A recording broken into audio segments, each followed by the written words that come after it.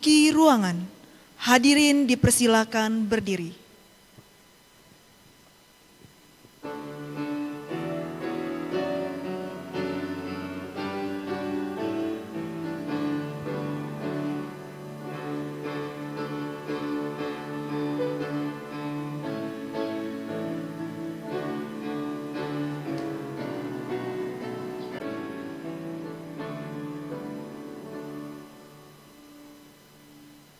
Menyanyikan lagu kebangsaan Indonesia Raya.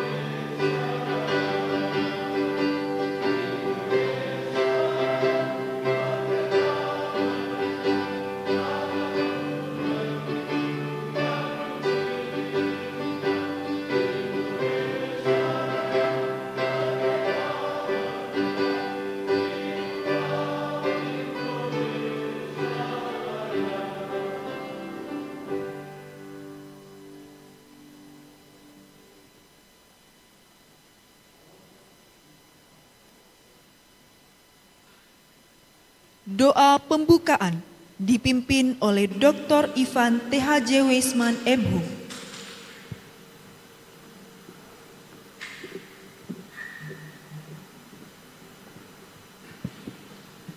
Mari kita berdoa. Segala puji syukur, kemuliaan bagi nama Tuhan. Terima kasih pada kesempatan ini kami boleh melaksanakan ujian promosi program studi Doktor Teologi Sekolah Tinggi Filsafat Teologia Jafrai Makassar. Berkati kami semua, berkati seluruh rangkaian kegiatan ujian promosi ini. Biarlah semuanya jadi dalam nama Bapa, Anak, dan Roh Kudus. Amin.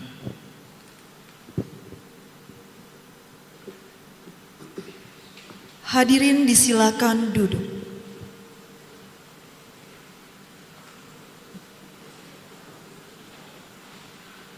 Kata sambutan oleh Direktur Pasca Sarjana Dr. Robi Panggara MTH.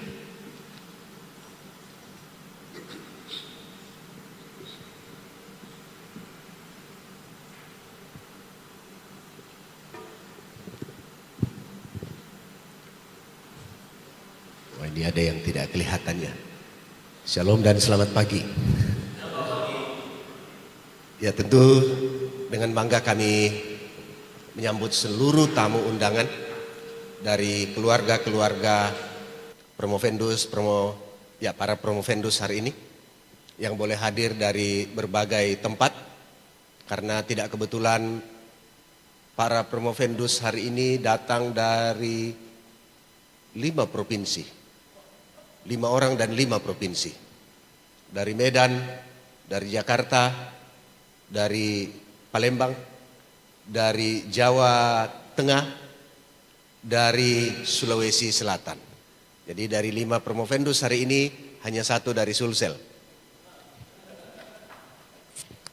Baik, tentu kita sangat bangga. Izinkan kami menyampaikan terima kasih banyak kepada semua tamu undangan yang dalam hal ini hadir juga sebagai stakeholders. Sehingga kami mau menyampaikan terima kasih banyak, mewakili institusi, mewakili keluarga masing-masing. Sebagai keluarga wisudawan, terima kasih karena sudah mempercayakan putra terbaiknya. Oke, walaupun mungkin posisi mereka di rumah adalah kepala keluarga, tapi mereka adalah putra terbaik. Putra terbaiknya untuk melanjutkan studi di institusi ini. Dan tentu kami berharap bahwa kerjasama ini akan terus berlanjut dalam waktu-waktu yang akan datang. Kalau ada kekurangan-kekurangan dari alumni, dalam arti bahwa ternyata luaran kami tidak seperti yang diharapkan oleh para stakeholders, jangan lupa infokan langsung kepada kami. Kami siap berbenah, menerima semua masukan. Tapi kalau alumni kami memuaskan dalam pelayanan, tolong ceritakan ke orang lain. Biarkan orang-orang lain juga boleh bergabung dan boleh terberkati bersama. Dengan ini tentu saya menyambut yang saya hormati Bapak Ketua Sekolah STT Kibait. Boleh berdiri Pak, karena ini yang sudah hadir di tempat ya. Iya. Bapak Dr. Wilayanto, terima kasih jauh-jauh dari Kibait. Kenapa? Karena Pak Sony salah satu promovendus kita adalah dosen di STT Kibait. Dan ternyata dari Sinode juga hadir. Jadi teman-teman dari Sinode dan dari Gereja Kibait yang hadir mendukung Pak Pendeta Hendrik Sony, silahkan berdiri juga. Mari, hampir semua yang hadir ya, oke. Ya, tentu yang saya hormati juga ada Gembala Sidang GKI Parosia dan suami juga, dan juga tim dari Parosia, karena ada Pak Ronald Pasaribu ya. Jadi mereka ini menjadi perwakilan pusat lah untuk hadir, untuk Pak Ronald dari GKI. Boleh berdiri juga, terima kasih sudah hadir. Yang lainnya nanti biasanya bergabung sesuai sesi masing-masing. Tapi saya sebut yang ada saja dulu, begitu. Jadi tentu saya berterima kasih kepada semua dosen, semua karyawan-karyawati atas kerja kerasnya, bagi promotor, kopromotor, dan tentunya bagi semua dewan penguji, disertasi, sejak awal seminar judul, proposal, disertasi hingga ujian promosi hari ini adalah prestasi bersama. Dan kepada semua promovendus yang sudah tampil gagah hari ini, tentu saya tidak boleh sedih karena rekan-rekan akan menamat. Tapi kami bersuka cita karena bisa mengutus 5 akademisi, begitu ya, ilmuwan, researcher juga, peneliti juga, kembali ke, bukan ke pangkuan Ibu Pertiwi, ya pasti kembali ke pangkuan Ibu Pertiwi masing-masing, tetapi kembali ke dunia pelayanan. Dan hampir semuanya akademisi nih ya. Pak Elisa sementara full di penggembalaan ya. Tetapi mereka juga punya STT. Jadi saya juga sudah bilang, kalau sudah S3 Pak biasanya tidak akan diparkir di desa. Ya, karena rugilah Sinode kalau S3 parkirnya di desa gitu kan. Jadi pasti diparkir, kalau bukan di Sinode, diparkir di sekolah-sekolahnya. Gitu. Kenapa? Karena memang pendidikan S3 itu adalah level pendidikan tertinggi yang diakui, dan untuk hari ini memang dosen-dosen itu sedang disiapkan. Bapak Ibu agak mendahului, tapi saya hadir di rapat kerja Kementerian Pendidikan dan seluruh LLDikti se-Indonesia. Jadi wacana yang baru adalah Kalau 2012 yang lalu semua dosen minimal S2, efektif berjalan 2014, itu sudah final, tidak ada lagi negosiasi. Tapi sekarang diwacanakan semua dosen itu S3. Jadi untuk ke depan ini tidak ada lagi dosen juga yang S2. Ini sedang disiapkan, tapi kementerian baru berganti, saya belum tahu karena itu kementerian yang lama. Saya tidak tahu apakah Pak Menteri baru nanti akan tetap juga saklek dengan hal itu. Tapi kalau saya lihat arah pendidikan tinggi dengan mengedepankan kualitas mutu, maka ini akan terjadi. Nah, itulah sebabnya sebenarnya mulai dijaga dengan apa? Tidak boleh lektor kepala kalau belum S3. Ya kan? Nah, sekarang syarat untuk unggul di S1 minimal 2 lektor kepala. Berarti kan minimal 2 S3. Dia tambah sedikit saja dengan 5 dosen home base, selesai sudah semua S3. Ya kan? Karena sudah 40%-nya ini sudah mesti S3 kalau mau unggul. Nah, ini adalah proses yang terjadi. Sengaja saya sampaikan di sambutan karena promovendus kita latar belakangnya kebanyakan 80% dari dunia akademik. Jadi ini saja yang saya ingin sampaikan dalam sambutan ini. Terima kasih banyak untuk semua yang hadir dan mari kita ikuti acara ini. Kiranya acara demi acara khususnya dalam ujian promosi ini para promovendus dapat menampilkan karya terbaik mereka tentunya yang kemudian akan menjadi sebuah kontribusi bagi dunia pendidikan dan dalam konteks kita pelayanan gereja juga akan menjadi kontribusi berharga bagi pengembangan gereja-gereja. Tuhan Yesus memberkati. Shalom.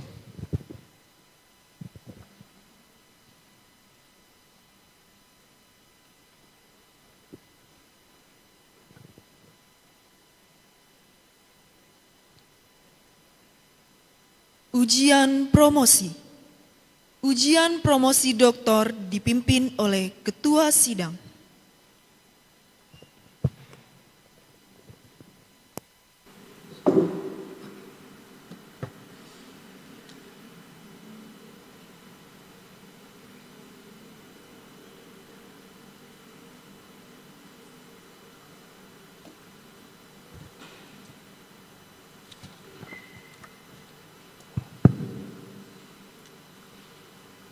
Bapak Ibu hadirin sekalian, para promovendus yang kami hormati, Dewan Penguji yang kami hormati, ujian promosi Doktor Teologi Sekolah Tinggi Filsafat Teologi Jeffrey Makassar, Selasa 17 Juni 2025, dengan ini kami nyatakan dibuka.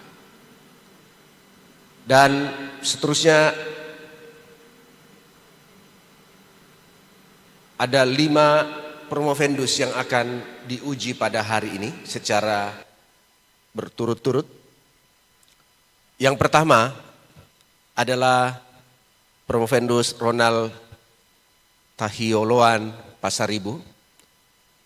Disilakan untuk mengambil tempat. Berita acara ujian promosi doktor pada hari ini Selasa 17 Juni 2025 pukul 9:04 waktu Indonesia bagian tengah, bertempat di Gedung Chapel STFT Jeffrey Makassar, diadakan ujian promosi disertasi untuk mahasiswa. Nama Ronald Tahioloan Pasaribu, NPM 220161130, program Doktor Teologi, konsentrasi mayor Teologi Praktika, konsentrasi minor Kepemimpinan dan Misiologi. Judul disertasi, pengembangan model kepemimpinan konservatif berbasis ajaran misiologi untuk meningkatkan kualitas penginjilan di Gereja Kema Injil Indonesia daerah Sumatera II. Dengan komposisi penguji, saya persilakan para Dewan Penguji yang saya sebutkan namanya untuk mengambil tempat di depan bersama saya sesuai dengan posisi yang sudah diatur. Penguji pertama merangkap ketua yang maha terpelajar Dr. Sarce Rienhana MTH. Penguji kedua merangkap anggota maha terpelajar Bapak Dr. Ivan TH J. Weisman M.Hum. Penguji ketiga merangkap anggota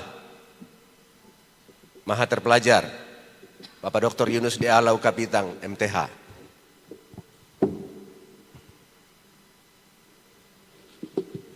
Penguji keempat, merangkap promotor, Dr. Robi Panggara.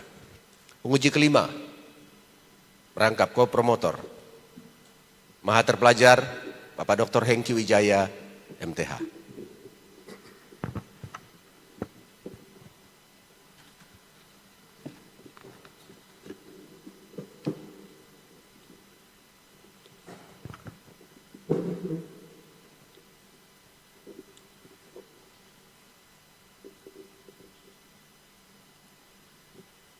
Dengan demikian maka saya persilakan kepada Promovendus Ronald untuk menyampaikan ringkasan disertasinya dalam waktu 10 hingga maksimal 15 menit. Selamat pagi dan salam sejahtera bagi kita semua. Puji Tuhan atas doa dan semua pergumulan yang ditolong Tuhan. Hari ini saya bisa berdiri di tempat ini semua karena anugerah dari Tuhan Yesus.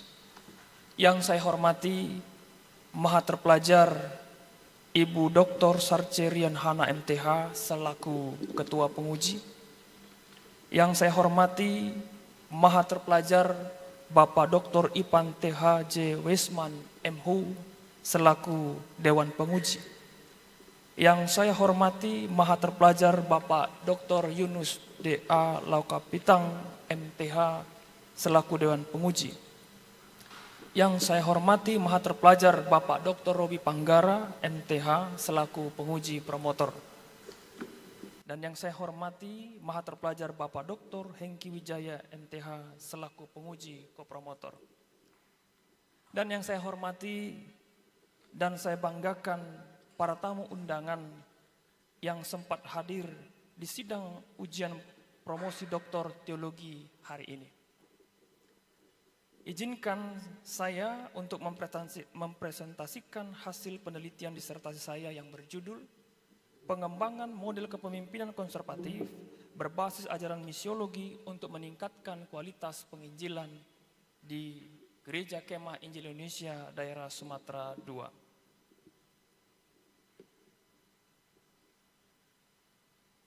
Saya lebih dahulu menyampaikan kurikulum vitae. Nama saya Ronald Tahyolan Pasaribu. Lahir di Jambi tanggal 17 April 1981. Jenjang pendidikan S1 Teologi di STTAB 2009. S2 Teologi STT Paulus tahun 2015. Jenjang karir yang pertama saya Ketua Daerah Gereja Kemah Injil Indonesia daerah Sumatera II periode 2021-2026. Yang kedua, saya adalah Ketua Wilayah Persekutuan Gereja-Gereja dan Lembaga Injili Indonesia Sumatera Barat periode 2022-2026. Ketiga, saya Ketua 2 Badan Musyawarah Antar Gereja Nasional Sumatera Barat periode 2024 sampai 2029. Dan saat ini saya menjabat sebagai Gembala Gereja Kemah Injil Indonesia Jemaat Padang sejak awal berdirinya sampai sekarang.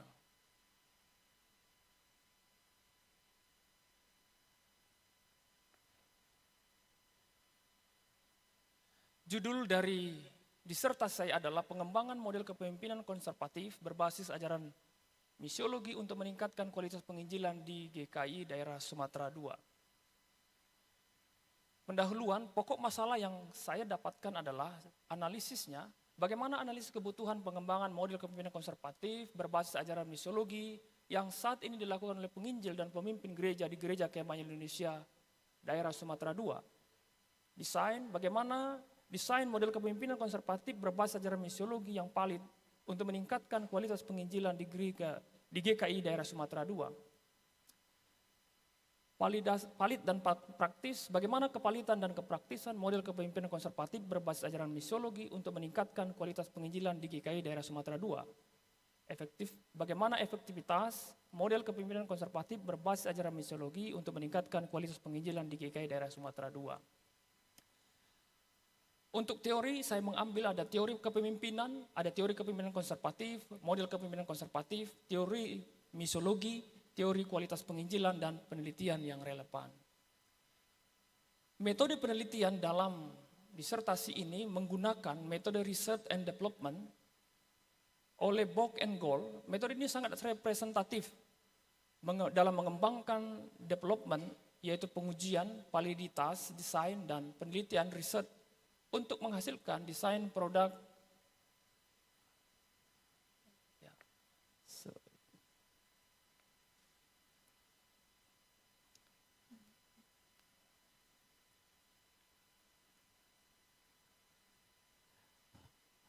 Saya lanjutkan di laptop saja.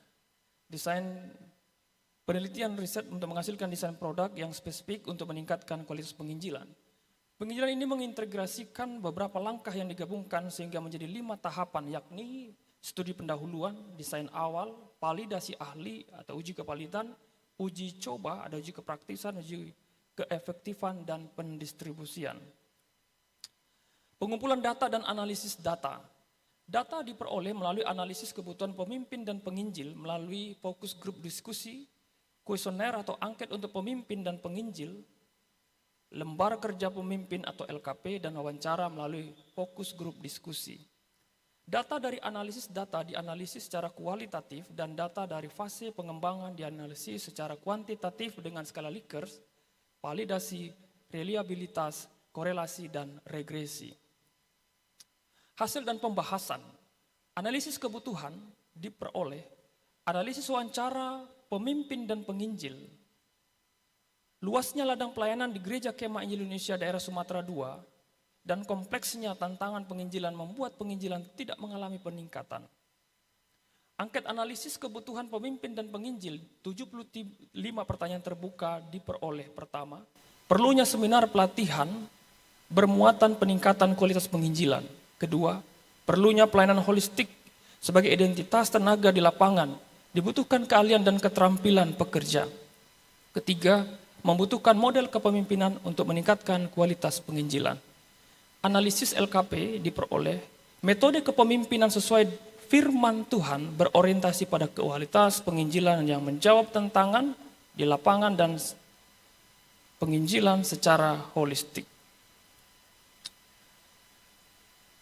Ada 6 langkah atau sintak model kepemimpinan konservatif berbasis ajaran misiologi. Pertama, penyajian ajaran misiologi. Penginjil dan pemimpin yang mengikuti seminar untuk belajar supaya memiliki pemahaman yang sama tentang model kepemimpinan konservatif berbasis ajaran misiologi. Yang kedua adalah pembagian kelompok kerja. Penginjil dan pemimpin gereja dibagi dalam 4 kelompok dan masing-masing kelompok memiliki ketua kelompok. Ketua-ketua kelompok ini bertugas sebagai pembina atau sebagai ahli. Setiap kelompok diberikan kebebasan dalam memberikan pandangannya dalam diskusi sesuai dengan ajaran misiologi. Masing-masing ketua kelompok akan memberikan penjelasan dan penilaian yang bertujuan mencapai pemahaman yang sama pada setiap kelompok. Ketiga, pelatihan dan pembinaan kelompok. Setiap kelompok mendapatkan materi untuk dipelajari dan didiskusikan bersama. Ketua kelompok memimpin dan mengarahkan anggota kelompok untuk berbicara dan memberikan pandangannya. Setiap bagian penting dalam bagian penting dari materi diteliti bersama sampai semua kelompok menemukan maknanya dan membuat presentasi di depan kelompok lain. Ada 14 pertemuan, ada 14 materi yang diberikan kepada setiap kelompok untuk didiskusikan, dan ketua kelompok akan melengkapi pemahaman setiap anggota kelompok pada bagian yang kurang tepat, selanjutnya siap untuk dipresentasikan. Keempat, simulasi di dalam kelas. Pada bagian materi dalam bentuk praktek, maka dalam setiap kelompok akan mempraktekkan materi yang disiapkan. Ketua kelompok akan memimpin kelompoknya untuk melakukan praktek yang diminta dalam materi. Materi praktek yang sudah dipahami dengan baik selanjutnya akan dipraktekkan di lapangan. Ketua kelompok akan mengarahkan dan mengingatkan materi yang sudah dipraktekkan. Penemuan-penemuan kasus di lapangan dalam simulasi kelas berdasarkan pelatihan dan pembinaan kelompok pada langkah ke-3, maka akan ada simulasi di kelas bagaimana menemukan strategi dan solusi yang dihadapi di dalam tantangan penginjilan. Yang kelima, mentoring dan pendampingan. Praktik lapangan yang telah dilakukan oleh masing-masing kelompok akan didampingi oleh masing-masing ketua kelompok. Pendampingan yang bertujuan untuk menemukan kelemahan dan kesalahan dalam praktik lapangan. Masing-masing kelompok akan mempresentasikan hasil praktik lapangan di depan kelompok lainnya sebagai pembelajaran. Dan yang terakhir, evaluasi. Materi dan praktik yang telah dilaksanakan masing-masing kelompok akan dipresentasikan. Masing-masing kelompok akan memberikan penilaian dan masukan supaya semakin lebih baik dalam pelaksanaannya. Hal ini dilakukan setelah menyelesaikan satu topik pembahasan. Tujuan untuk mengevaluasi bahan atau materi maupun tingkat pemahaman masing-masing anggota. Hasil evaluasi inilah yang akan digunakan dalam mengukur validitas dari model pembelajaran dan materi pembelajaran yang dikerjakan pemimpin gereja dan penginjil. Penilaian validasi ahli. Ada 9 instrumen yang divalidasi. Wawancara untuk pemimpin, kuesioner untuk pemimpin, pelatihan model, keterlaksanaan model, rencana pelatihan kepemimpinan, penilaian tingkat pemahaman pemimpin kelompok, penilaian model, penilaian kepraktisan diperoleh dari 2 validator dengan rata-rata 4,69 dengan presentasi 93,8%, kategori sangat valid. Kepraktisan dan keefektifan. Tingkat kepraktisan. Analisis kepraktisan dan keterlaksanaan model diperoleh rata-rata 3,79 dengan presentasi 94,65% dengan kategori sangat praktis. Angkat pemimpin dan penginjil diperoleh rata-rata 4,77 atau dengan presentasi 95,46% dengan kategori sangat praktis. Tingkat keefektifan. Berdasarkan hasil dari keseluruhan penelitian pada LKP diperoleh adanya hubungan antara variabel X1 dan variabel X2 dengan variabel Y, yakni penerapan model kepemimpinan konservatif berbasis ajaran misiologi dan kehendak Allah dalam ajaran berbasis misiologi dapat memberikan pengaruh yang positif bagi upaya meningkatkan kualitas penginjilan bagi pemimpin dan penginjil. Kesimpulan, pertama, analisis kebutuhan pemimpin dan penginjil. Belum ada model kepemimpinan konservatif yang menekankan kualitas penginjilan. Desain produk, yaitu buku model, bahan ajar, dan rubrik penilaian. Validasi ahli sangat valid dengan rata-rata 4,69, presentasi 93,8%. Kepraktisan sangat praktis, rata-rata 4,77 dengan presentasi 95,46%. Keefektifan, terdapat perbedaan yang signifikan antara hasil pelatihan dan diskusi pada data sebelum dan sesudah pelatihan model kepemimpinan konservatif berbasis ajaran misiologi untuk meningkatkan kualitas penginjilan. Saran, pertama, model ini dapat diterapkan pada gereja yang menekankan kualitas penginjilan. Kedua, seminar pelatihan ini dapat meningkatkan kualitas penginjilan. 3. Pemerhati misi direkomendasikan untuk menggunakan model ini dalam seminar pelatihan dan pembekalan. Untuk penelitian lanjutan, model ini dapat diterapkan untuk meningkatkan kualitas penginjilan. Model ini mudah dilaksanakan secara efektif dan praktis. Demikian presentasi yang saya sampaikan, saya kembalikan kepada Ketua Sidang.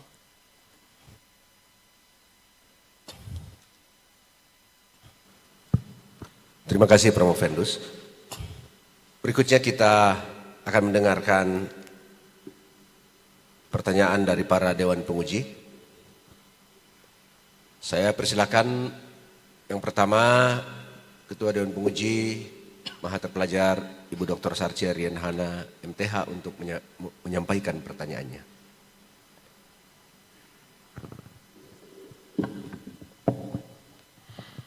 Baik, selamat pagi untuk kita semua. Terima kasih untuk kesempatan yang diberikan oleh Ketua Sidang pada saat ini. Promovendus, puji Tuhan kalau sudah bisa berada dalam posisi seperti ini ya. Kami percaya itu semua karena kemurahan Tuhan.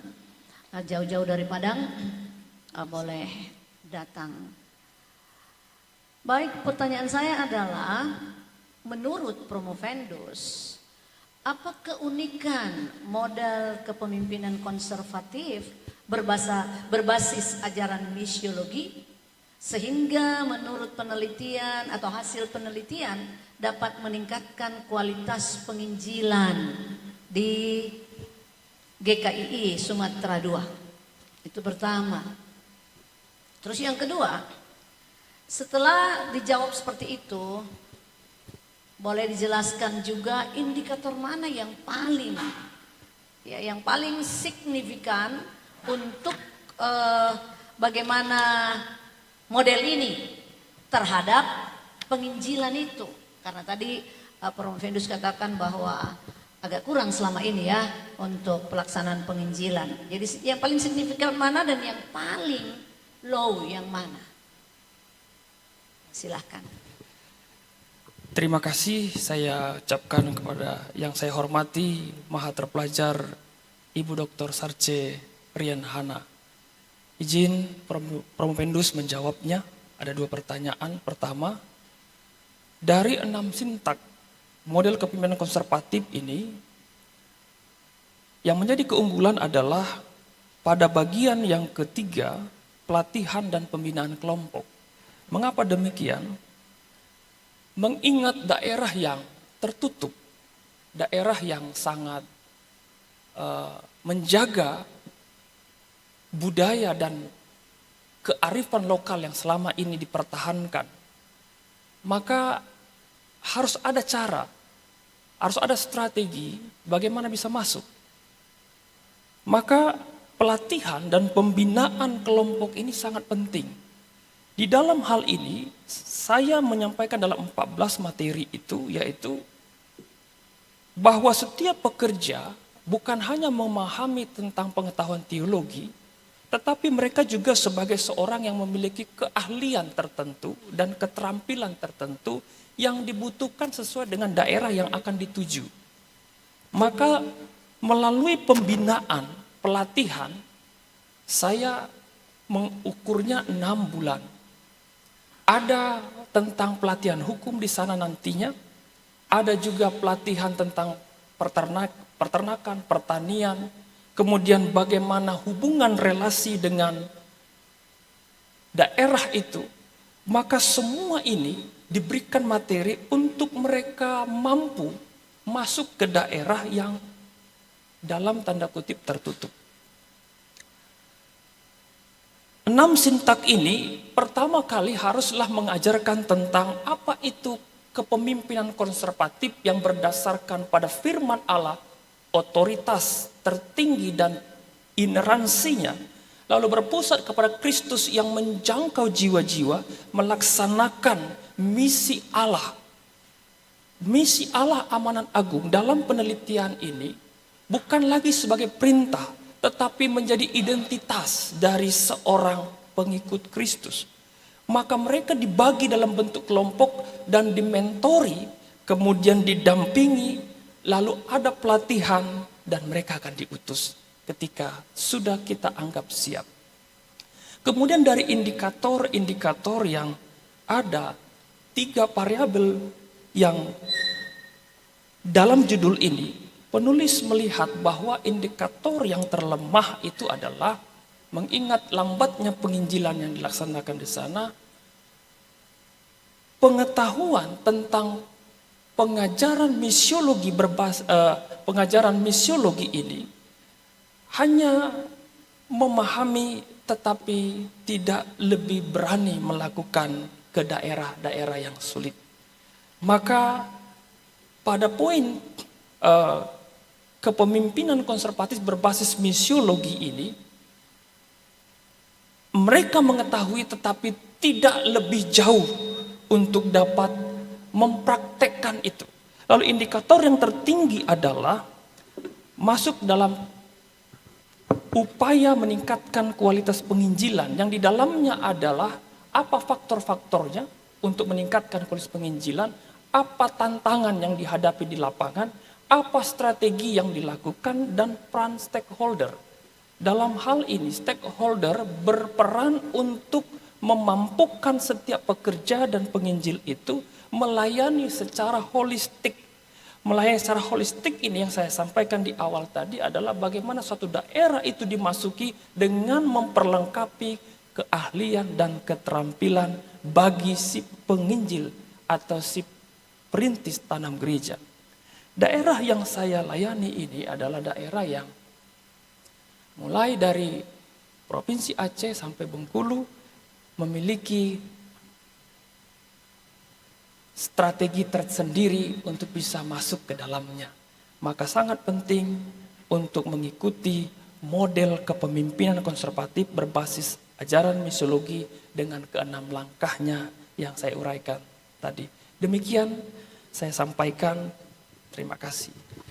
Terima kasih. Artinya sebelum ini berarti secara kognitif mereka oke ya? Ya, betul. Nah sekarang lewat hasil ini akan terus mempush untuk afeksi dan psikomotor ya. Benar. Nah, semoga itu bisa dilakukan oleh Provendus sehingga ini bukan cuma hasil saja, tetapi betul-betul ke arah holistik seperti yang dikatakan tadi semuanya. Afeksi, kognitif, afeksi dan psikomotor. Terima kasih. Terima kasih. Saya kembalikan. Terima kasih kepada Ibu Dr. Sarce Rianhana. Berikutnya penguji kedua disilakan kepada Yang Maha Terpelajar Bapak Dr. Ivan THJ Wisman M. Hum. Terima kasih Ketua Sidang Yang Maha Terpelajar Dr. Robi Panggara. Untuk pertanyaan bagi Promovendus, penelitian ini dilakukan terhadap penginjil ya, 12 penginjil dan gembala. Dan memang untuk efektivitas penginjilan ya sebaiknya itu kepada jemaat ya. Jadi gembala itu melatih jemaat untuk menginjil, itu lebih efektif daripada kita melatih gembala menginjil ya. Dan biasanya kalau kita melatih untuk penginjilan khususnya jemaat, selesai pelatihan, setelah selesai simulasi, praktek, ya selesai juga misinya, ya selesai juga penginjilannya. Ya. Jadi ya bagaimana ya supaya setelah simulasi, praktek, pelatihan itu khususnya kepada jemaat ya, kalau penginjil ya memang kita melatih ya memang ya itulah tugasnya, itu kan mau tidak mau ya tetap dia harus menginjil. Tapi kalau jemaat, ya kadang-kadang ya, sampai di situ saja, ya. Benar. Bagaimana supaya ketika kita menerapkan model ini kepada jemaat, ya, penginjilan misi itu terus ya dilakukan oleh jemaat. Ya. Silakan. Baik. Terima kasih untuk pertanyaannya. Yang saya hormati Yang Maha Terpelajar Bapak Dr. Ivan THJ Wisman M. Hum. Izin Promovendus menjawab. Bagaimana supaya setelah simulasi khususnya jemaat dapat terus jemaat melakukan penginjilan. Ini memang satu hal yang perlu trik-trik tersendiri, strategi-strategi tersendiri. Menurut pengalaman yang pernah dan saat ini sedang dilakukan oleh Promovendus di tempat pelayanan, maka yang pertama adalah saya menggandeng teman-teman misi dalam dan luar negeri, memberikan penyemangat, memberikan kesaksian di depan, dan mengingatkan mereka, karena jemaat yang saya layani mereka sudah mengerti itu misi, karena sudah diajarkan dan saya selalu mengajarkan di dalam konsistennya ketika saya mengajar dan berkhotbah tentang misi. Lalu saya membagi, misalnya dalam persekutuan kaum muda, itu ada pembina pemuda. Pembina pemuda ini membentuk kelompok-kelompok kecil, lalu membawa mereka berdua-berdua begitu. Lalu setelah itu kita ada jam doa, setiap hari Minggu jam 8 kita berdoa dan kita menyampaikan apa yang kalian hadapi ketika mau melakukan penginjilan. Lalu setiap hari Minggu kita minta jemaat-jemaat ini untuk ke depan dalam ruang kesaksian sebelum doa syafaat ada ruang kesaksian di ibadah itu untuk menceritakan bagaimana dia bersaksi, bagaimana dia melakukan PI, sehingga itu menggairahkan bagi jemaat yang lainnya. Dan hal ini juga mulai diceritakan di persekutuan-persekutuan kategorial yang lainnya. Memang kita tidak boleh berhenti ketika ada stagnan dalam pemberitaan.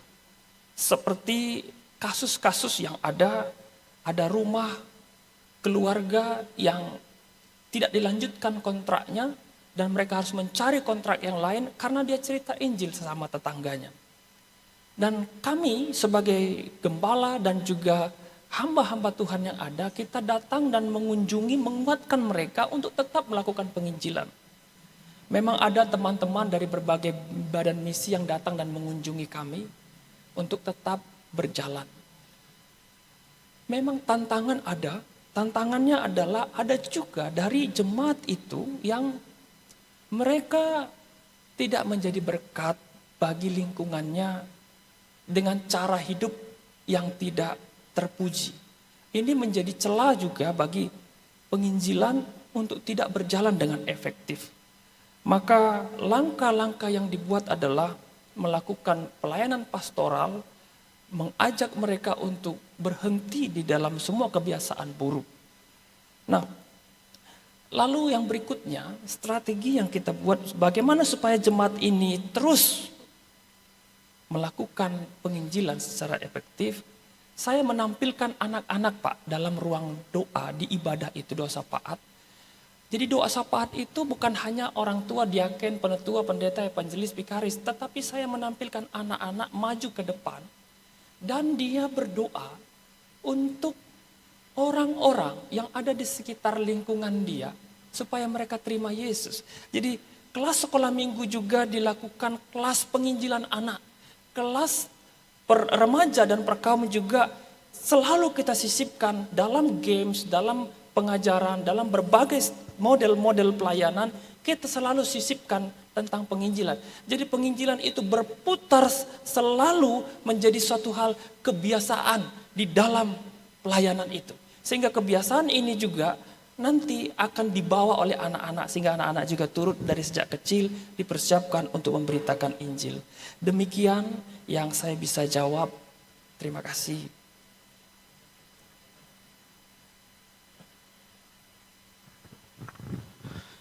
Baik, terima kasih Pak Dr. Ivan THJ Wisman M.Hum.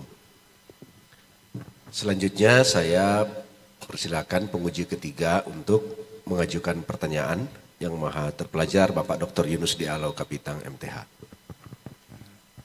Baik, terima kasih Ketua Tuan Penguji, maha terpelajar Pendeta Dr. Robi Panggara untuk kesempatan yang diberikan. Promovendus Ronald Tahioloan Pasaribu, yang saya mau tanyakan kepada Pak, dalam sejarah Dr. R.A. Jeffrey, Dr. E.B. Simpson, dan juga secara teologis Tuhan Yesus dalam kepemimpinan misi selalu menggunakan strategi pemberdayaan kepemimpinan dalam misi. Dr. Jeffrey membangun kampus ini. Dr. E.B. Simpson membangun Naya College di Amerika. Hingga saat ini Tuhan Yesus memanggil dan melengkapi para murid dalam kepemimpinan, melengkapi para murid dalam kepemimpinan konservatif berbasis ajaran misiologi yang Promovendus tulis ini. Apakah model pemberdayaan yang Promovendus tawarkan, apakah ini ada dalam model kepemimpinan konservatif ini dalam penerapan? Apakah Promovendus menggunakan fasilitas yang ada di Gereja Kemah Injil wilayah Jawa Sumatera? Mungkin itu ada Wisma Pangestu atau STT Simpson sebagai pusat pemberdayaan penginjilan atau misi. Atau Promovendus punya ide lain yang bisa dikembangkan di GKI Sumatera II sesuai dengan konteks di sana. Minta penjelasan. Terima kasih pertanyaannya. Yang saya hormati Mahaterpelajar Bapak Dr. Yunus D.A. Lakopitang MTH. Izin Propendus menjawab, apakah model atau strategi pemberdayaan misi? Disertasi ini ditulis, saya juga sedang melaksanakan ini di Sumatera II.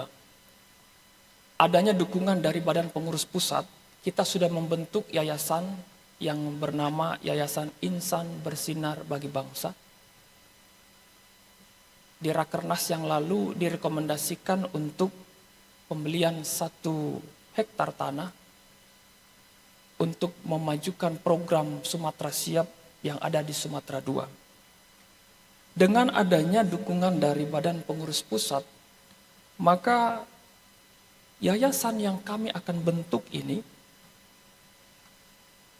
akan kami gunakan untuk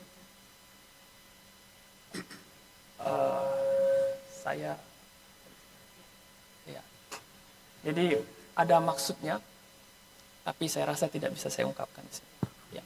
Ya, mohon maaf karena kita live streaming dan memang pelayanan beliau ada di daerah yang khusus, jadi ada hal-hal yang tidak bisa disampaikan secara vulgar lewat live streaming. Ya. Tapi maksudnya adalah untuk pelayanan-pelayanan yang khusus, tentu Bapak Ibu sudah paham karena beliau ada di sebuah wilayah, ya Bapak Ibu tahu konteks tulisan ini dari Sumatera dan beliau melayani di Sumatera. Dan itu sebabnya ada hal-hal yang tentu tidak bisa diungkapkan lewat ini. Tapi maksudnya seperti itu.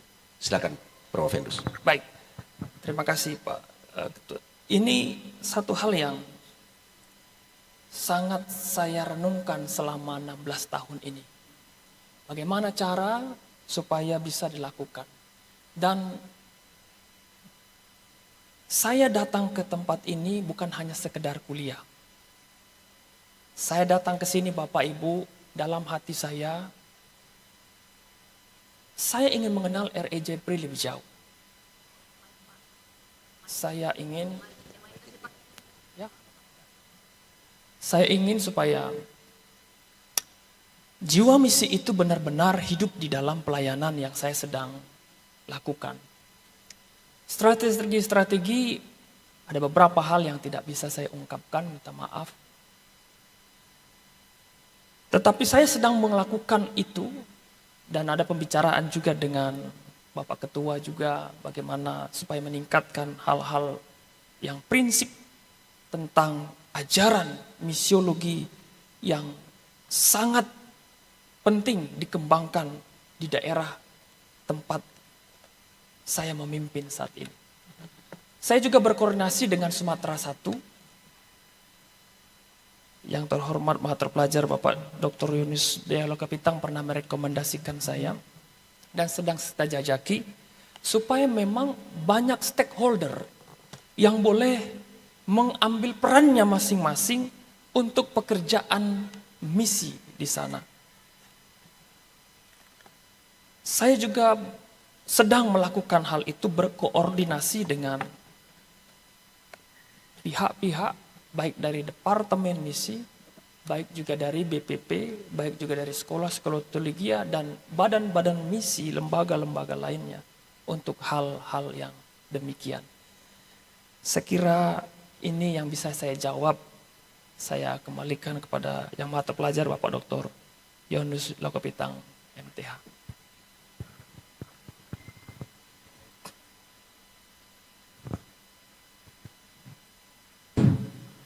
Terima kasih penjelasan dari Promovendus. Artinya secara konsep ada dan juga teknis pelaksanaannya sedang dikerjakan. Dan kita akan melihat pergerakan itu terjadi Pak ya. Ya, terima kasih. Saya kembalikan kepada Ketua. Baik, terima kasih Bapak Dr. Yunus D.A. Lakopitang MTH. Selanjutnya saya silakan penguji kelima terlebih dahulu merangkap kopromotor. Yang Maha Terpelajar Bapak Dr. Hengki Wijaya MTH. Terima kasih.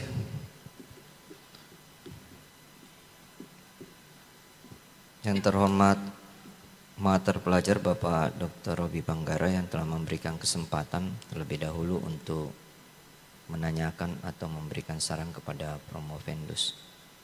Ya, ini adalah sebuah kebutuhan mendesak karena di mana dunia saat ini telah bergerak ke daerah kita yaitu Indonesia, di mana beberapa kali mengikuti festival misi atau yang lainnya memperlihatkan bahwa bukan lagi di Amerika, bukan lagi di Korea Selatan, tapi kegerakan itu untuk misi pemberitaan kabar baik itu akan datang ke negara kita, bukan hanya saat ini, tetapi ini memuncak kepada kita saat ini karena kita adalah negara yang sangat luas dan sangat banyak juga penduduknya. Nah, dengan adanya model kepemimpinan konservatif ini juga membawa kita untuk kembali lagi kepada fundamental kita sebagai orang Kristen, dan juga tentunya R.A. Jafrey mengajak kita untuk kembali lagi melihat bahwa apa sih sebenarnya tujuan kekristenan itu secara global ya, yaitu memberitakan amanat agung Yesus Kristus. Jadi ini bukan hanya kepada ranah kognitif membekali mahasiswa atau orang-orang percaya atau jemaat kuat secara teologis tentang misi, tetapi juga ada keberanian sebagai orang percaya untuk memberitakan kabar baik. Dan ini juga sebuah tamparan sebenarnya bahwa ketika kita melihat teman-teman yang lain lebih fokus kepada pemuridan orang percaya, sementara detik demi detik di belahan dunia termasuk di Indonesia banyak yang meninggalkan dunia ini tanpa percaya kepada Yesus Kristus. Nah, ini perlu penelitian ini perlu disebarluaskan dengan cepat dan juga melatih. Kalau misalnya ada seperti EE ya, ini juga sebuah pelatihan yang tidak hanya untuk apa ya, pos-pos PI ya. Pos-pos PI yang sementara dibangun itu sudah tidak lagi berorientasi untuk menampung banyak jemaat, tetapi menampung banyak orang yang belum percaya, lalu kemudian memuridkan dan menjadikan jemaat misiologis. Jadi jemaat itu ya istilahnya eklesia apostolik. Jadi keluar dari gelap ke terang, lalu kemudian disiapkan untuk diutus kemanapun yang Tuhan kehendaki bagi mereka, baik di dunia sekuler maupun juga memang betul-betul jemaat itu memberitakan kabar baik di setiap kesempatan. Nah, ini memang perlu dilaksanakan. Jadi menurut Promovendus, apa yang Promovendus akan lakukan setelah menyelesaikan studi di sini, apa tekad dan juga tindak lanjut dari disertasi ini supaya semua orang yang Promovendus temukan atau dapati baik pemimpin-pemimpin, stakeholder dan apa itu disuarakan kembali bahwa pesan Injil itu adalah amanat agung. Silakan dijawab. Baik, terima kasih untuk pertanyaannya yang saya hormati. Maha Terpelajar Bapak Dr. Hengki Wijaya MTH, izin Propendus menjawab, apa yang akan dilakukan setelah menyelesaikan disertasi ini dalam bentuk tekad dan kontribusi? Tentu yang pertama saya akan buatkan ini bukunya, baik modelnya maupun juga modulnya, dan melakukan seminar-seminar yang dimulai dari gereja-gereja lokal yang ada di Sumatera II dan bekerja sama juga dengan BPP untuk meneruskan ini ke jenjang yang lebih luas lagi, sehingga DNA dari Gereja Kemah Injil Indonesia ini terus hidup, menyala dan kembali kepada hakikat dari panggilannya awal. Tekad saya adalah melalui pelatihan-pelatihan ini menciptakan, maka kenapa pemimpin yang saya teliti, karena banyak pemimpin yang tidak siap memasuki daerah tertutup. Banyak pemimpin-pemimpin yang tidak siap menderita dengan apa adanya saja hidup di daerah-daerah yang penuh dengan tantangan. Maka mementori orang-orang di terdepan sangat penting mendapatkan model kepemimpinan konservatif berbasis ajaran misiologi untuk melakukan misi itu secara kompleks. Dalam pelayanan holistik, gereja bukan hanya sebagai pengajar, tapi gereja sesuai dengan apa yang dikatakan oleh yang saya dapatkan dari teori David J. Bos ini, bahwa panggilan gereja bukan hanya panggilan keselamatan saja, tetapi menjawab ekonomi masyarakat, menjawab kebutuhan kesehatan dan yang lain yang diperlukan. Karena misi yang holistik itu menjadi jembatan yang sangat penting untuk Injil dapat diberitakan. Tindak lanjutnya, untuk jauh lebih besar, maka tulisan ini akan dijurnalkan supaya lebih banyak lagi pembaca yang mengetahui dan diberkati melalui tulisan ini. Dan saya berharap ini dapat membangkitkan kembali misi gereja-gereja, apapun denominasinya, bahwa gereja dipanggil Tuhan untuk melaksanakan misinya Allah, bukan misi gereja, tapi misi Allah yang dikerjakan oleh gereja. Identitas orang percaya adalah pemberita. Inilah yang menjadi tulisan yang sangat mendasar. Konservatifnya itu bukan dipandang sebagai suatu hal yang kolot, tetapi konservatif adalah mempertahankan kebenaran firman Tuhan. Baik atau tidak baik waktunya, suka atau tidak suka, Injil harus diberitakan. Tekadnya adalah supaya para pemimpin dan penginjil di lapangan tidak lekas meninggalkan pelayanannya karena tekanan yang berat.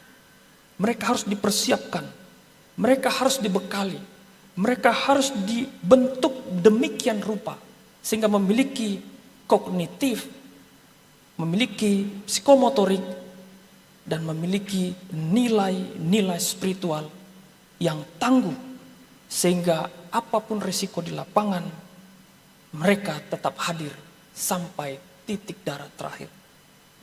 Itulah tekad. Dan bagaimana supaya disertasi ini dapat menyeluruh, maka perlu namanya seminar pelatihan. Seminar-seminar pelatihan ini saya mengajak, dan gereja-gereja mari kembali lagi konservatif melakukan pengajaran misiologi dengan begitu baik dan membekali dengan keahlian, keterampilan kepada setiap utusan-utusan gereja yang pergi di daerah-daerah yang masih gelap itu. Pasti terang Tuhan akan membantu.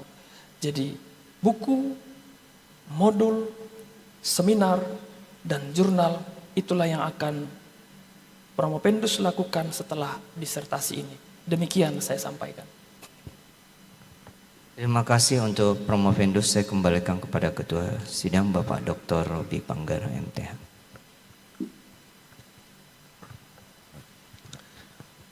Terima kasih Bapak Dr. Hengki Wijaya MTH. Pada Promovendus saya juga ingin mengajukan pertanyaan. Namun sebelumnya selaku promotor juga dari tulisan ini, tentu saya mengapresiasi apa yang dikerjakan oleh Promovendus. Dan bagi hadirin sekalian, memang ini adalah bisa disebut the heart of our school. Karena memang bagi kami sekolah ini ada untuk misi. Dan ini adalah amanat pendiri Bapak Pendeta Dr. Robert Alexander Jeffrey dari Christian and Missionaries Alliance, dan dilanjutkan oleh Pak Pembina kepada kami, dan sampai hari ini belum menjadi sesuatu yang diubah. Itu sebabnya dalam visi Sekolah Tinggi Filsafat Kedege Jeffrey Makassar, pemenuhan amanat agung tetap menjadi bagian visi. Sehingga saya pribadi mengapresiasi tulisan Promovendus karena mengangkat isu yang ya bisa dianggap klasik, begitu ya. Apalagi memang kata-kata yang ada di dalamnya adalah kepemimpinan konservatif. Ya, dan ini akan menjadi pertanyaan saya nantinya.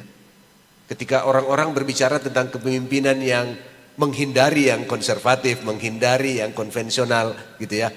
Arah-arahnya kalau bicara hari ini kan arah-arah kita bagaimana menjadi modern gitu ya. Rasanya yang baru, yang modern itulah yang hebat. Tetapi mengajak kita kembali ke sikap konservatif ini kan ini rasanya mau diajak ke masa lalu gitu ya. Rasanya ya. Nah, itu yang menjadi menarik. Menjadi menarik dan di satu sisi menjadi apresiasi tersendiri. Tidak kebetulan juga Promovendus adalah ketua daerah di Sumatera II ini. Sehingga memang punya tanggung jawab untuk melatih orang-orang yang ada di bawahnya. Meskipun sudah terbentuk jemaat di beberapa tempat yang dalam bentuk yang kecil, kita sebut pos PI atau pos pelayanan semacam itu. Tetapi untuk bisa ada di sana di daerah ini sebenarnya adalah sebuah perjuangan yang sangat berat. Dan itu juga kami apresiasi. Dalam keterbatasan pelayanan, tentu menjadi ketua daerah bisa disebut jabatannya tinggi. Tetapi ada di daerah kecil seperti ini sebenarnya juga apa yang mau dibanggakan. Kalau bukan kata Paulus, jika aku memberitakan Injil maka apakah upahku? Maka upahku adalah pemberitaan Injil itu. Sehingga bagi saya Promovendus ungkapan hati yang disampaikan kiranya itu dijaga. Karena seiring dengan hari ini, capaian gelar S3 sebagai sebuah level tertinggi dalam akademik, itu juga bisa mengubah orang. Ya. Jadi ada beberapa hal bisa mengubah orang. Salah satunya adalah gelar. Tidak sedikit kita dengar bahwa ketika orang berubah gelarnya, maka cara jalannya juga berubah. Cara sapanya juga berubah. Komunitasnya juga bisa berubah. Ada teman-teman lama yang dianggap nggak level lagi dan mungkin tidak terperhatikan lagi. Dan orang-orang ini bisa ngomong loh, gitu. Wih, sejak S3 rasanya berubah ya. Nah, saya berharap bahwa ya sekaligus ini pesan alma mater juga ya. Kita tidak mengalami hal-hal seperti ini. Di sini hadir teman-teman dari Kibait, ST Kibait, Sinode Kibait. Terima kasih sudah hadir. Ya keluarga Pak Sony juga ya. Nah, juga alumni juga. dari Parosia juga yang hadir ini semua alumni juga. Oh dari daerah 1 Makassar juga, ketua daerah juga hadir nih. Nah, ini untuk Pak Ronald semuanya. Dan mungkin Badan Pengurus Pusat Gereja Kemah Injil jika hadir di Zoom, yang kami hormati Pak Ketua Umum, Pak Sekum dan Pak Bendahara Umum, atau juga Ketua Wilayah Jawa Sumatera jika hadir di Zoom. Terima kasih sudah hadir memberi dukungan kepada Promovendus Ronald Pasaribu. Dan Bapak Ibu bisa dengar apa yang disampaikan. Dan yang tadi saya kembali bahwa meskipun teman-teman ini semua sudah ada di jabatan masing-masing, tapi kalau kami bertemu di luar ruang yang formal, itu biasanya kita cair saja, begitu. Nggak ada yang terlalu, ya maksudnya janganlah gelar-gelar ini kemudian membuat ruang batas-batas yang kemudian harus memisahkan kita, begitu ya. Nah, apalagi ketika bicara pelayanan misi.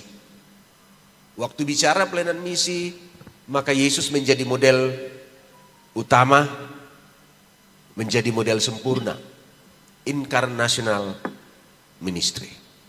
Pelayanan Yesus yang berinkarnasi, tempatnya tinggi, di sorga, Tuhan, suci, kekal. Masuk dalam dunia manusia yang fana, terbatas, mengambil rupa daging, berinkarnasi dalam bentuk daging walaupun tidak berdosa, tinggal di dunia orang berdosa, dikatakan menjadi hamba.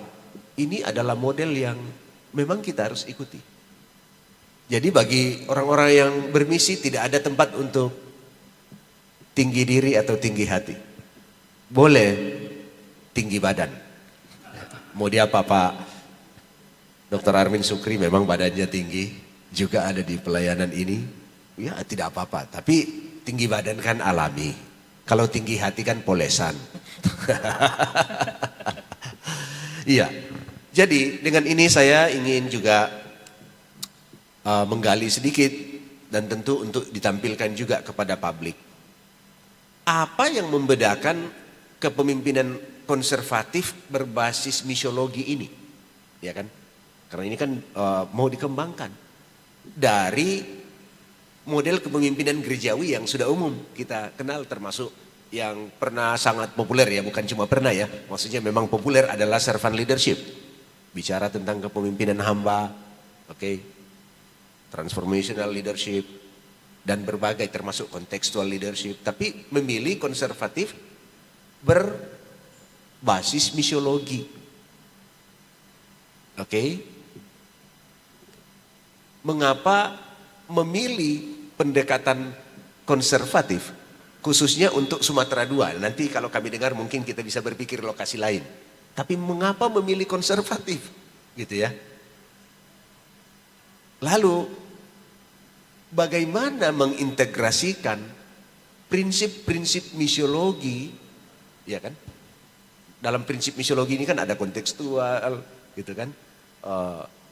Ada holistiknya, tetapi ada juga eklesiologi yang misional.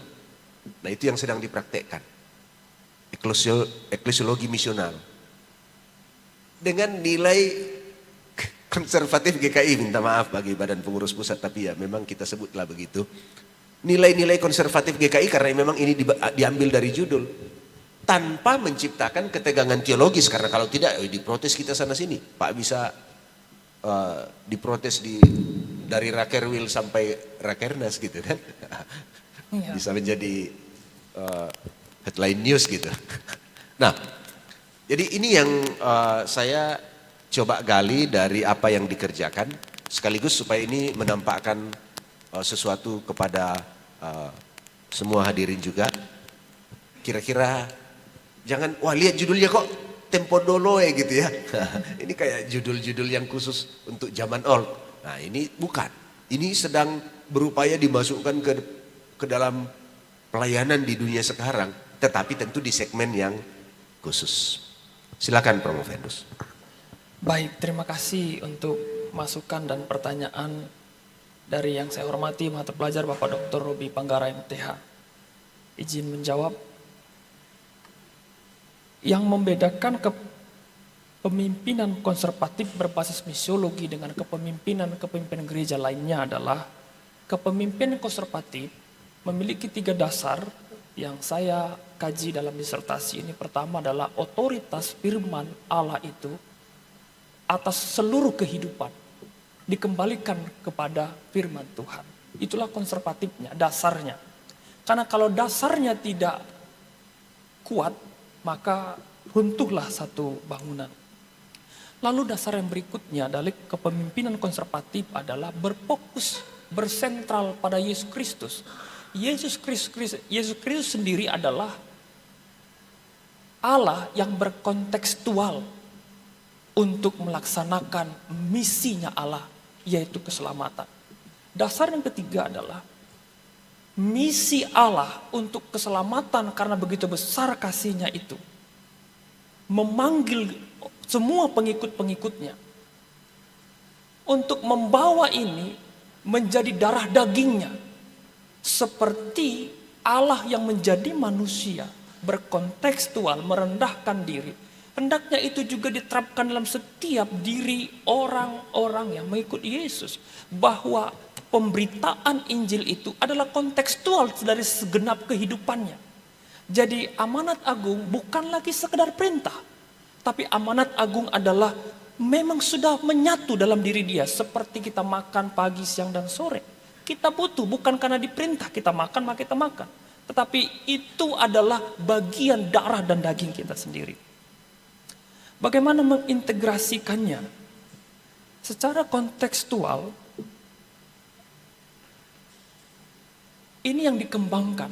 Bagaimana dasar ketiga hal ini dilengkapi dengan pengetahuan dan keterampilan berupa keahlian untuk menjangkau seluruh kebutuhan di lapangan yang akan ditempatkan penginjil dan gembala yang merintis di sana.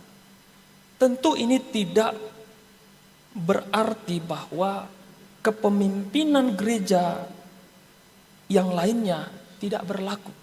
Tetapi ini menjadi satu hal yang disondingkan untuk dapat bersinergi, menjadi kuat dan maju, sehingga kolaborasi dari berbagai stakeholder, termasuk berbagai model kepemimpinan gereja lainnya, akan melengkapi.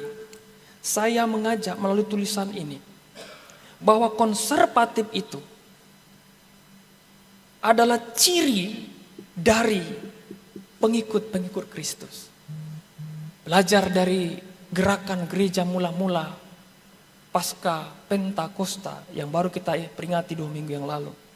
Mengingatkan kepada gereja-gereja bahwa misi Allah adalah bagian hidup kita. Penginjilan adalah salah satu dari bagian misi itu untuk keselamatan umat manusia. Tentu perlu kolaborasi dengan berbagai pihak. Kepemimpinan konservatif ini saya juga mengajak kepada kaum-kaum profesional yang ada di dalam jemaat-jemaat yang memiliki kemampuan dan keahlian, kita berdayakan untuk memanggil mereka masuk dalam pekerjaan misi Allah ini. Inilah yang dikembangkan, inilah yang dilatih untuk melibatkan sebanyak mungkin orang untuk terlibat dalam misi Allah, yaitu keselamatan bagi jiwa-jiwa yang disampaikan oleh yang mater pelajar Bapak Dr. Hengki Wijaya. Ada banyak orang yang meninggal tanpa mengenal Yesus. Tentu ini juga menjadi beban bagi gereja, beban bagi semua yang sudah percaya. Kita diutus, kita hadir di dunia ini untuk mereka, karena Tuhan memanggil kita. Itulah konservatifnya. Itulah yang menjadi satu hal yang sangat mendasar di dalam tulisan ini. Demikian saya bisa sampaikan. Saya kembalikan. Baik, terima kasih kepada Promovendus. Jadi kepada segenap hadirin kita bisa memahami ya apa arti konservatif yang dimaksudkan. Jadi lebih mengarahkan kita kepada sebuah esensi, ya, esensi dari hal yang disebut misi ini. Bagaimana kita akan bermisi karena memang dikaitkan dengan misiologi. Jadi tidak bermaksud menjadikan kita konservatif dalam arti kekakuan atau menjadi sesuatu yang membawa kita ke masa lalu saja, bukan. Tetapi membawa kita kepada sesuatu yang sifatnya mendasar. Hal yang esensi supaya menjadi fondasi yang kuat untuk apa yang kita kerjakan bangun di atasnya kalau menurut kata-kata Paulus gitu ya, sebagai seorang ahli bangunan yang membangun di atasnya.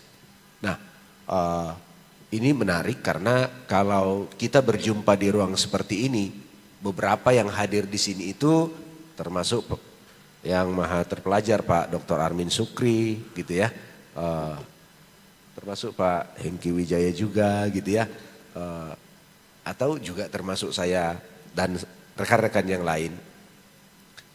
Itu sangat berbeda dalam prosesi akademik seperti ini. Kami tampil seperti ini, tapi di luar sana Bapak Ibu akan jumpai mungkin Pak Dr. Armin dengan ikan lelenya, dengan apa namanya itu yang buah naganya, dan berbagai hal yang lain. Ya.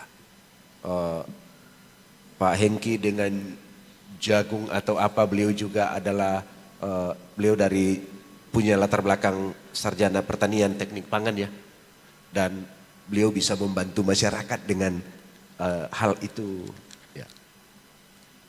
Pak Dr. Yunus dengan apa itu Pak berbagai iya memang entrepreneur tapi di tanaman-tanaman, banyak tanaman-tanaman apa semua termasuk pupuk dan sebagainya. Wah, kalau Pak Dr. Ivan ya lebih fokus ke dunia pendidikan, lebih dikenal sebagai asesor ataupun ini. Tapi itu juga selalu kita punya baju yang lain. Ya, selalu kita punya baju yang lain yang bisa kita kenakan dalam konteks misional. Ya, saya dikenal sebagai tukang minum kopi, ya kan?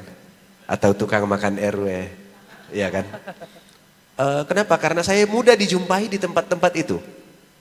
Jadi, ya kalau di kampus ini biasa saya bilang kepada teman-teman dosen dan mahasiswa pun, ya baju akademik saya itu biasanya hanya sampai batas pintu pagar raja, begitu.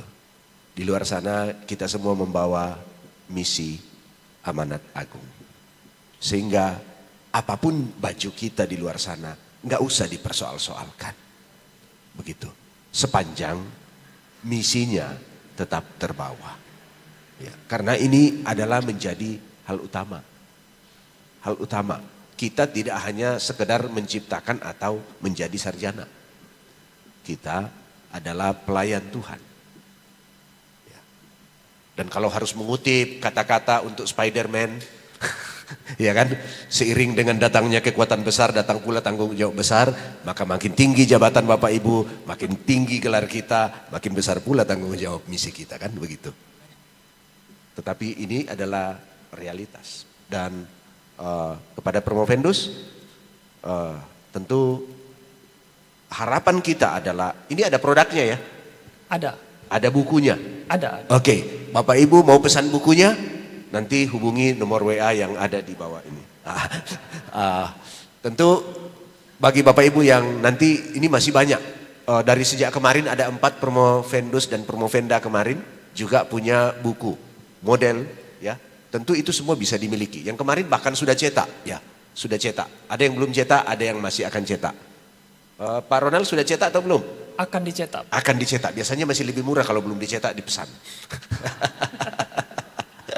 Ya, tapi ini juga lah memang tujuan daripada program doktoral, bahwa memang selalu menghadirkan sesuatu yang fresh, ya.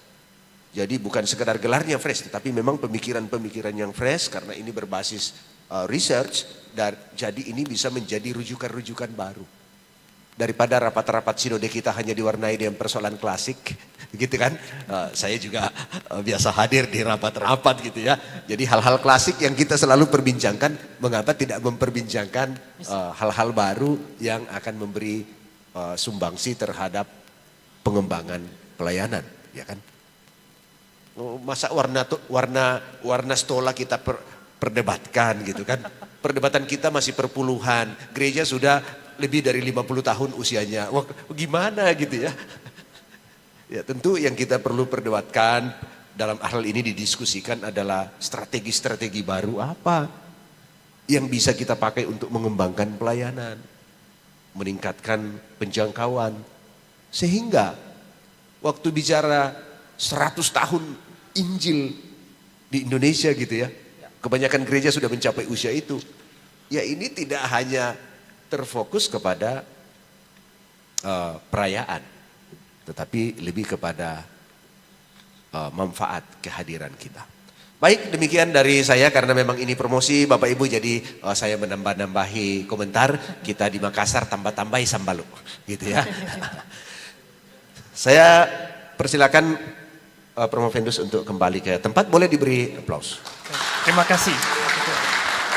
Terima kasih juga kepada semua Dewan Penguji. Saya persilakan Dewan Penguji untuk kembali ke tempat masing-masing.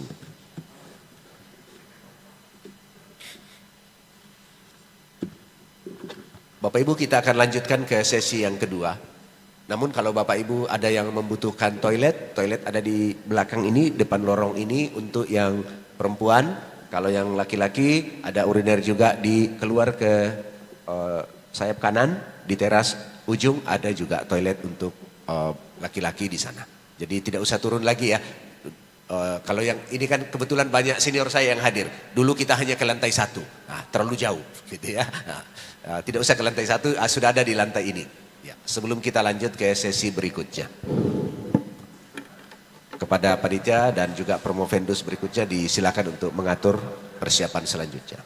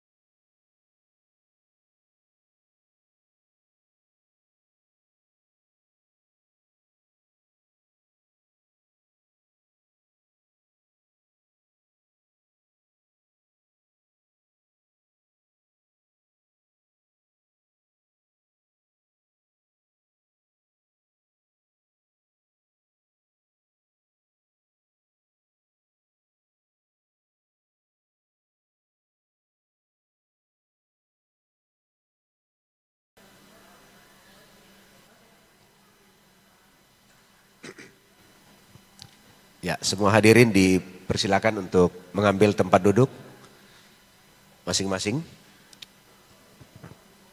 Berita acara ujian promosi doktor. Hari ini Selasa tanggal 17 Juni 2025. Bertempat di Gedung Chapel STFT Jafre diadakan ujian promosi disertasi untuk mahasiswa. Nama Hendrik Sony Paatang. NPM 170261050. Program Doktor Teologi dengan konsentrasi mayor teologi praktika, konsentrasi minor misiologi. Wah, ini agak mirip-mirip dengan yang pertama tadi. Judul disertasi Adat dan Gereja. Studi kasus pelaksanaan Rambu Solo sebagai upaya kontekstualisasi Injil menghadirkan Shalom Allah di Tanah Toraja.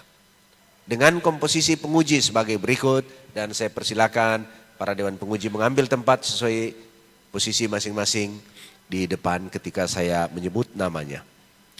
Maha terpelajar Bapak Dr. Ivan THJ Weisman M.Hum. Penguji kedua, Maha terpelajar Ibu Dr. Sarce Rienhana MTH.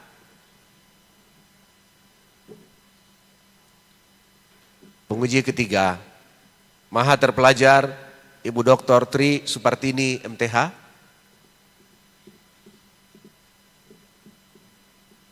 Penguji keempat, merangkap promotor Dr. Robi Panggara. Penguji kelima, merangkap ko-promotor Maha terpelajar Bapak Dr. Yunus D.A. Laukapitang MTH.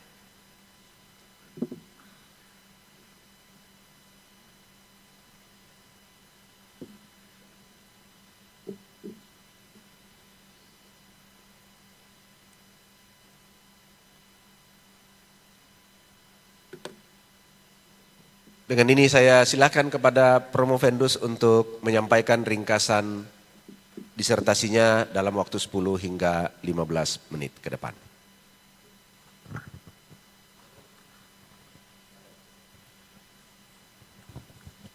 Cek. Shalom. Selamat siang saya ucapkan dan selamat sejahtera buat kita semua. Puji syukur saya persembahkan kepada Tuhan karena oleh anugerahnya saya bisa ada di sini. Terima kasih banyak untuk banyak orang yang sudah memberikan kontribusi yang luar biasa sampai saya bisa berdiri di sini. Yang saya hormati Maha terpelajar Bapak Dr. Ivan Weisman M.Hum selaku Ketua Penguji. Yang saya hormati Maha terpelajar Ibu Dr. Sarce Rienhana MTH selaku Dewan Penguji. Yang saya hormati Maha terpelajar Ibu Dr. Tri Supartini MTH selaku Dewan Penguji. Yang saya hormati Maha terpelajar Bapak Dr. Robi Panggara MTH selaku penguji promotor dan pimpinan sidang pada siang hari ini. Yang saya hormati Maha terpelajar Bapak Dr. Yunus Laukupitang MTH selaku penguji ko-promotor. Dan yang saya hormati dan saya banggakan para tamu undangan yang sempat hadir dalam sidang promosi doktor hari ini. Izinkanlah saya, Propendus Hendrik Sony Paatang, untuk mempresentasikan hasil penelitian disertasi saya yang berjudul Adat dan Gereja, Studi Kasus Pelaksanaan Rambu Solo sebagai Upaya Kontekstualisasi Injil, menghadirkan Shalom Allah di Tanah Toraja. Sebelumnya itu saya memperkenalkan diri. Saya Hendrik Sony Paatang, lahir di Ujung Pandang 13 November 1974. Saya menyelesaikan S1 saya di STTJ Pri Makassar, S2 di STTJ Pri Makassar, dan jika Tuhan berkenan saya akan menyelesaikan juga S3 doktoral di STTJ Pri Makassar. Jadi ini murni STTJ Pri Makassar. Pelayanan saya, sekarang ini saya sebagai Wakil Ketua 1 Bidang Akademik di STT Kibait. Saya juga dosen tetap pasca sarjana di STT Kibait. Dan sekarang ini saya ditugaskan sinode saya untuk menjadi sekretaris URC Kibait Care Center. Dan di Tanah Toraja saya menjadi wakil ketua member Care Tanah Toraja dan juga dipercayakan pemerintah sebagai anggota FKOB, dan di Aras Nasional saya juga menjadi pengurus dan anggota Asosiasi Misiolog Indonesia. Itu saja yang saya ingin sampaikan. Adat dan gereja, studi kasus pelaksanaan Rambu Solo sebagai upaya kontekstualisasi Injil menghadirkan Shalom Allah. Ketika kita berbicara Shalom Allah, Shalom ini bukan hanya berbicara tentang ucapan atau sapaan, tetapi ini menggambarkan suatu keadaan yang menandakan hubungan yang intim serasi antara sesama manusia, Allah yang dilandaskan pada pengampunan yang diterima dari Allah. Lalu ketika kita berbicara tentang kebudayaan, kebudayaan itu merupakan endapan dari kegiatan karya manusia. Budaya adalah suatu cara hidup yang berkembang dan dimiliki bersama-sama oleh sebuah kelompok orang yang diwariskan dari generasi ke generasi. Budaya itu terbentuk dari banyak unsur yang boleh dikatakan sangat rumit, termasuk sistem organisasi, bahasa, perkakas-perkakas, keyakinan atau agama. Bahkan dalam budaya juga ada nilai politik, adat istiadat, seni, dan elemen lainnya yang melekat pada budaya. Lalu kalau kita kaitkan dengan agama, maka Pransuseno menjelaskan bahwa jika kebudayaan adalah cara hidup menyeluruh kelompok orang, maka agama pun termasuk unsur kebudayaan.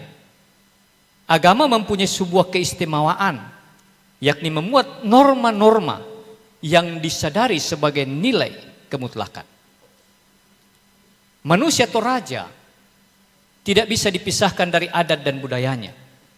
Baik itu bersifat ritus yang berkaitan dengan kehidupan yang kita sebut dengan syukur, yang dalam konteks Toraja disebut Rambu Tuka, dan kematian yang biasa disebut dengan Rambu Solo.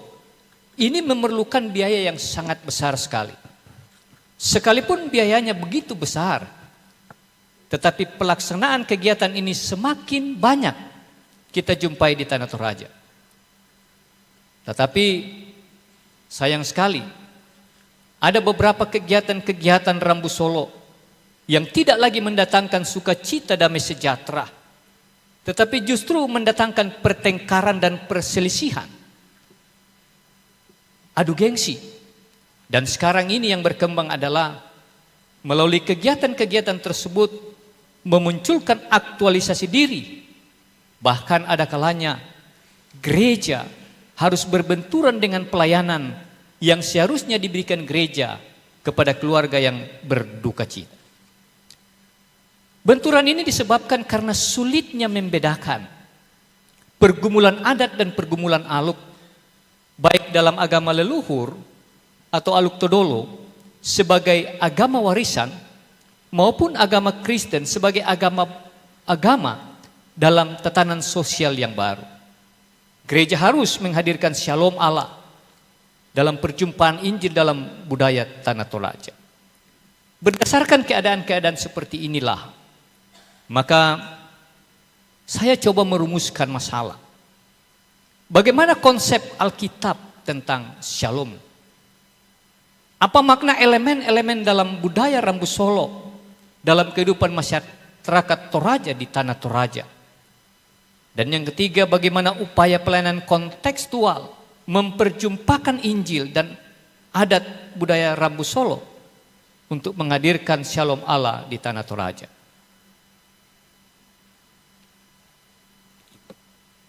Saya coba mengangkat teori-teori yang melandasi penelitian ini. Yang pertama, saya coba melihat Shalom sebagai pandangan holistik tentang kehidupan, di mana spiritualitas, sosialitas, dan materi saling terkait dan mempengaruhi satu dengan yang lain. Kebudayaan adalah kerangka acuan perilaku bagi masyarakat pendukungnya berupa nilai-nilai seperti nilai kebenaran, keindahan, nilai keadilan, nilai kemanusiaan, kebajikan, etis dan etos, dan lain sebagainya. Kuklon memberikan nilai dan inti dalam sebuah kebudayaan. Yang pertama, makna hidup manusia kita temukan dalam budayanya. Yang kedua, hubungan manusia dengan alam sekitarnya itu pun tercermin dalam budayanya. Yang ketiga, persepsi manusia mengenai waktu itu pun tercermin dalam budayanya. Begitu pula dengan makna dari pekerjaan, karya dan amal perbuatannya itu selalu tercermin dari budaya yang melekat padanya. Sehingga kita bisa melihat bahwa hubungan manusia dengan sesamanya, manusia dan ciptaannya tidak bisa dipisahkan dari kultur budaya yang mengikat di mana ia berada. Berbicara tentang Toraja,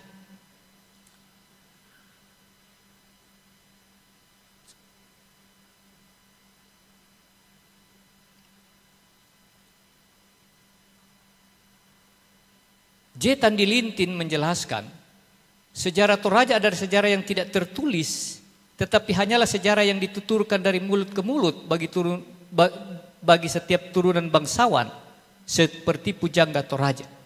Suku Toraja atau bangsa Toraja mendiami kawasan utara Jasira, Provinsi Sulawesi Selatan, terutama di Kabupaten Tanah Toraja. Dalam pandangan tradisional Toraja, kita menemukan ada aluk, adat, dan pemali. Aluk dan adat ini merupakan satu kesatuan. Keduanya saling dan tidak dapat dipisahkan. Aluk adalah sumber bagi adat. Tidak ada pemisahan antara kebiasaan, adat, dan aluk. Di samping aluk ada juga yang disebut dengan pemali. Aluk itu menentukan apa yang seharusnya kita perbuat. Dan pemali itu menentukan apa yang seharusnya tidak diperbuat. Aluk sola pemali ini dijadikan piranti lunak dalam menentukan waktu dan tempat yang tepat. Upacara adat di Tanah Toraja ada dua, yaitu Rambu Tuka dan Rambu Solo. Saya coba mengambil pernyataan Mahathir Pelajar Dr. Robi Panggara. Upacara Rambu Solo tidak dapat dipisahkan dari nilai kepercayaan Aluk Todolo atau yang biasa disebut dengan agama animisme. Nita Parantian, upacara Rambu Solo bertujuan untuk menghormati dan mengantarkan arwah yang meninggal menuju alam roh, yaitu kembalinya kepada keabadian bersama para leluhur mereka ke sebuah tempat peristirahatan yang disebut dengan Puya. Salombe coba mengangkat motif-motif orang melakukan Rambu Solo. Pertama, ada yang disebut dengan motif keagamaan atau kepercayaan.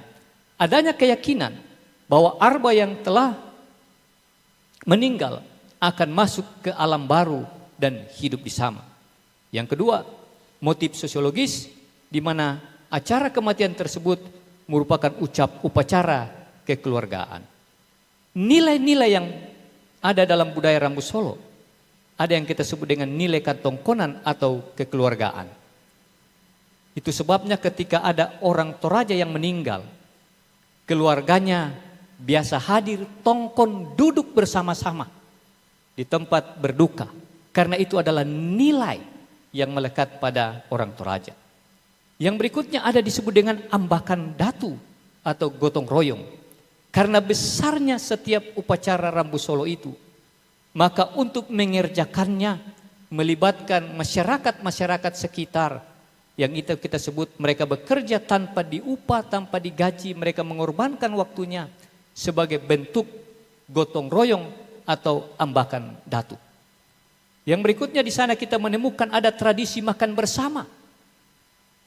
Keluarga yang berduka biasa menyediakan makanan, lalu siapapun yang datang di sana bisa makan bersama-sama.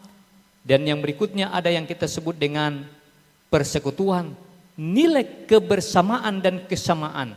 kita temukan dalam upacara Rambu Solo. Adapun elemen dalam budaya Rambu Solo yang menjadi studi kasus dalam penelitian ini, yang pertama yaitu Tomakula, Mak Tinggoro Tedong, dan Mak Badong. Tomakula ini itu dalam konsep orang Toraja, orang yang mati ketika belum diupacarakan itu masih dianggap sedang tertidur, sehingga orang bisa menyapanya, orang bisa memperlakukannya, membawakan makanan, memberikan penghormatan kepadanya sebelum dilakukan ritus Rambu Solo. Yang berikutnya ada Mak Tinggoro Tedong atau memotong kerbau. Ini merupakan paham bahwa si mati akan membawa bekal ke alam puya yang disebut alam baka. Dalam perjalanan yang panjang, ia harus menyediakan bekal sebanyak-banyaknya untuk sampai ke alam puya yang ada di sana. Lalu yang berikutnya ada yang disebut dengan badong atau Mak Badong. Ini merupakan sebuah nyanyian duka, ratapan duka, di mana orang yang menyanyikannya mengenang kebaikan-kebaikan orang yang sudah meninggal. Jadi Mak Badong ini sebenarnya mereka menaikkan puji-pujiannya itu, lagu-lagu itu untuk mengenang kebaikan-kebaikan orang yang telah meninggal. Pelayanan kontekstual. Kontekstualisasi berarti usaha menghayati kebenaran Injil dalam budaya lokal. Jadi ketika kita berbicara tentang pelayanan kontekstualisasi, bagaimana saya menghayati kebenaran Injil itu dalam konteks budaya lokal saya. Adapun model pelayanan kontekstualisasi, ada yang model akomodasi, adaptasi, prosesio, transformasi, dan dialektik. Metode penelitian dalam disertasi ini, peneliti menggunakan metode penelitian kualitatif dengan menggunakan metode hermeneutik untuk mengangkat dan menemukan makna shalom, lalu metode fenomeno etnografi untuk mencari fenomena-fenomena yang terjadi secara khusus dalam kasus-kasus yang ada dalam pelaksanaan Rambu Solo. Pembahasan, hasil dan pembahasan. Peneliti coba melihat beberapa teks-teks Alkitab yang ada kaitannya dengan Shalom Allah dan ada kaitannya dengan keberadaan upaya kontekstualisasi misi. Pertama, dalam Kejadian 43:27-28, Shalom itu diartikan sebagai keadaan selamat, sejahtera, atau kedamaian yang dimiliki oleh seseorang. Dalam 1 Samuel 1 ayat 17 itu dijelaskan bahwa shalom juga itu berarti lepas dari kesulitan atau tekanan hidup, sehingga orang bersyukur atas apa yang dimilikinya. Mazmur 35 itu juga berbicara tentang kesempurnaan, damai atau perdamaian dengan orang-orang yang ada di sekitar. Yesaya 2 ayat 2-4 ini berbicara tentang perdamaian, mencakup kesejahteraan, sehat, keutuhan, keselamatan dalam berbagai aspek sosial. Elemen-elemen dalam budaya Rambu Solo. Budaya Tomakula. Bagi masyarakat Toraja, seorang yang meninggal dunia tetapi belum mengikuti upacara pemakaman yang biasa disebut Rambu Solo, orang tersebut masih hidup dalam keadaan Tomakula atau Tomama. Jadi Tomakula ini ada di bagian selatan, sementara Tomama itu merupakan istilah di bagian barat. Ya. Sehingga orang itu masih dianggap sakit, bukan meninggal, sehingga orang masih bisa memperlakukannya, memberikan penghormatan, menyapanya, dan lain sebagainya. Yang berikutnya Mak Tinggoro Tedong. Bagi orang Toraja, seorang akan dianggap benar-benar meninggal setelah dilaksanakan upacara Rambu Solo, karena jiwa dan roh orang yang meninggal itu akan pergi bersama dengan hewan yang telah disembeli. Mak Tinggoro juga ini merupakan gambaran status sosial sang mendiang atau almarhum. Lalu yang berikutnya Mak Badong. Badong punya nilai religius yang mampu menghibur keluarga yang berduka. Model pelayanan kontekstual yang coba dikembangkan di sini adalah model prosesio transformasi, di mana kita menyeleksi, menerima, menolak, dan memberikan interpretasi baru terhadap elemen-elemen budaya yang ada di sana. Baik itu budaya Rambu Solo, dalam budaya Rambu Solo, ada budaya Tomakula, budaya Mak Tinggoro, Tedong, dan budaya Badong. Tambahan waktu 3 menit. Kesimpulan saya bahwa Shalom Tuhan itu berbicara tentang kesejahteraan secara holistik, dan elemen-elemen yang ada di sana perlu dikaji, perlu dipelajari dengan baik. Dan saran saya menyarankan kepada pimpinan gereja untuk mengadakan kajian-kajian penelitian ilmiah tentang nilai-nilai luhur yang ada dalam Rambu Solo. Kedua, menyarankan kepada gereja untuk selalu mengadakan seminar-seminar budaya sebelum membuat aturan gereja atau dogma gereja. Yang ketiga, masyarakat gereja sebaiknya selalu mengikuti aturan atau dogma gereja sekalipun mungkin itu tidak sesuai dengan keyakinan jemaat. Dan yang keempat, menyarankan agar pemerintah, tokoh gereja, dan tokoh adat duduk bersama-sama membahas gumulan-gumulan dalam kehidupan gereja dan masyarakat terkait dengan adat dan budaya Rambu Solo. Sekian dan terima kasih. Terima kasih kepada Promovendus Hendrik Soni. Dan berikutnya sesi tanya jawab. Saya persilakan kepada penguji pertama, ketua penguji yang maha terpelajar, Bapak Dr. Ivan THJ Weisman MHum. Terima kasih Ketua Sidang yang maha terpelajar Dr. Robi Panggara. Kepada Promovendus, jadi dalam penelitian ini ya, merupakan upaya kontekstualisasi terhadap Rambu Solo dari makna bagaimana yang sudah meninggal itu bisa kembali ya, ke asalnya ya, dan didasarkan pada ada cerita upacara ini untuk ya, mengatasi hubungan ya, pencipta dengan manusia karena dosa ya, menikah dengan saudaranya ya, lalu timbullah hukuman ya, sehingga perlu ada upacara supaya yang mati itu atau perbuatan dosa itu bisa diselesaikan. Tetapi untuk konteks sekarang makna itu sudah berubah. Banyak anak-anak muda sekarang sudah tidak percaya lagi ya makna Rambu Solo dalam konteks ya, seperti yang dibahas di sini. Ya. Tetapi mereka tetap melakukan, bukan supaya tidak ada hukuman, supaya tidak ada apa ya, bisa sampai ke surga keluarganya yang mati. Tapi karena malu ya, supaya tidak di bahan cerita yang tidak baik oleh tetangga, oleh orang, maka diusahakanlah Rambu Solo. Kalaupun bisa diupayakan, ada juga masalah melakukannya dengan penuh kesombongan ya, untuk menaikkan gengsi, untuk menaikkan status ya, yang mungkin dulunya dianggap kelompok budak ya, ingin setara dengan kelompok bangsawan, ya dibuatlah ya, secara berlebihan. Itu makna sekarang ya.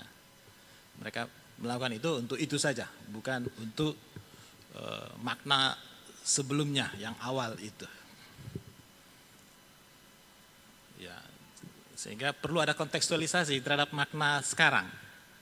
Ya, apa yang harus gereja buat supaya orang Kristen Toraja itu tidak terus dikuasai rasa malu ketika tidak mampu melaksanakan itu.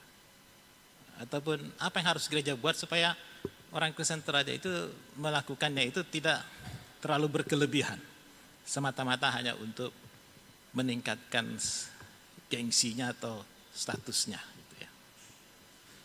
Nah itu mungkin ya perlu ya lebih banyak lagi itu daripada makna sebelumnya yang orang sudah tidak percaya lagi ya, karena orang sudah banyak yang mengerti kitab suci, orang Kristen Toraja. Ditambah lagi ya pandangan Rambu Solo itu juga berkaitan dengan roh ya.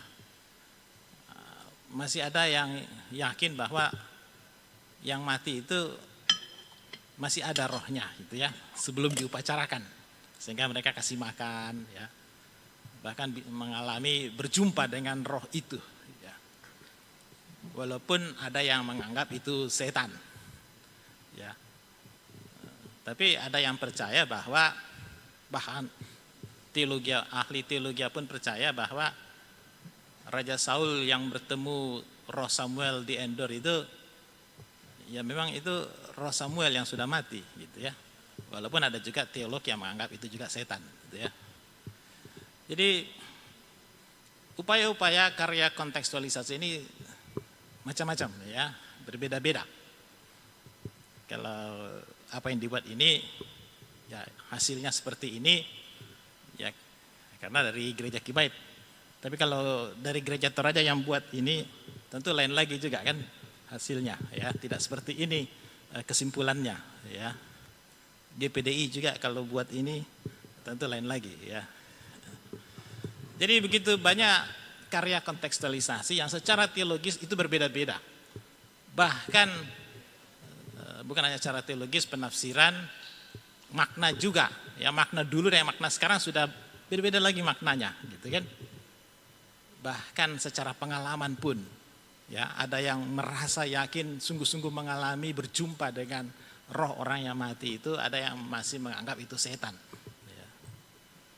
Pertanyaan saya, bagaimana sikap kita terhadap karya-karya kontekstualisasi yang secara teologis, secara pengalaman, fakta ya, makna dulu dengan sekarang semuanya banyak pertentangan, banyak perbedaan. Ya, sikap kita bagaimana seharusnya, sebaiknya? Silakan.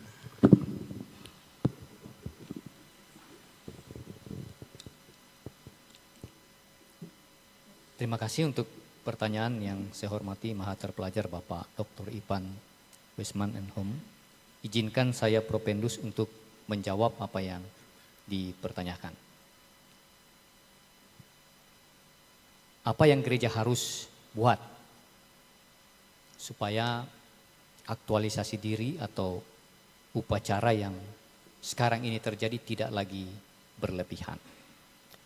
Memang tidak bisa dipungkiri bahwa nilai sosial seseorang itu berkembang dari waktu ke waktu, dan ini juga yang terjadi di Tanah Toraja, bahwa ada orang tertentu yang sebenarnya bukan dari kasta yang harus melakukan upacara adat yang besar, sekarang bisa melakukan upacara adat itu, dan memang mereka sekarang lebih kepada aktualisasi diri, membawa dan menyatakan dirinya bahwa saya juga mampu sekalipun saya tidak dari golongan atau kasta tersebut.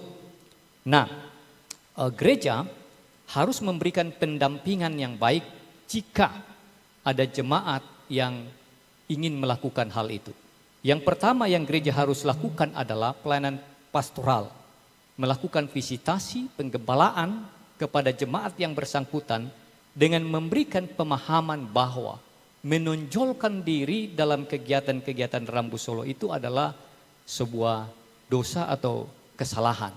Sehingga jemaat itu bisa mengukur atau melakukannya sesederhana mungkin, hanya memberikan penghormatan yang baik kepada orang yang sudah meninggal.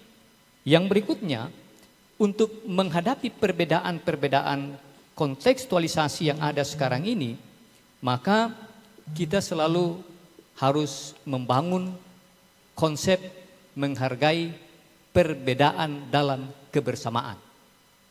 Sekalipun itu mungkin akan benturan dengan nilai-nilai yang kelompok tertentu mengatakan sebuah nilai kemutlakan, tetapi pada kelompok-kelompok yang lain itu tidak disebut nilai kemutlakan atau ada nilai tawar-menawar yang ada di sana. Konsep terhadap orang yang mati, ya, yang mati, ini memang dalam tulisan saya coba menjelaskan bahwa perilaku terhadap orang yang mati dengan memberi makan, dengan menyapa dan lain sebagainya, itu adalah satu keyakinan yang tidak benar. Sekalipun ketika saya mewawancara orang tertentu, mereka selalu mengatakan bahwa dunia orang mati dan dunia orang hidup itu berbeda. Orang mati bisa melihat keadaan kita, tetapi kita tidak bisa melihatnya. Lalu karena konsep itu, maka orang yang hiduplah yang harus mengerti keadaan orang mati, sehingga ia menyapanya, memberi salam dan makan kepadanya. Nah, dalam pelayanan kontekstual ini, maka kita harus menegaskan bahwa orang yang sudah mati itu tidak ada lagi di sekitaran kehidupan orang-orang yang hidup, tetapi jiwanya, kalau dia percaya kepada Kristus, ia bersama-sama dengan Bapaknya. Tetapi ketika dia tidak hidup di dalam Kristus, maka ia ada di neraka atau menikmati siksaan yang besar di sana. Saya kira itu jawaban saya. Terima kasih. Ya, terima kasih untuk jawaban yang diberikan. Saya kembalikan kepada Ketua Sidang. Terima kasih Bapak Dr. Ivan T.H.J. Wisman. Berikutnya saya persilakan penguji kedua yang maha terpelajar Ibu Dr. Sarce Rien Hana MTH. Terima kasih untuk kesempatannya yang diberikan oleh Ketua Sidang. Baik kepada Promovendus Hendrik Soni. Puji Tuhan ya, akhirnya bisa selesai. Ya, puji Tuhan banget, maafkan kami yang mengejar. Tapi puji Tuhan lah. Baik, pertanyaan saya, upaya kontekstualisasi Injil yang bagaimana yang akan Promovendus lakukan buat atau yang akan buat untuk menghadirkan Salom Allah ketika acara atau pelaksanaan Rambu Solo itu ada. Kalau Bapak hadir di situ, kan tadi dikatakan bahwa itu tugas gembala. Tapi sekarang ini adalah tugas Promovendus seperti apa? Jadi tolong dijelaskan supaya dia real, dia mendarat. Bukan cuma no, tetapi ya please do it. Silakan. Terima kasih untuk pertanyaan dari yang saya hormati Maha Terpelajar Ibu Dr. Sarce Rien Hana, Magister Teologi. Izinkan saya, Promovendus akan menjawab upaya kontekstualisasi yang akan dilakukan oleh Promovendus ketika ada di tengah-tengah kegiatan upacara Rambu Solo. Budaya Rambu Solo itu merupakan sebuah budaya yang sangat tinggi sekali di Tanah Toraja, dan ini biasanya menghimpunkan banyak orang dan banyak keluarga yang akan hadir, dan di sana akan banyak pemahaman-pemahaman karena orang dari berbagai latar belakang yang tadi dikatakan, berbagai latar belakang teologi, pendidikan, atau status sosial mereka yang ada di sana. Nah, sebagai seorang Promovendus, ketika menghadapi hal ini, maka peneliti coba masuk dan bercerita, mencari tahu apa motif mereka melakukan kegiatan-kegiatan seperti itu, lalu coba menanyakan apa makna yang mereka pahami tentang apa yang mereka sedang lakukan. Apakah konsep itu masih seperti pada konsep agama lama, atau mereka coba membuat itu dalam konsep yang baru di dalam kehidupan mereka. Nah, ketika saya hadir di sana dan coba melihat, lalu ketika ada yang masih mereka lakukan seperti pemahaman agama leluhur, bahwa misalnya saja orang yang mati itu diperlakukan sedemikian rupa, disapa, diantarkan makanan dan disembah, maka sebagai seorang hamba Tuhan, maka saya akan mengatakan bahwa ketika yang melakukan itu adalah orang Kristen, maka saya akan katakan ini perbuatan yang kurang tepat. Sebaiknya kita tidak larut dalam duka cita, tetapi kita selalu datang kepada Kristus untuk mendapatkan penghiburan yang luar biasa, penguatan yang luar biasa. Karena ketika kita semakin memperlakukan orang mati sedemikian rupa, itu membuat kita bisa terbawa perasaan, sehingga kita rasanya tidak mau kehilangan dan tidak mau berpisah dengan orang yang sudah meninggal tersebut. Dan upaya kontekstualisasi dalam upacara Mak Tinggoro Tedong yang tadinya misalnya itu hanya untuk aktualisasi diri bahwa si A bisa memotong sekian banyak, maka saya sebagai Promopendus harus hadir di sana dan berkata, bolehkah kita menakar sedemikian rupa cukup untuk kebutuhan dan tidak boleh disembelih semuanya. Dan memang sudah ada beberapa toko-toko gereja yang tidak menyembelih semua hewan-hewan itu, tetapi ada juga di antara mereka yang memilih kerbau-kerbau yang terbaik itu, lalu itu disumbangkan kepada gereja. Jadi salah satu yang pernah peneliti saksikan adalah di satu tempat di Tanah Toraja ada 7 kerbau yang terbaik dan termahal. Itu tidak dipotong, tidak ditinggoro, tetapi itu semua dipersembahkan kepada gereja di mana almarhum pernah bergereja.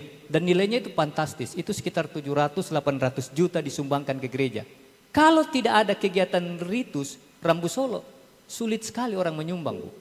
Dan ada kegiatan seperti ini orang menyumbang dengan baik, ya, tanpa tekanan. Ya. Dan itu saya bilang katakan tadi uniknya budaya Toraja. Dengan kegiatan seperti itu, mereka memberikan sumbangan kepada gereja. Bahkan ada lagi satu yang peneliti lihat ketika diundang untuk datang di acara duka, saya kaget di situ. Minta maaf. Yang melakukan itu adalah gereja aliran Pentakosta. Dan saya kaget. Lalu saya tanya, kenapa bisa begini, Bu? Bilang, apa yang salah di situ? Di situ tidak ada penyembahan berhala. Tidak ada penyembahan berhala. Saya mengajar kepada jemaat saya, silakan kamu melakukan sesuai dengan kemampuan kamu. Jangan ada lagi unsur okultisme dan penyembahan berhala dalam kegiatan ini. Dan yang lebih lagi dia katakan, saya mengajarkan bahwa kamu harus membawa persepuluhan dalam kegiatan ini. Jadi kalau 10 kerbau dipotong, 1 harus masuk ke gereja. Kalau 100 babi dipotong, 10 babi akan masuk ke gereja. Dan saya katakan, yes, ini yang cocok dalam pelayanan kontekstualisasi. Bukan menghindari budaya, tetapi dia coba meramu itu menjadi sebuah keuntungan, sarana pelayanan menghadirkan shalom bagi gereja. Makasih.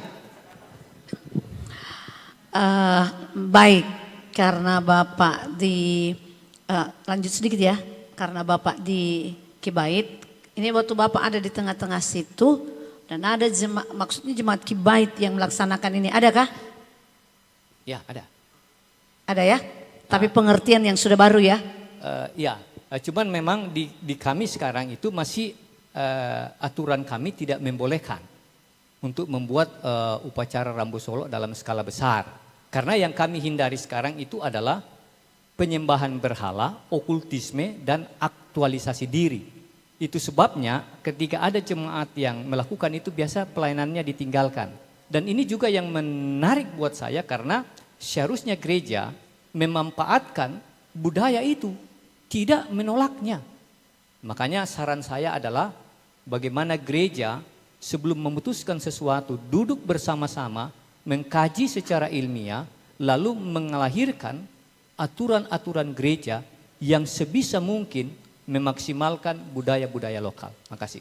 Terima kasih. Nah, saya terakhir sekali di Tomakula dalam budaya Toraja, Matinggoro Tedong sama Mak Badong itu Pak, hasilnya dia sekarang di penelitian Bapak itu dia menjadinya apa yang menghadirkan shalom. Ketika dia Tomakula, apa itu? Yang menghadirkan shalom. Ketika dia Matinggoro Tedong, dia juga tetap menghadirkan shalom. Dan apa itu Mak Badong, dia juga menghadirkan shalom. Itu terakhir, maaf. Ya, terima kasih Ibu. Saya akan menjawab untuk kontekstualisasi terhadap Tomakula. Saya sudah katakan tadi bahwa kita harus menolaknya. Karena pemahaman Kristen bahwa orang yang sudah mati. Kita yang hidup tidak bisa lagi berkomunikasi dengan dia. Dan yang mati tidak juga memahami tentang kita. Sehingga saya coba mengatakan bahwa jangan larut dalam kesedihan, tetapi marilah kita datang kepada Kristus. Kata Kristus bilang, marilah kepadaku, hai kamu yang letih, lesu dan berbeban berat. Bukan datang lagi kepada si mati, justru akan membangkitkan duka yang dalam, kerinduan yang dalam terhadapnya. Lalu untuk Matinggoro Tedong, sekarang ini Matinggoro Tedong tidak semua dipotong. Ya. Dan sekarang itu justru dibagi-bagikan seperti yang saya sampaikan tadi. Bahwa dalam Matinggoro Tedong juga ada yang disebut dengan budaya manta, membagi-bagikan daging-daging itu kepada orang-orang yang ada di sekitar wilayah tempat pesta itu. Dan inilah yang saya mau katakan dalam skripsi itu sebagai novelty saya, itu harmoni. Disertasi Pak. Oh ya sorry, disertasi ini saya masih ya disertasi Bu ya. Sorry. Jadi dalam disertasi saya ini yang menjadi novelty saya bahwa dalam pembagian daging itu ada nilai harmonisasi karena melibatkan semua orang-orang yang ada di sekitar wilayah atau tempat diadakannya pesta. Lalu untuk budaya Badong sekarang itu tidak lagi dimengerti sebagai pemujaan kepada si mati, tetapi itu lebih kepada memberikan penghormatan. Itu sebabnya Tikurari mencoba mengubah syair-syair Badong itu menjadi puji-pujian kepada Tuhan. Lingkaran yang dibuat itu memberikan gambaran bahwa itu kesatuan. Jadi ketika orang menyanyi lingkaran dan berpegang tangan, itu memang bermakna kesatuan, kesehatian yang ada di sana. Makasih Bu. Terima kasih. Saya kembalikan kepada Ketua Sidang. Terima kasih kepada Ibu Dr. Sarce Rian Hana. Berikutnya kita lanjutkan dengan penguji ketiga, Maha Terpelajar Ibu Dr. Tri Supartini MTH.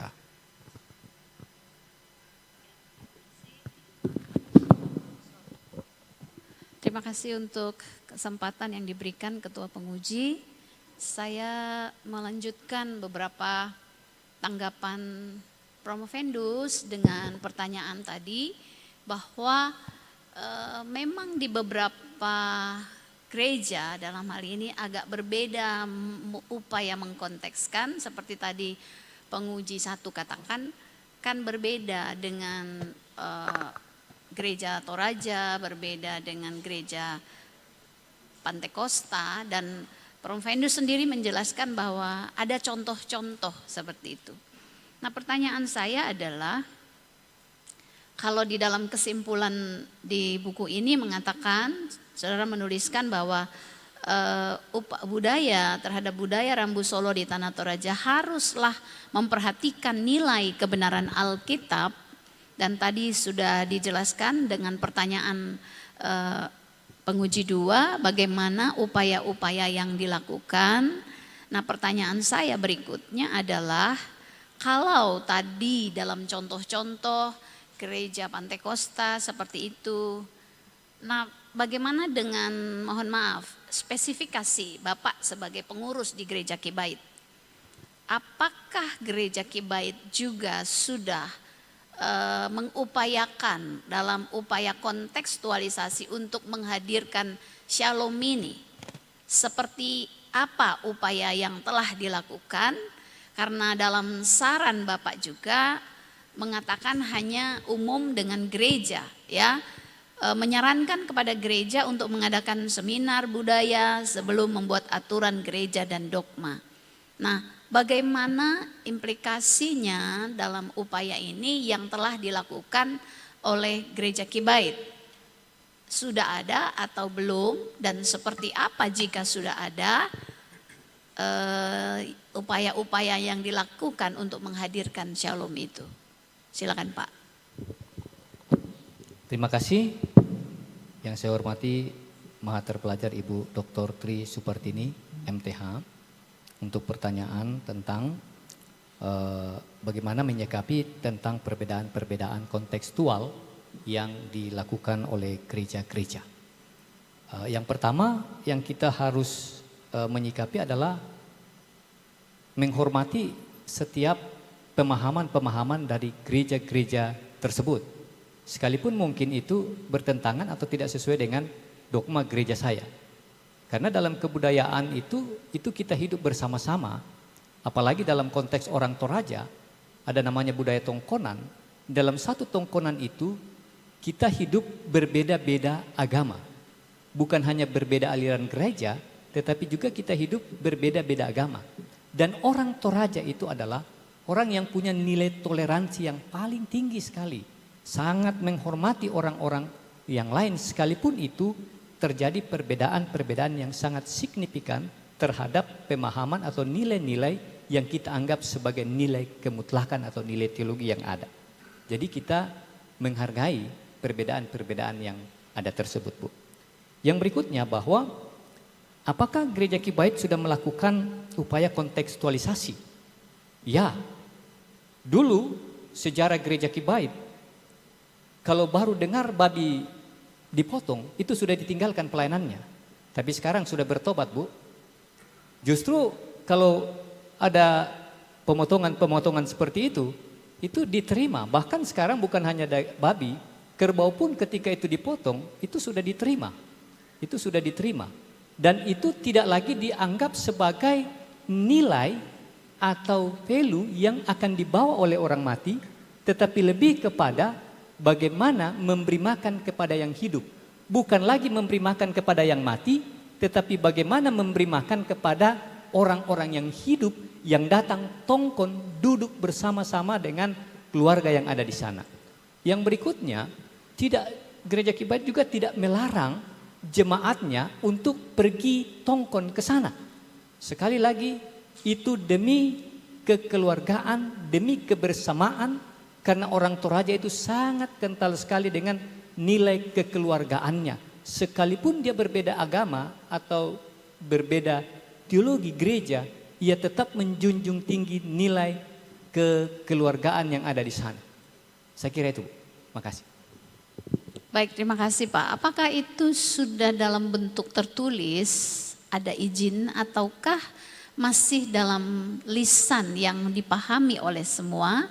Sebab saya berharap dalam tulisan ini pun bisa ditambahkan sedikit bahwa contoh praktis yang telah dilakukan oleh upaya, karena ini upaya mengkontekstualisasikan Shalom itu, ya, Injil Shalom itu melalui budaya. Jadi bisa dimasukkan sebagai contoh Gereja Kibait agar pembaca bukan hanya melihat tapi bisa membaca. Ini menjadi bukan hanya mendengar, kalau mendengar dia dari apa yang Bapak informasikan, tapi menulis supaya ini menjadi satu upaya konteks Shalom dimulai oleh Gereja Kibait yang menjadi masyarakat Toraja di sana. Apakah itu sudah tertulis atau masih dalam pemaparan ini pengamatan?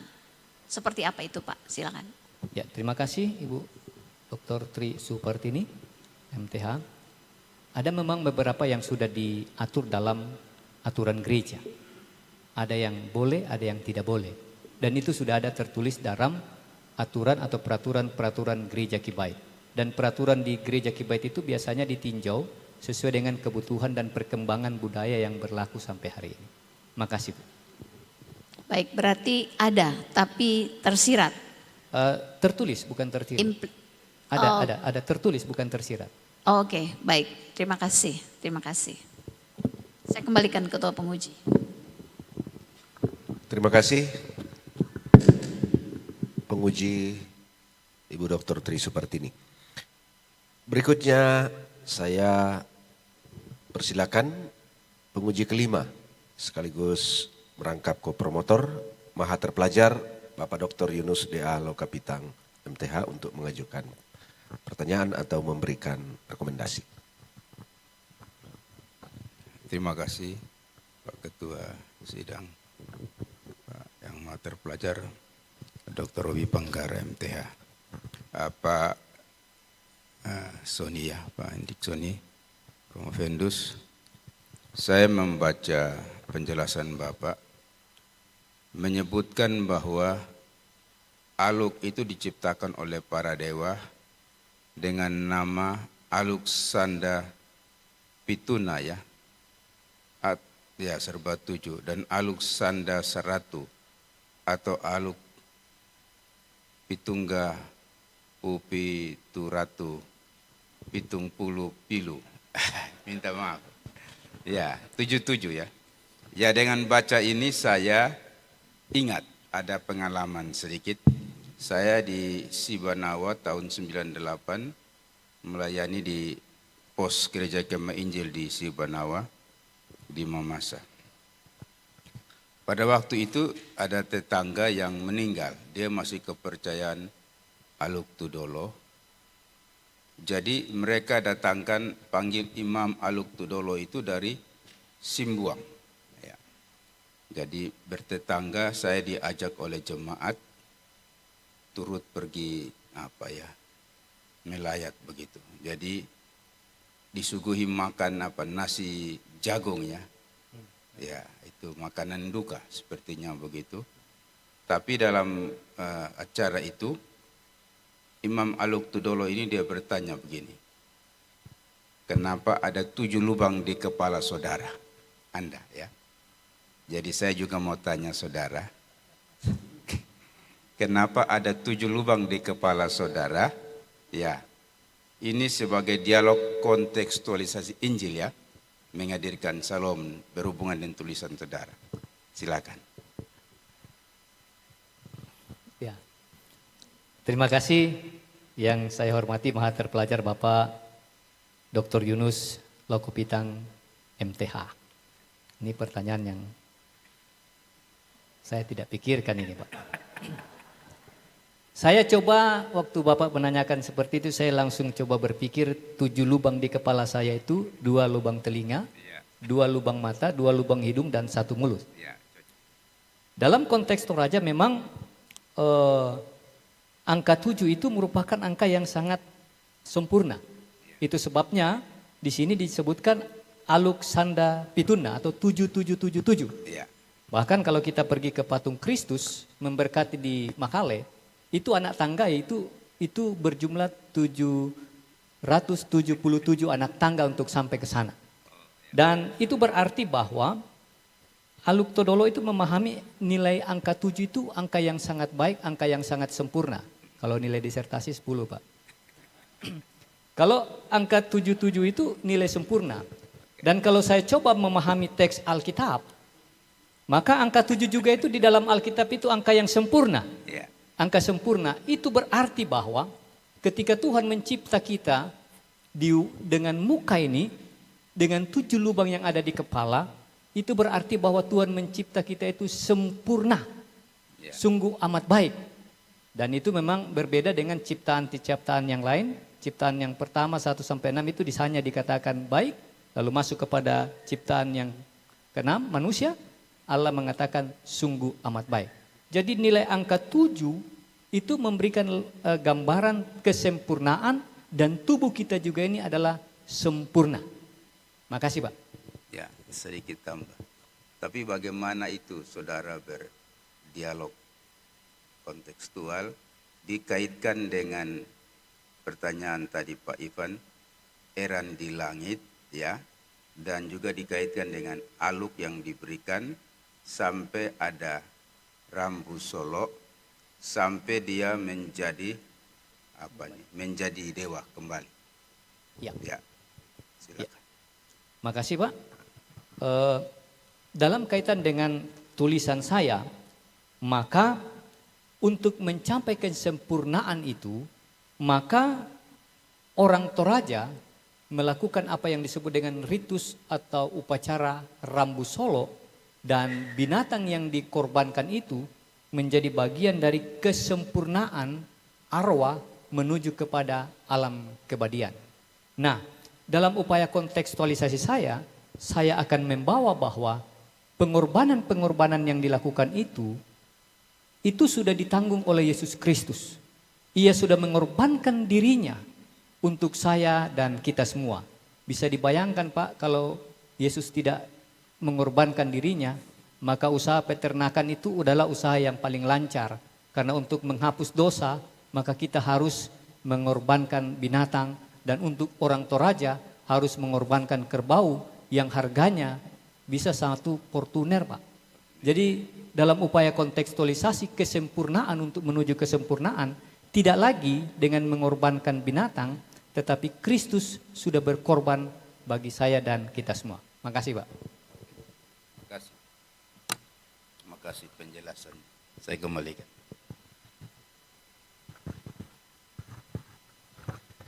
Baik, terima kasih Bapak Dr. Yunus Dealo Kapitang.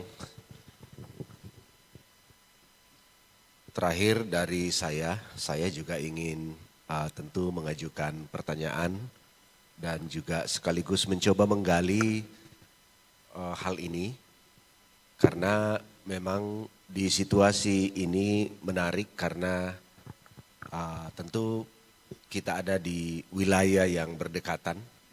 Saya pun punya tulisan kecil untuk Rambu Solo juga, meskipun ditinjau dari perspektif konflik. Konflik itu bukan masalah perkelahian, tetapi bagaimana munculnya ketegangan-ketegangan, ada konflik dalam acara itu. Termasuk katakanlah kalau kita di daerah perantauan sesama orang Toraja rasanya biasa aja kita bertemu. Seperti orang lain pada umumnya, tetapi dalam konteks Rambu Solo itu langsung ketahuan, begitu ya. Nah, karena dalam konteks Rambu Solo tadi itu upacara ini punya tingkatan-tingkatan. Tingkatan-tingkatan ini dikaitkan dengan kalau kita sebut kasta, kasta-kasta juga. Sehingga kelompok bangsawan, kelompok kaya, kelompok miskin, kelompok jelata itu dibedakan dalam acara-acara itu pada zaman dulu. Pada zaman sekarang ada politik daging dan termasuk tadi, maaf ya untuk rekan-rekan dari Toraja. Tapi tadi saya terima hal baru juga, ada politik uang. Minta maaf Promovendus, tetapi mungkin dilihat sebagai nilai positif. Bahwa kalau 10 kerbau, 1 untuk gereja. Oke, tapi saya mau gali itu. Kenapa? Karena jangan ini menjadi politik uang bagi gereja. Dan itu terkait dengan buku yang ditulis oleh Bapak Dr. Ivan Weisman itu pelecehan dalam gereja. Jadi ada nilai yang kita rohanikan, tetapi justru sebenarnya mengorbankan umat, mengorbankan orang lain. Ya, ini memang mulai juga ada semangatnya saya lihat. Jadi kita izinkan 100 ekor babi, karena ada 10 ekor ke gereja kan. Tapi yang 100 ekor ini menjadi beban bagi anggota jemaat kan. Yang memotong 100. Oke. Ini kebetulan ada orang sinode Pak. Tidak kebetulan lah begitu ya.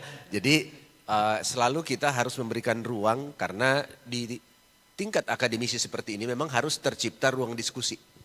Ya. Ruang diskusi, dengan adanya diskusi-diskusi ini terjadi interaksi di dalamnya, dan biasanya setelah proses-proses itu barulah kita akan mengacu kepada putusan-putusan yang ya kita harap memang lebih wise gitu ya. Memberi manfaat, dalam hal ini menghadirkan shalom bagi semua pihak. Begitu kan? Nah, tidak boleh ada yang merasa, wah saya shalom sekali kalau dibuat begitu. Tapi yang lain merasa, tapi saya tidak rasa shalom. Gitu kan? Nah ini juga penting, karena shalom itu dia bernilai holistik seharusnya, bukan parsial. Ketika Tuhan walaupun pada dirinya menentukan pengorbanan, tetapi mendatangkan shalom bagi dirinya juga.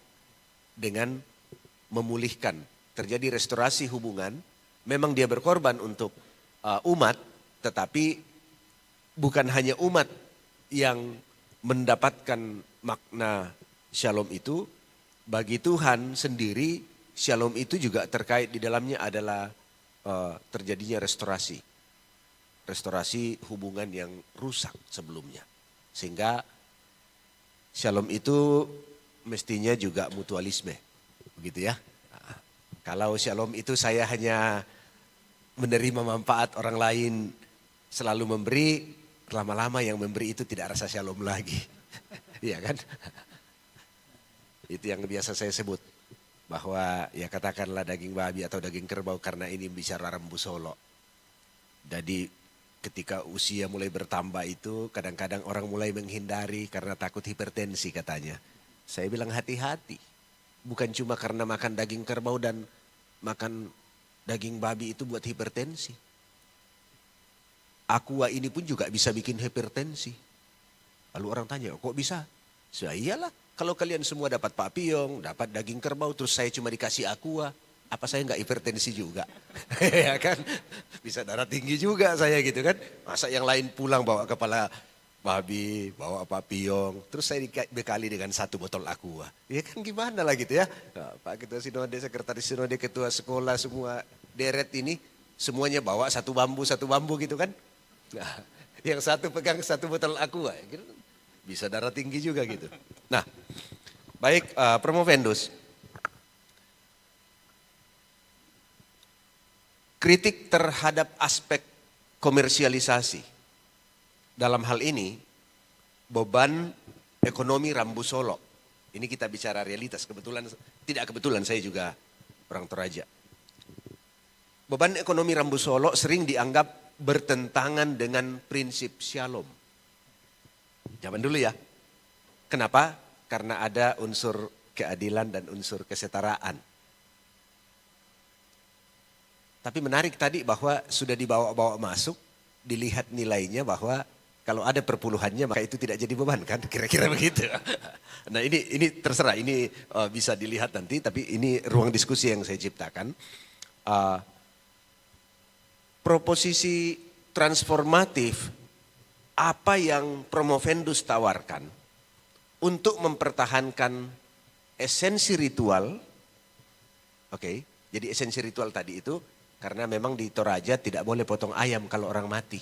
Minta maaf Bapak Ibu yang bukan Toraja, jadi bukan kami gaya-gayaan. Gaya-gayaan mau potong babi dan kerbau. Karena memang kami tidak boleh potong ayam kalau orang meninggal. Kalau potong ayam itu artinya tanda syukur. Tadi dibedakan Rambu Solo, Rambu Tuka itu acara syukur dan acara duka. Kira-kira begitu.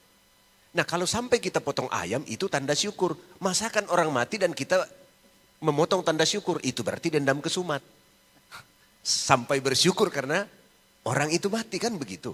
Maka itu pantang bagi kami. Ya. Tetangga ada jenazah di rumahnya. Selama jenazah di rumahnya di zaman dulu. Kami nggak boleh potong ayam di sebelah. Kenapa? Kalau sampai kita potong ayam nanti orang akan bilang kayaknya dendam sekali sama tetangganya. Itu dia potong ayam sementara ada orang mati di rumah tetangga. Ya kan? Nah ini dalam kearifan lokal ya. Nah proposisi transformatif apa yang Promovendus tawarkan untuk mempertahankan esensi ritual sekaligus mengatasi ketimpangan sosial tadi itu. Ada ketimpangan sosial ya dari sisi komersialismenya itu, beban ekonominya begitu.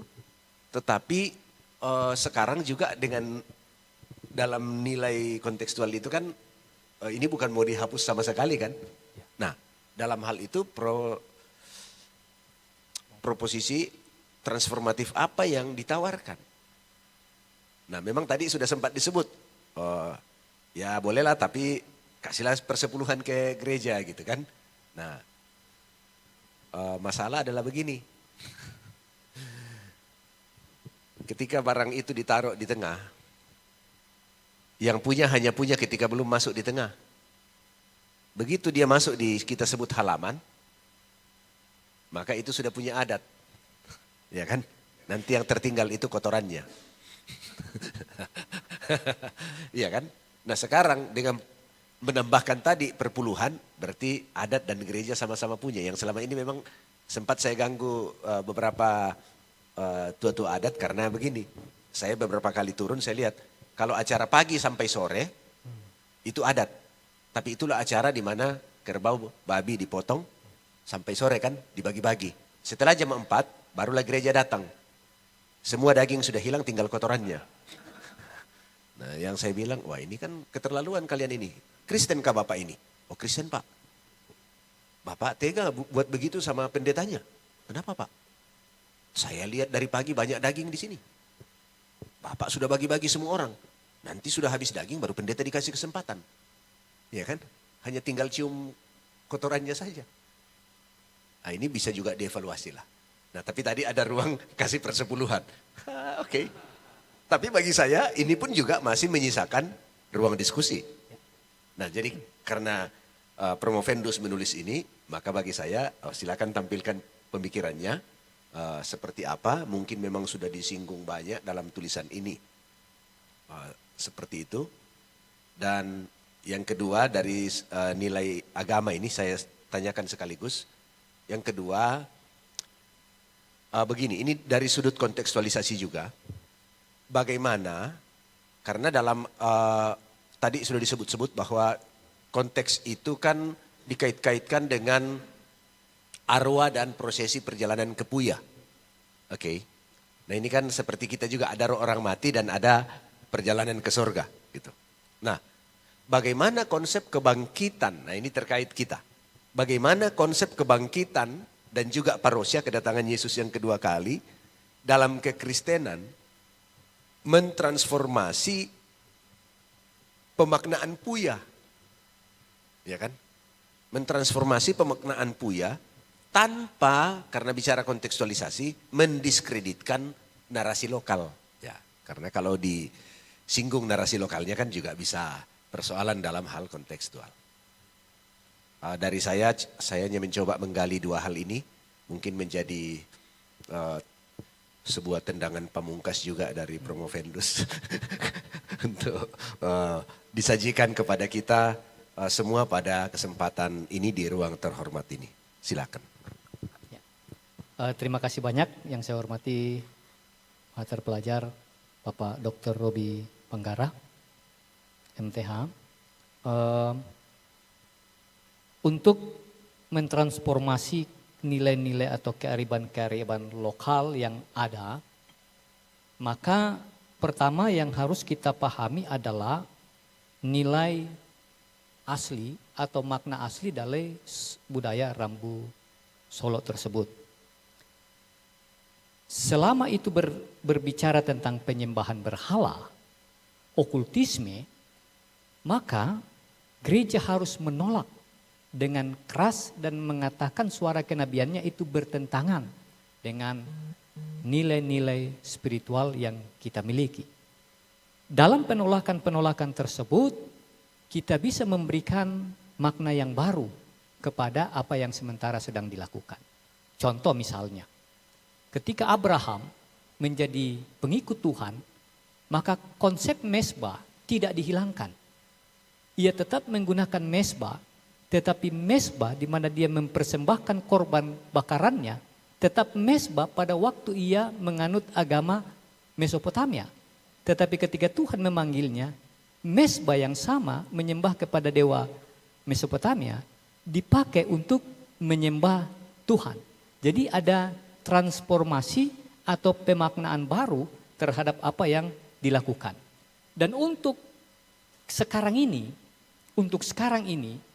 yang masalah terbesar sekarang bukan lagi konsep penyembahan berhala atau okultisme, tetapi lebih kepada aktualisasi diri.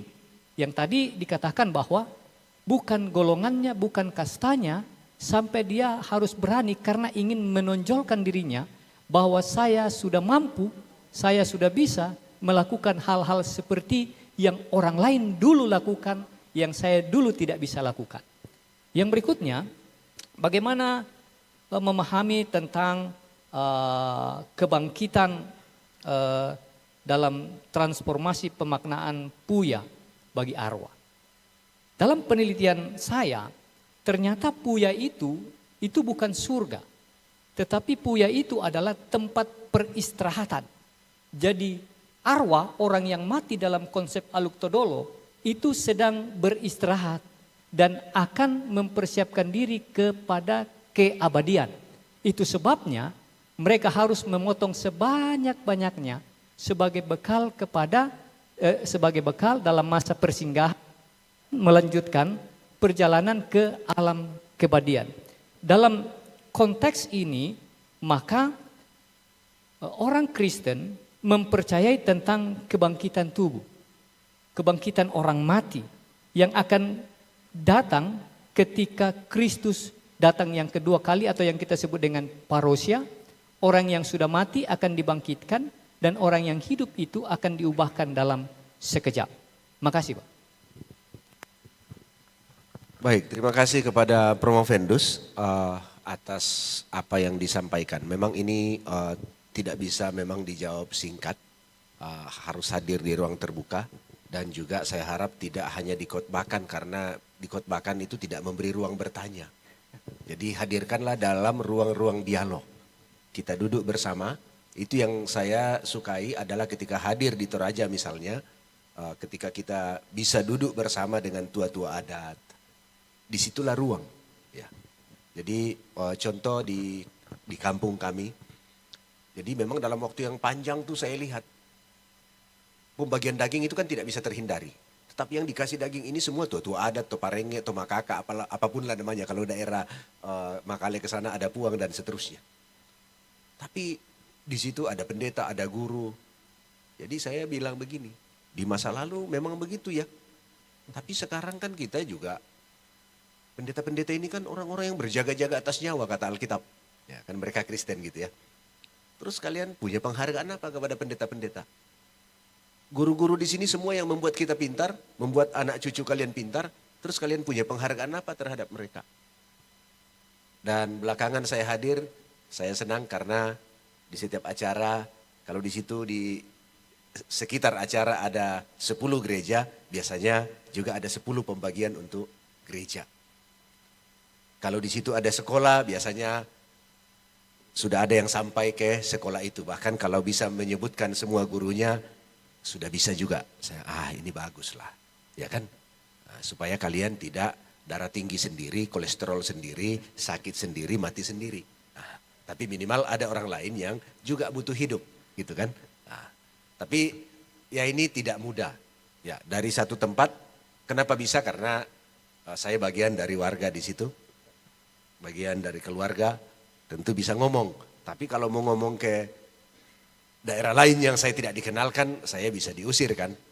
Nah ini memang butuhlah tadi strategi-strategi bagaimana kita hadir. Dalam hal ini strategi kontekstual untuk seperti yang tadi ada perubahannya. Kalau konsep Agusman kan 3M, memakai, mengubah atau membuang. Bisa dipakai bentuk budayanya langsung, bisa dibuang bentuk budayanya, tapi nilainya diambil atau nilainya yang diambil bentuk budayanya yang diambil, nilainya yang diubah. Jadi ada beberapa cara dalam kontekstualisasi. Terima kasih Promovendus, mari kita beri aplaus buat Promovendus kita, Hendrik Soni Paatang, dan tentu hari ini juga betul-betul full support ini ya. Saya lihat ada istri dan anak-anak hadir. Boleh berdiri istri dan anak-anak? Boleh berdiri supaya kita lihat dulu mana istrinya, mana anaknya. Oke. Ya ini yang tadi istri bukan anak. Ya terima kasih kepada keluarga, tentu banyak waktu yang tersita selama masa studi. Tetapi ini seimbang karena hari ini sudah bisa ada di tahap promosi. Ya. Dan juga terima kasih kepada dukungan sinode, dukungan organisasi gereja untuk Pak Hendrik Soni, Promovendus, sehingga bisa menjalani studi dan kiranya kerjasama ini tetap terjaga. Silakan kembali ke tempat duduk dan juga terima kasih kepada Dewan Penguji atas waktunya. Kita akan lanjutkan dengan acara istirahat dan setelah itu kita semua akan terundang untuk menikmati makan siang bersama di lantai 2. Kepada MC disilakan. Dengan ini tentu kita masuk istirahat dan sidang promosi ini diskor sampai selesai makan siang, kita lanjutkan lagi. Seluruh hadirin dan tamu undangan dipersilakan untuk menikmati jamuan makan siang di lantai 2. Setelah itu pukul 13.00 waktu Indonesia Tengah, kita akan melanjutkan ujian promosi dan yudisium Doktor Teologi Sekolah Tinggi Filsafat Teologia Jafrai Makassar. Doa makan akan dipimpin oleh Bapak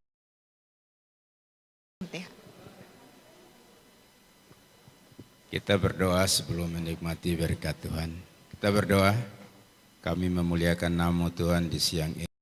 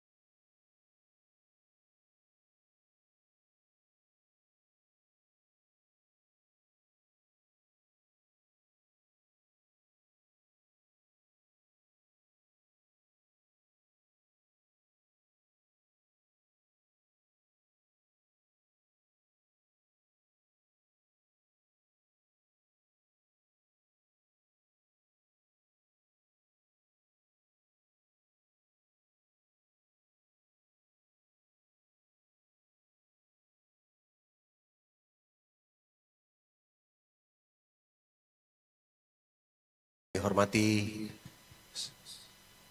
para promovendus dan khususnya bagi seluruh Dewan Penguji, anggota Dewan Penguji baik yang hadir secara onsite maupun juga secara virtual. Bisa dicek dulu yang hadir secara virtual.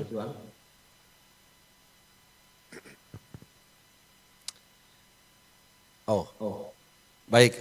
Izinkan saya menyapa Dewan Penguji yang hadir secara virtual yang kami hormati Maha Guru, Maha Terpelajar, Bapak Profesor Dr. Daniel Ronda, THM, dan juga dari Australia, Reverend Christopher James Luthi, PhD. Kita bersyukur bahwa rekan-rekan sudah bisa hadir di ruang Zoom dan nanti akan menguji langsung dari tempat masing-masing. Dan kami yang lain secara onsite hadir di gedung Chapel STFT Jeffrey Makassar. Baik, dengan demikian kita lanjutkan sesi ketiga untuk hari ini. Sesi ketiga hari ini adalah ujian promosi untuk Promovendus atas nama Chandra Han. Untuk itu saya persilakan untuk mengambil tempat. Dan hari ini kita bersyukur juga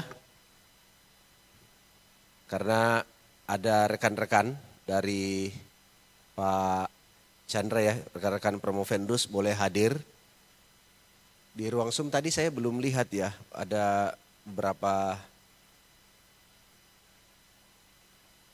undangan atau rekan-rekan. Bisa ditampilkan Zoom-nya lagi? Saya mau lihat rekan-rekan dari UPH apa sudah hadir juga? Oh ya. Baik, izinkan kami menyapa rekan-rekan atau pimpinan dari Universitas Pelita Harapan Jakarta, di mana Promovendus Chandra Han melayani atau bekerja sebagai dosen. Yang kami hormati Bapak Eric Jobiliong, PhD, Vice President for Academics, Research and Innovation, UPH. Yang kedua yang kami hormati Oyeni, MED, PhD, Candidate, Dekan Fakultas Ilmu Pendidikan. Yang kami hormati pula Novel Priyatna, PhD, Kaprodi Pendidikan Agama Kristen, Fakultas Ilmu Pendidikan UPH. Senang bisa menghadirkan rekan-rekan semua dan tentu sebagai stakeholders juga kami berbangga bahwa UPH dalam hal ini bisa menjadi partner juga dalam bersama-sama mencerdaskan bangsa dan anak bangsa, dan dalam hal ini Bapak Han Chandra atau Chandra Han adalah dosen di sana dan kami bangga untuk memiliki alumni yang bisa bekerja sama dengan UPH Jakarta. Kemudian dari Makassar juga hadir Ketua MPK Sulawesi Selatan dan Barat atau Sultan Batara. Tentu rekan kami tidak asing lagi, baik Ketua maupun Sekretaris, Pak Ridwan Nawing, SHMH, dan juga Bapak Budi, SE MTH. Terima kasih sudah hadir dan semua tim support juga untuk Pak Chandra Han. Ini alumni-alumni UPH ya, yang ada di belakang, guru-guru di SDH. Sama alumni STTRI juga ada. Oh ya, alumni STTRI juga ya. Oke, tapi semua dari Jakarta juga dan hadir dan memberi dukungan juga karena mereka sedang ada di Makassar melayani di beberapa sekolah Kristen yang ada di Makassar ini. Dan tentu kepada keluarga tentunya yang juga pendukung utama, tetapi juga banyak dirugikan mungkin dalam hal waktu karena harus studi, harus mengerjakan tugas-tugas. Tapi terima kasih atas semua dukungan. Baik, berita acara ujian promosi doktor hari ini Selasa 17 Juni 2025. Pukul 13:11 WITA bertempat di Gedung Capel STFT Jafri Makassar diadakan ujian promosi disertasi untuk mahasiswa nama Chandra Han NPM 210261126. Program Doktor Teologi, konsentrasi mayor Teologi Praktika, konsentrasi minor Biblika Perjanjian Baru. Judul disertasi Konsep Kerajaan Allah, studi komparatif antara surat-surat Paulus dan Injil Sinoptik. Dengan komposisi penguji, ketika saya menyebutkan nama silakan para penguji yang onsite boleh mengambil tempat di depan. Penguji pertama merangkap ketua, Maha Guru, Maha Terpelajar, Bapak Profesor Dr. Daniel Ronda, THM. Penguji kedua merangkap anggota, Maha Terpelajar, Bapak Dr. Yunus D.A. Laukapitang, MTH. Penguji ketiga merangkap anggota, Maha Terpelajar, Bapak Dr. Armin Sukri, MTH.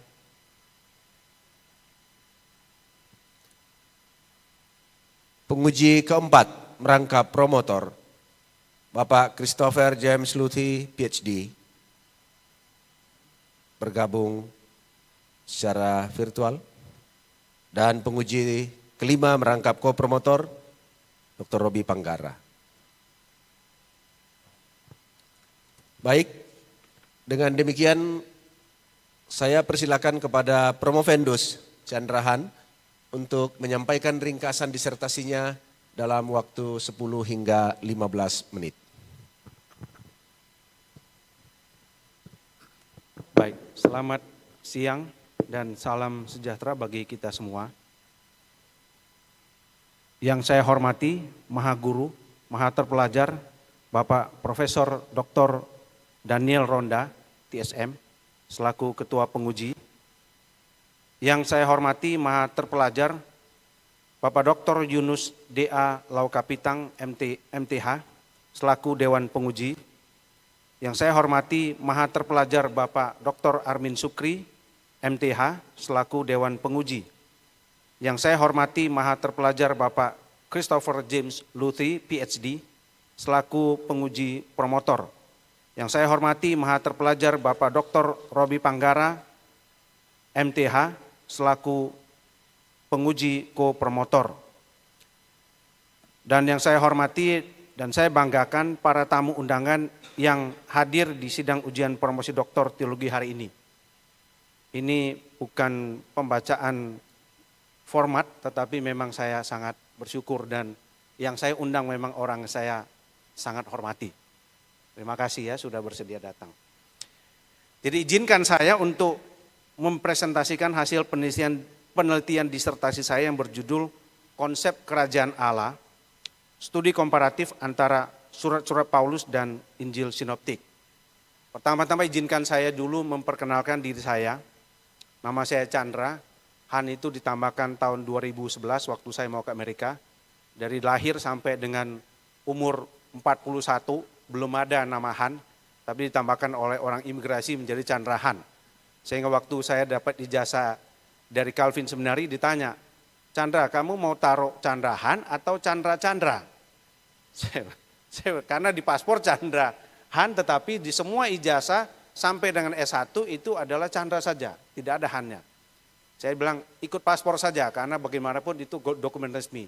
Jadilah ijazah dari SD sampai dengan S1 Chandra, ijazah sampai dengan S2 MDiv Chandra, tetapi ijazah di Calvin Seminary terus sampai sekarang nanti menjadi Chandra Han. Waktu mengurus JJA saya terpaksa harus membuat surat pernyataan di atas materai bahwa yang namanya Chandra dengan Chandra Han sama, supaya bisa disetarakan itu ijazahnya. Secara hukum ya Pak Ridwan ya, betul ya. Ada ini MPKW Sulsel Bara ya, yang adalah orang hukum jadi tahu ya. Jadi, dan harus tanda tangan di atas materai, itu dia. Saya lahir di Binjai 13 Januari 1971. S1 saya adalah Teknik Kimia dari Institut Teknologi Indonesia, selesai tahun 1994. S2 saya ada 2 kali, satu Master of Divinity dari STT Reform Indonesia tahun 2007. Setelah itu Tuhan memberikan kesempatan bagi saya untuk melanjutkan studi S2 juga. Jadi Master of Theology dari Calvin Theological Seminary 2015 saya selesai. Dan jenjang karir saya persingkat saja supaya tidak banyak. Meskipun sebelumnya adalah saya pengusaha, tapi jenjang karir saya adalah dosen teologi di Universitas Pelita Harapan 2010 sampai dengan sekarang. Yang kedua juga saya sekaligus dosen perjanjian baru di STT Reform Indonesia sejak 2007 sampai dengan sekarang.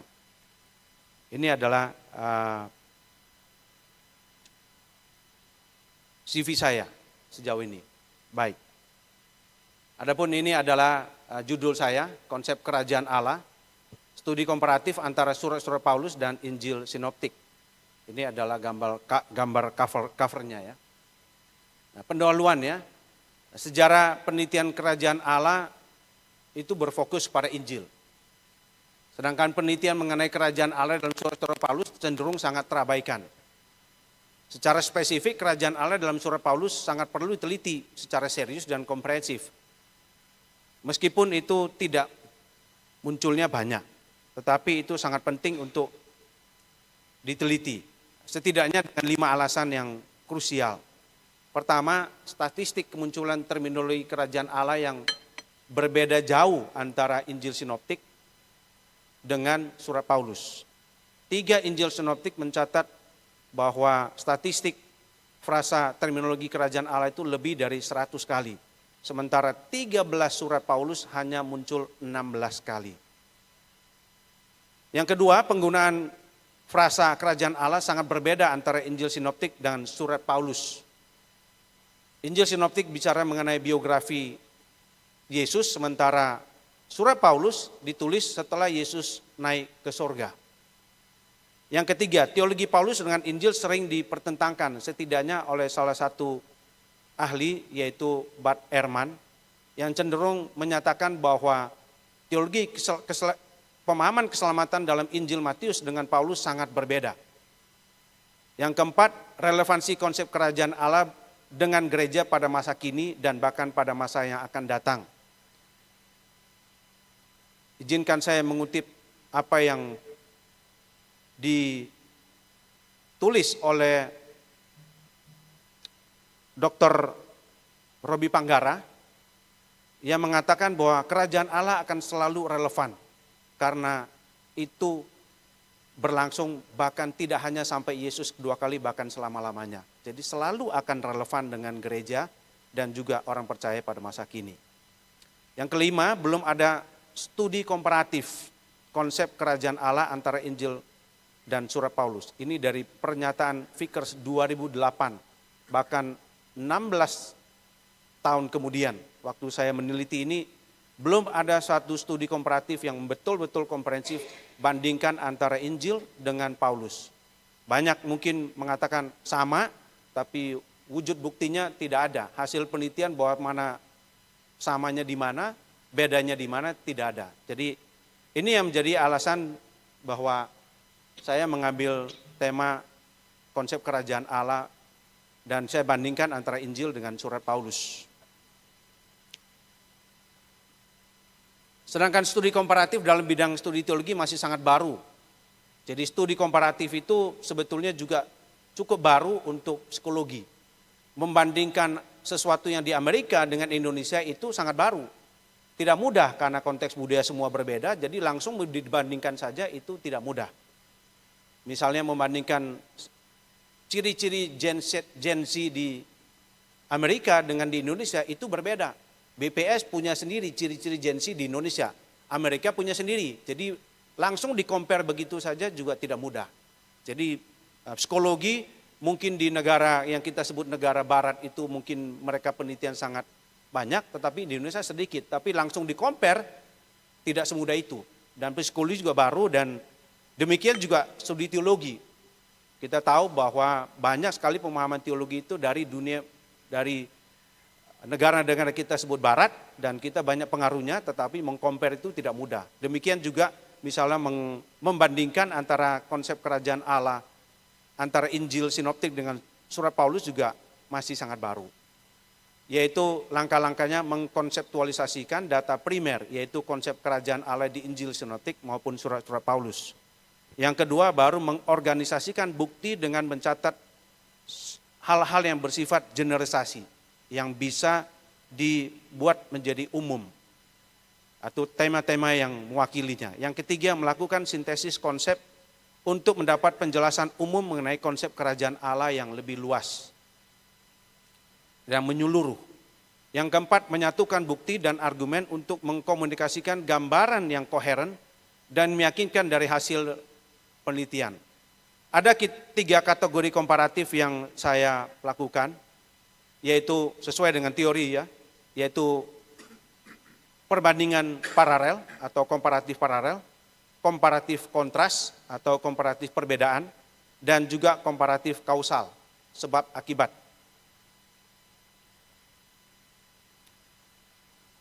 Metode penelitian yang saya lakukan adalah metode gabungan, studi literatur dengan penjelasan sekuensial.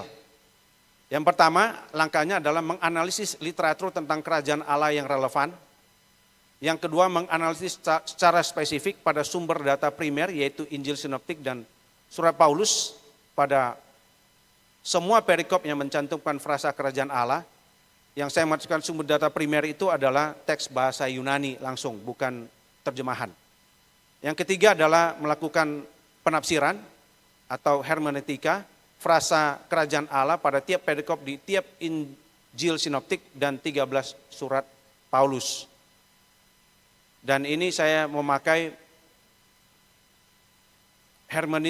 spiral hermeneutika dari Osborne. Yang keempat, mengelompokkan hasil tafsiran dalam bentuk tema biblika sebagaimana teori dari spiral hermeneutika Osborne, yang setelah menafsir maka perlu dikelompokkan untuk menemukan satu koherensi dari tema yang dimaksud. Yang kelima, baru membandingkan konsep kerajaan Allah dalam tiap kategori komparatif, baik antara Injil Matius dengan surat Paulus, antara Injil Markus dengan surat Paulus, antara Injil Lukas dengan surat Paulus. Karena tidak mungkin 3 Injil sinoptik disatukan jadi satu lalu bandingkan dengan Paulus. Jadi harus memang Matius dengan Paulus sendiri, Markus sendiri dengan Paulus, Lukas dengan Paulus. Adapun hasilnya adalah sebagai berikut ya. Komparasi frasa untuk khusus frasa kerajaan Allah antara Injil sinoptik dan surat Paulus. Jadi di Injil sinoptik mencatat adanya Injil kerajaan. Injil kerajaan dan kadang-kadang ada Injil kerajaan Allah.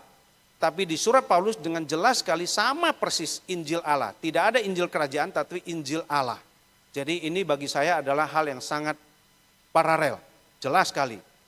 Teks-teks ayat ada di sana. Saya tidak menjelaskan lebih jauh. Yang kedua adalah di dalam Injil sinoptik 3 Injil itu ada ke dalam kerajaan Allah atau sorga. Dan itu ada di Matius ada, Markus ada, Lukas ada. Frasa ini ada. Dan frasa yang sangat mirip bahkan hampir bilang sama itu ada di surat Paulus, yaitu kerajaan Allah dan kerajaan Kristus. Jadi kerajaan Allah itu jelas-jelas memang ada di dalam frasa itu sendiri ya, dengan Injil sinoptik dengan surat Paulus.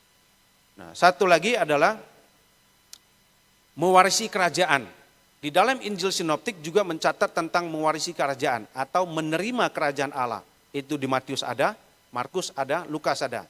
Dan Paulus itu persis memakai kata yang sama, saya tidak tampilkan bahasa Yunani ya. Mewarisi kerajaan Allah ada di 1 Korintus, ada di Galatia. Warisan dalam kerajaan Kristus dan Allah yang notabene bicara tentang mewariskan, itu juga ada di Efesus. Jadi ada cukup banyak bagian yang Paulus memakai mewarisi kerajaan dan itu paralel persis dengan Injil sinoptik. Sedangkan tema-tema yang paralel antara kerajaan Allah dengan Injil Matius dan surat Paulus itu adalah ada tema sukacita, tema hidup kekal, tema penghakiman akhir, tema pengampunan, hidup benar, penerimaan, berjaga-jaga, tema kebenaran.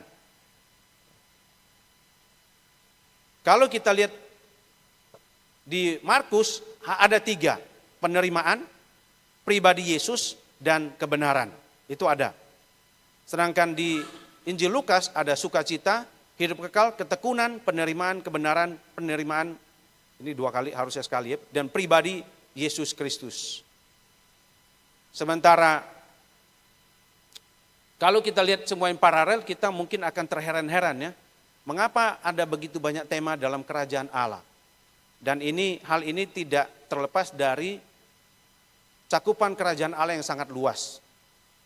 Kita mungkin sering mendengar istilah memperluas kerajaan Allah. Tetapi pada dasarnya kalau banyak orang Kristen ditanya, apa artinya, bagaimana kamu mendefinisikan kerajaan Allah? Masing-masing punya definisi masing-masing.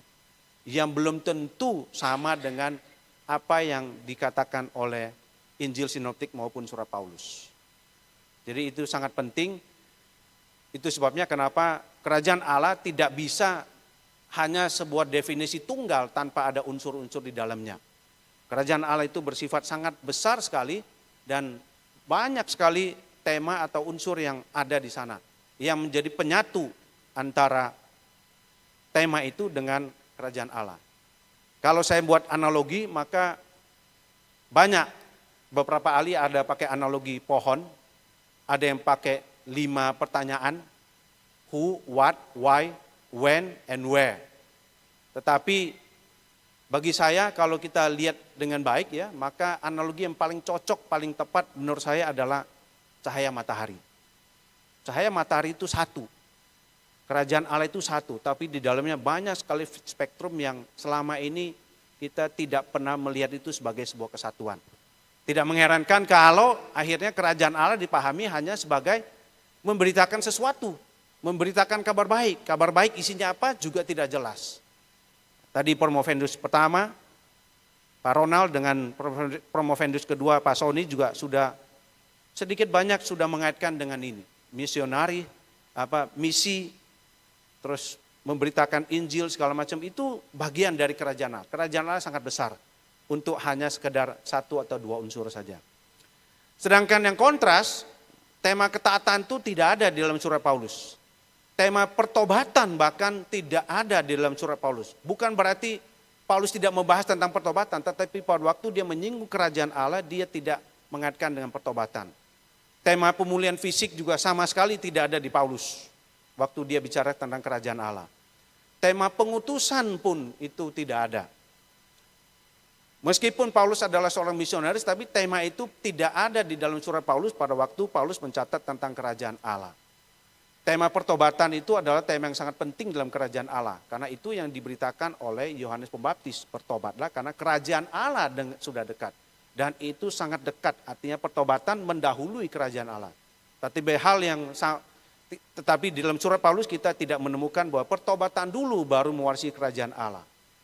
Tapi kita banyak menemukan kata anugerah. Demikian juga Yesus meneruskan prinsip dari Yohanes Pembaptis, yaitu pertobatan mendahului kedatangan kerajaan Allah. Itu dalam Injil Matius. Di dalam Injil Markus, tema pengutusan tidak ada, jadi sangat sedikit kontras antara Injil Markus dengan surat Paulus. Tema damai sejahtera ada di surat Paulus di Roma. Tema memerintah bersama dengan Allah ada di Korintus, tetapi tidak ada sama sekali di Markus. Dari penelitian ini baru kita akan mungkin terkaget-kaget. Selama ini kita tidak pernah meneliti terperinci ini. Tema pemulihan fisik tidak tercatat di Paulus, tapi Lukas ada. Tema pengutusan juga di Lukas ada, tapi Paulus tidak ada. Kesimpulannya, pertama, pemahaman kerajaan Allah dari hasil penafsiran dan studi komparatif akan frasa maupun nanti konsep, bahwa dalam Injil Sinoptik maupun surat Paulus kerajaan Allah dipahami sebagai Injil dan kabar baik Allah, Injil kerajaan atau Injil kerajaan Allah. Kedua, dalam konteks studi komparatif frasa kerajaan Allah, pada dasarnya hanya ada unsur paralel yaitu dalam 2 frasa, yaitu Injil kerajaan Allah dan frasa kerajaan Allah. Ketiga, dalam hal kontras, tadi sudah saya perlihatkan di tabel, tetapi dalam hal kausalitas tidak ada. Dalam penelitian saya tidak menemukan adanya unsur kausalitas. Artinya Injil tidak menjadi penyebab untuk Paulus nanti menuliskan surat tanpa kerajaan Allah. Meskipun surat Paulus ditulis lebih awal, tapi surat Paulus pun tidak memberi pengaruh kepada penulisan Injil. Sehingga akhirnya mereka menulis Injil karena surat Paulus, tidak demikian. Jadi saya tidak menemukan unsur kausalitas di sana. Yang saya temukan adalah unsur paralel dan kontras. Kontrasnya bukan bertentangan tetapi berbeda. Kontrasnya bukan dalam pengertian Paulus ke A, ini ke depan, Injil ke belakang. Bukan, tetapi berbeda. Pengertian kontras itu bukan bertentangan tapi berbeda. Yang ketiga, dalam hal penerapan, yaitu implementasi atau, ya ini ada satu istilah yang dipakai di teori yang saya ambil ya, principalizing, saya baru dengar kata ini juga. Dalam gereja memang terlihat adanya konteks atau latar belakang sejarah yang berkesinambungan dan tidak berkesinambungan. Namun pada isu esensial konteks pada Injil dan surat Paulus pada masa kini tetap sama. Akan hal yang pemberitaan kerajaan Allah dapat dilakukan melalui apa? Khotbah yang sistematis. Selama ini kalau kita mau jujur, pemberitaan firman Tuhan di depan mimbar itu tidak pernah spesifik membahas tentang kerajaan Allah itu apa. Baik dalam ibadah maupun program seminar khusus. Roh Kudus ada, Kristus ada, kerajaan Allah yang diberitakan, yang diajarkan oleh Paulus dalam Injil Sinoptik hampir kehilangan pamornya. Demikian juga pembinaan tentang kerajaan Allah dapat dilakukan dalam kelompok yang lebih kecil dari semua tingkat komisi di gereja, mulai dari sekolah minggu hingga lanjut usia, berupa pendalaman Alkitab maupun persekutuan rumah tangga maupun kelompok tumbuh bersama. Izinkan saya untuk membagikan satu pengalaman saya pribadi.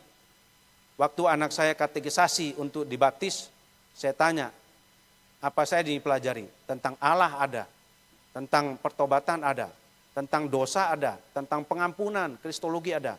Tapi tentang kerajaan Allah, saya pelajari buku katekisasi, tidak ada sama sekali topik itu. Bahkan, mohon maaf ya, banyak pengakuan iman reform pun soal kerajaan Allah mungkin hanya 1-2 pertanyaan. Pendek saja jawabannya, selesai.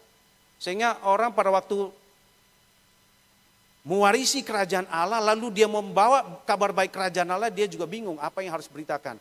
Dan apa yang disampaikan oleh Promovendus 1, pertama tadi, Bapak Ronald, itu sangat menolong. Terima kasih Pak Ronald ya.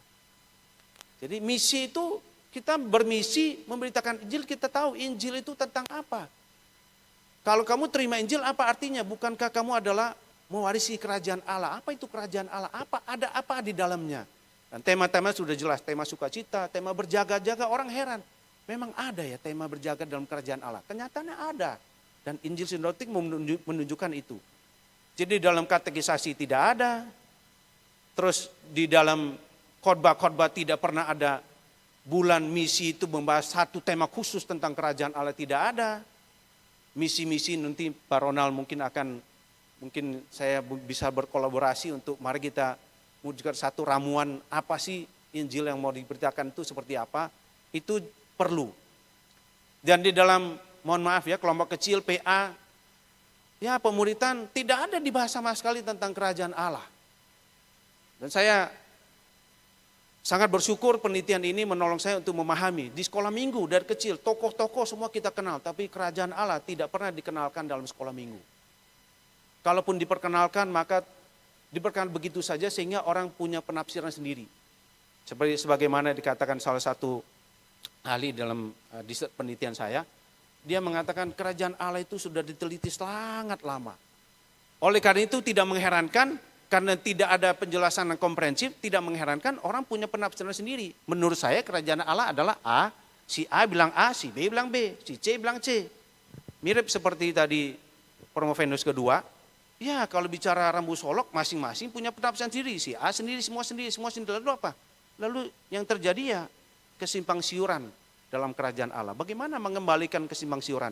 Kecuali kembali ke teks asli sebagai data primer dalam penelitian saya. Tambahan waktu 1 menit. Oke, baik.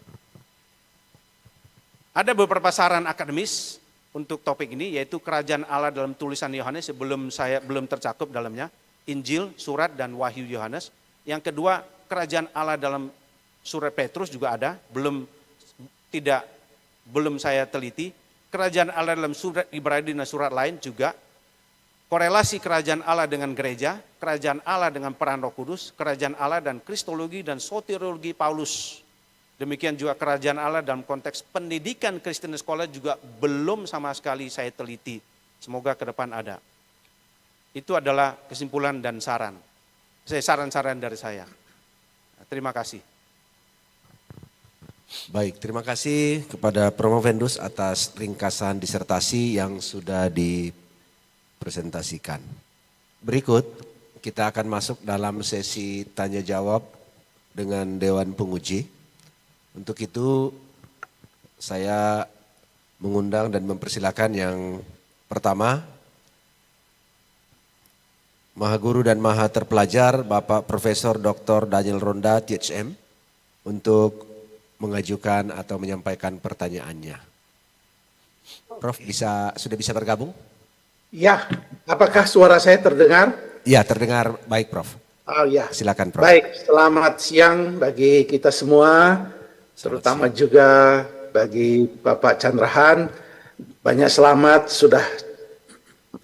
sudah masuk kepada sampai pada titik ini. Ini adalah sesuatu pencapaian yang istimewa dari Bapak.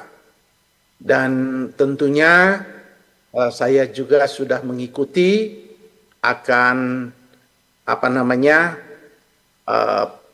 perjalanan daripada penulisan disertasi ini, sehingga saya senang bisa akhirnya menjadi bagian juga dalam tahapan proses ini.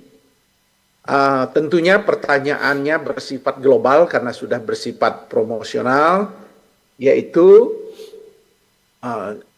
pertama, dalam kajian Pak mengenai perbandingan konsep kerajaan Allah antara Injil Sinoptik dan Injil surat-surat Paulus, bagaimana Pak menjelaskan perbedaan statistik itu, penyebutan istilah kerajaan Allah?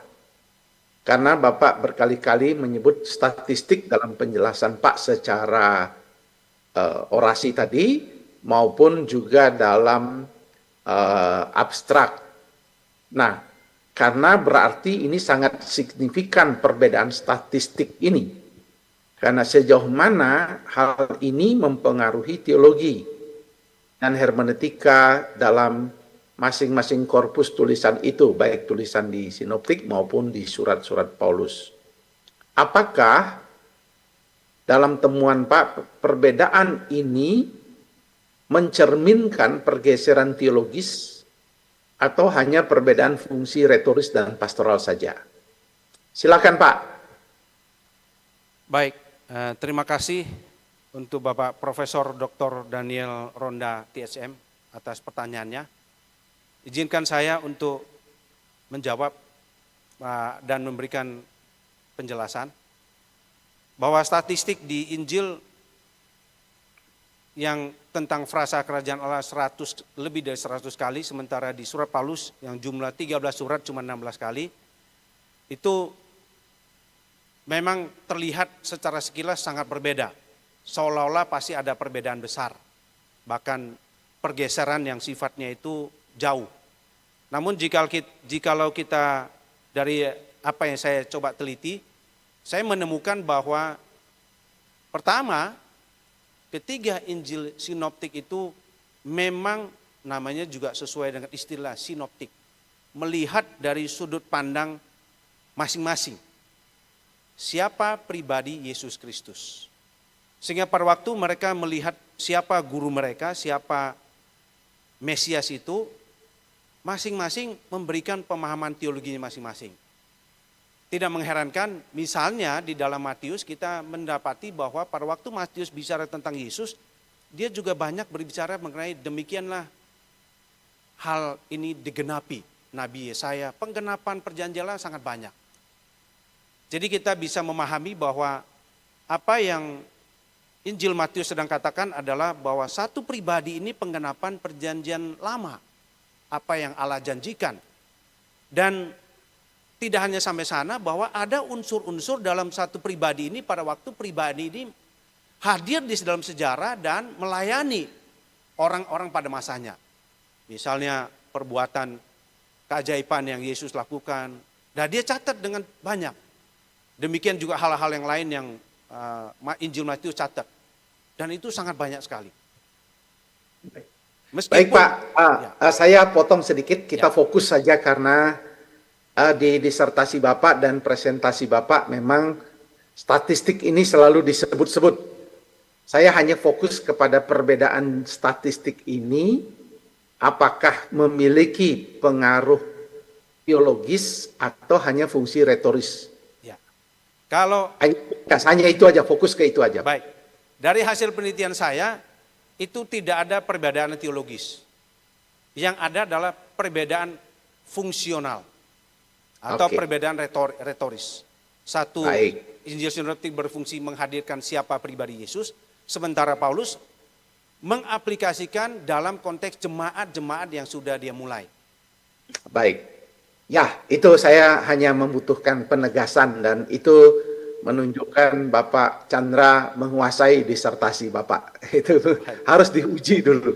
Ini jangan sampai dia tidak mengerti yang dia tulis. Ya, baik, Pak.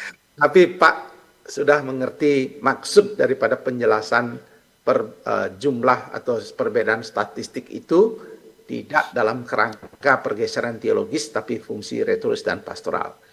Pertanyaan kedua Pak, tentu saya hanya fokus Pak ya, tidak panjang-panjang, saya tidak memerlukan jawaban Bapak. Bapak senang sekali saya lihat ngomong, tentu karena keterbatasan waktu, jadi kita dibatasi oleh waktu dan tentunya sudah ini berdasarkan studi Pak tentang, karena Bapak juga menyinggung tentang penerapan konsep ini. Dalam studi Pak, bagaimana prinsip-prinsip utama kerajaan Allah itu diterapkan secara konkret dalam pengajaran lintas generasi di gereja lokal. Apalagi menjawab kebutuhan situasi gereja modern saat ini. Ya, baik. Terima kasih untuk Bapak Profesor Dr. Daniel Rondati SM. Izinkan saya menjawab dan memberikan penjelasan. Memang kata kerajaan itu memang tidak familiar zaman sekarang. Jadi kalau kita bicara kerajaan, apalagi kaum muda, Gen Z, bahkan mungkin generasi namanya strawberry, entah apapun disebut kategorinya, kalau dengan kata kerajaan itu rasanya ingin memberontak, seolah-olah kita hidup zaman dulu. Oleh sebab itu, untuk mengaplikasikan kita perlu lebih menyoroti akan tema-tema yang nanti mewakili. Misalnya tema sukacita, itu sangat penting. Bahwa sukacita itu sekarang tidak mudah didapatkan. Dengan kondisi negara yang seperti ini, anak muda yang susah cari pekerjaan, di gereja juga mungkin mereka bingung, tema sukacita perlu dihadirkan. Jadi perlu di breakdown menjadi tema-tema penting untuk nanti menarik perhatian kaum muda bahwa semua yang mereka pelajari itu pada dasarnya bicara tentang otoritas Allah, kedaulatan Allah untuk hadir dalam hidup manusia. Baik, saya sudah merasa senang karena itu berarti pakai satu sampel aja saya sudah tahu Pak menguasai materi ini. Terima kasih Pak, saya cukup. Saya kembalikan kepada Bapak Pendeta Dr. Robi Panggara. Baik, terima kasih Bapak Profesor Dr. Daniel Ronda THM. Terima kasih juga untuk kesediaan waktunya di tengah-tengah kesibukan dan boleh hadir secara online. Ya, salam dari Kota Kupang, Pak Chandra. Oh iya, dan baik. seluruh Prof. keluarga besar di kampus.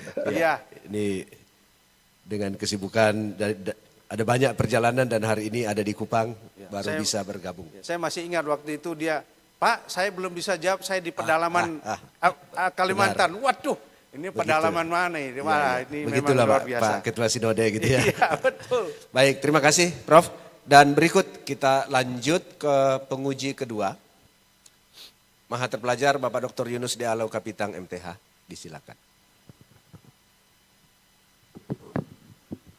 Terima kasih Pak Ketua Sidang yang maha terpelajar Dr. Robi Panggara MTH, Pak Chandra, Sepertinya pertanyaan saya masih ada kaitan dengan pertanyaan nomor 2 Pak Prof. Daniel. Roma 14 ayat 17-18. Ya. Mudah-mudahan saya tidak salah mengingat. Pak juga tidak salah mengingat juga ya. Ya. Sebab kerajaan Allah bukan bicara soal makan dan minum, tapi soal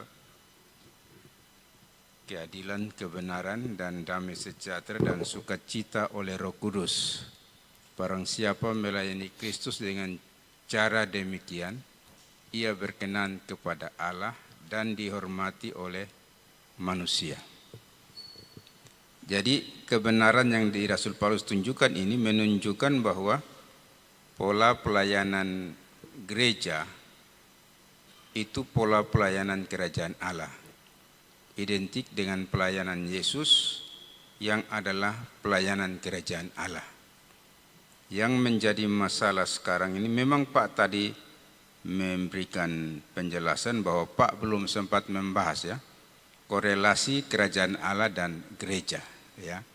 Tapi setidaknya ayat ini menunjukkan bahwa gereja perlu melaksanakan pelayanan kerajaan Allah yang menghadirkan tanda-tanda kerajaan Allah tadi. Keadilan, damai sejahtera, dan sukacita oleh Roh Kudus. Nah, ini secara praktis bagaimana Pak sebagai dosen di UPH menghadirkan tanda-tanda kerajaan Allah bagi mahasiswa-mahasiswa ya. Ada damai sejahtera, keadilan, kebenaran, dan sukacita oleh Roh Kudus di kampus. Ini hal praktis saja Pak. Ya, minta Promovendus untuk memberi komentar. Baik, terima kasih kepada Bapak Dr. Yunus D.A. Laukapitang MTH untuk pertanyaannya. Izinkan saya menjawab dan memberikan penjelasan. Saya masih ingat mantan Menteri Pendidikan dan Kebudayaan sebelum ini. Dia mengatakan kalau mohon maaf, saya dari latar banyak berkecimpung di pendidikan, mungkin sudah kira-kira sejak tahun 2005 sudah di pendidikan, ada yang SMA, ada yang perguruan tinggi, dan dia mengatakan gini, kalau sekolah tidak menyenangkan, siapa yang mau datang ke sekolah? Apa yang saya coba terapkan di dalam pemahaman dari penelitian saya ini adalah, saya bersyukur sebagian saya mencoba sudah menerapkannya meskipun tidak selalu berhasil. Di kelas saya selalu berusaha menciptakan suasana yang paling kondusif supaya mereka tahu, mereka belajar. Saya mengajar teologi di UPH.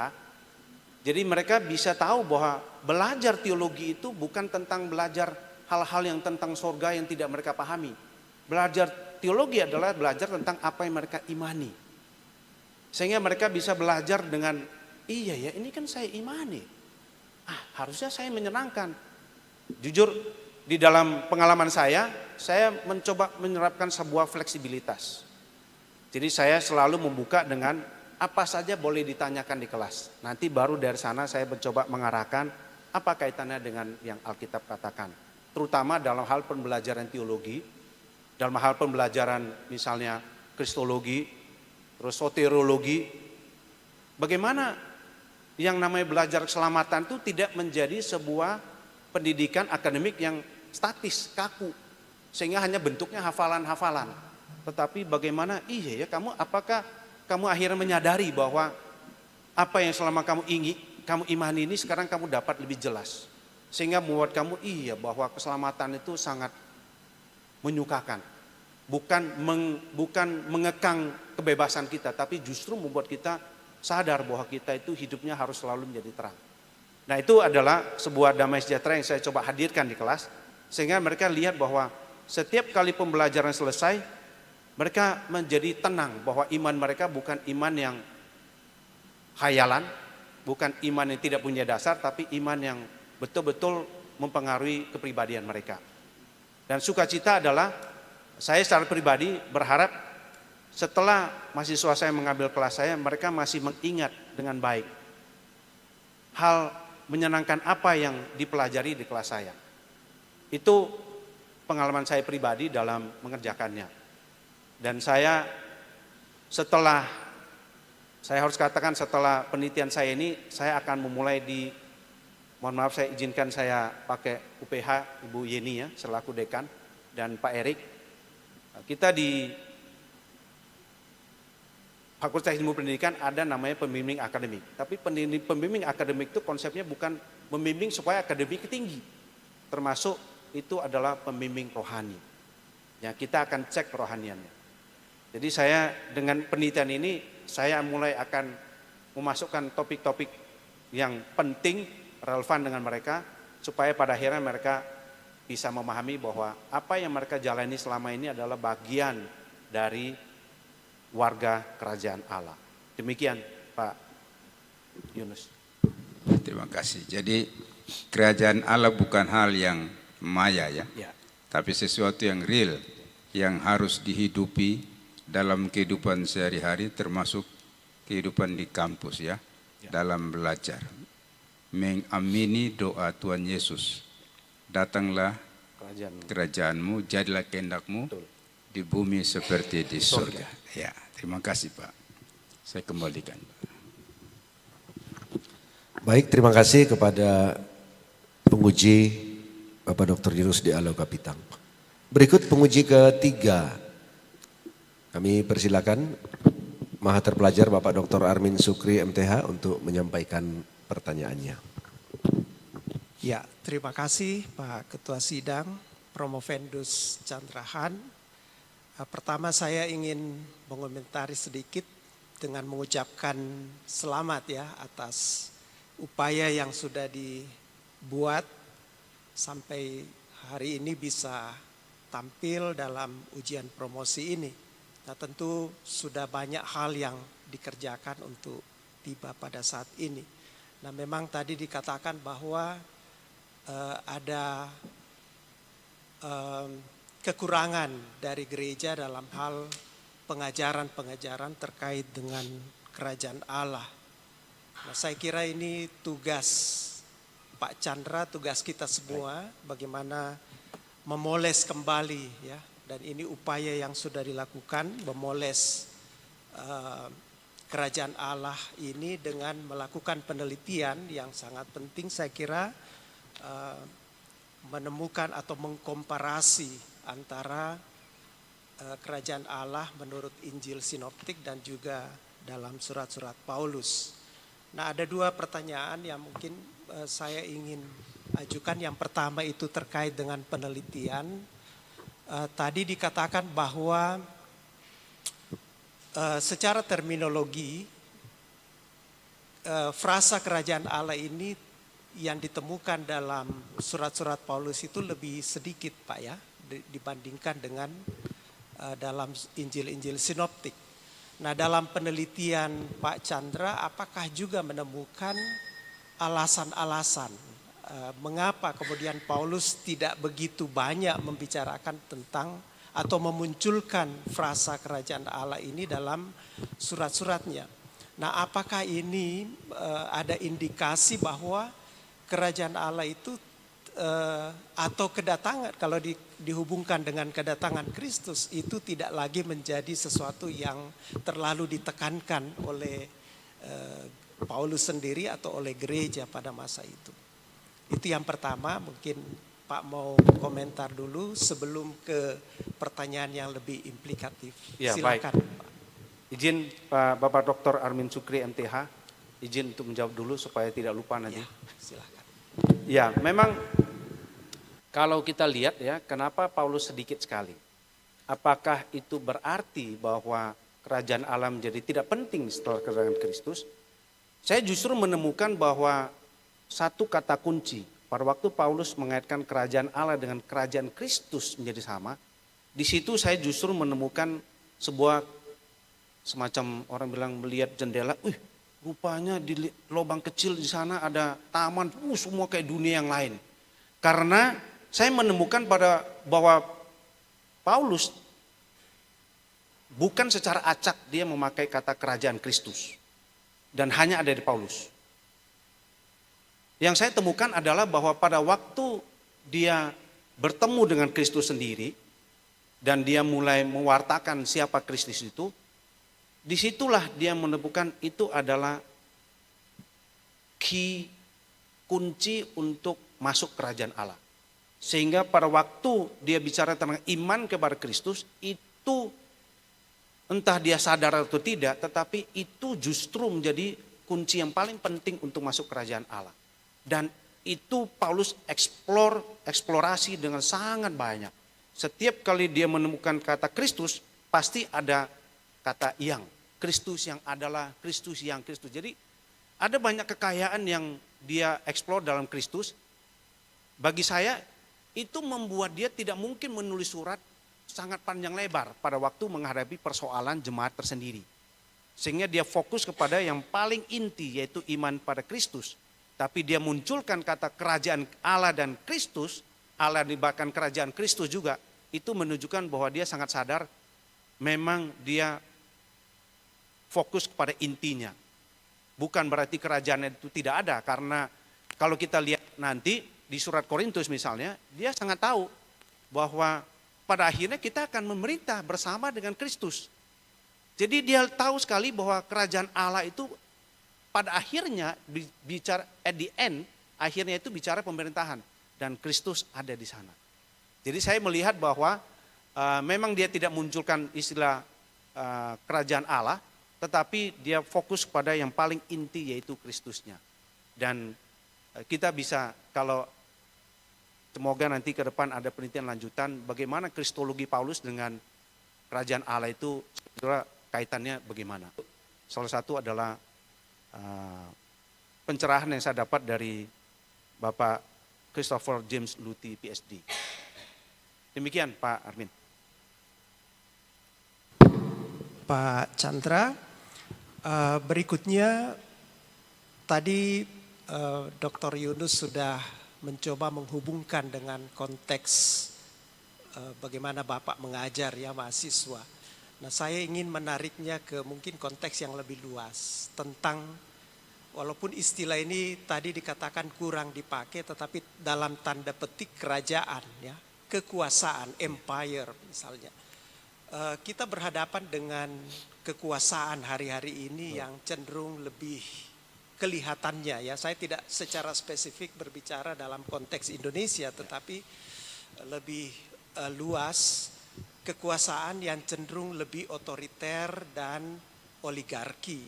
Nah, bagaimana kemudian Bapak membawa konsep kerajaan Allah ini sebagai sebuah kritik sosial atau kritik politik terhadap kekuasaan seperti ini sebagai bagian dari tanggung jawab profetik gereja pada hari ini?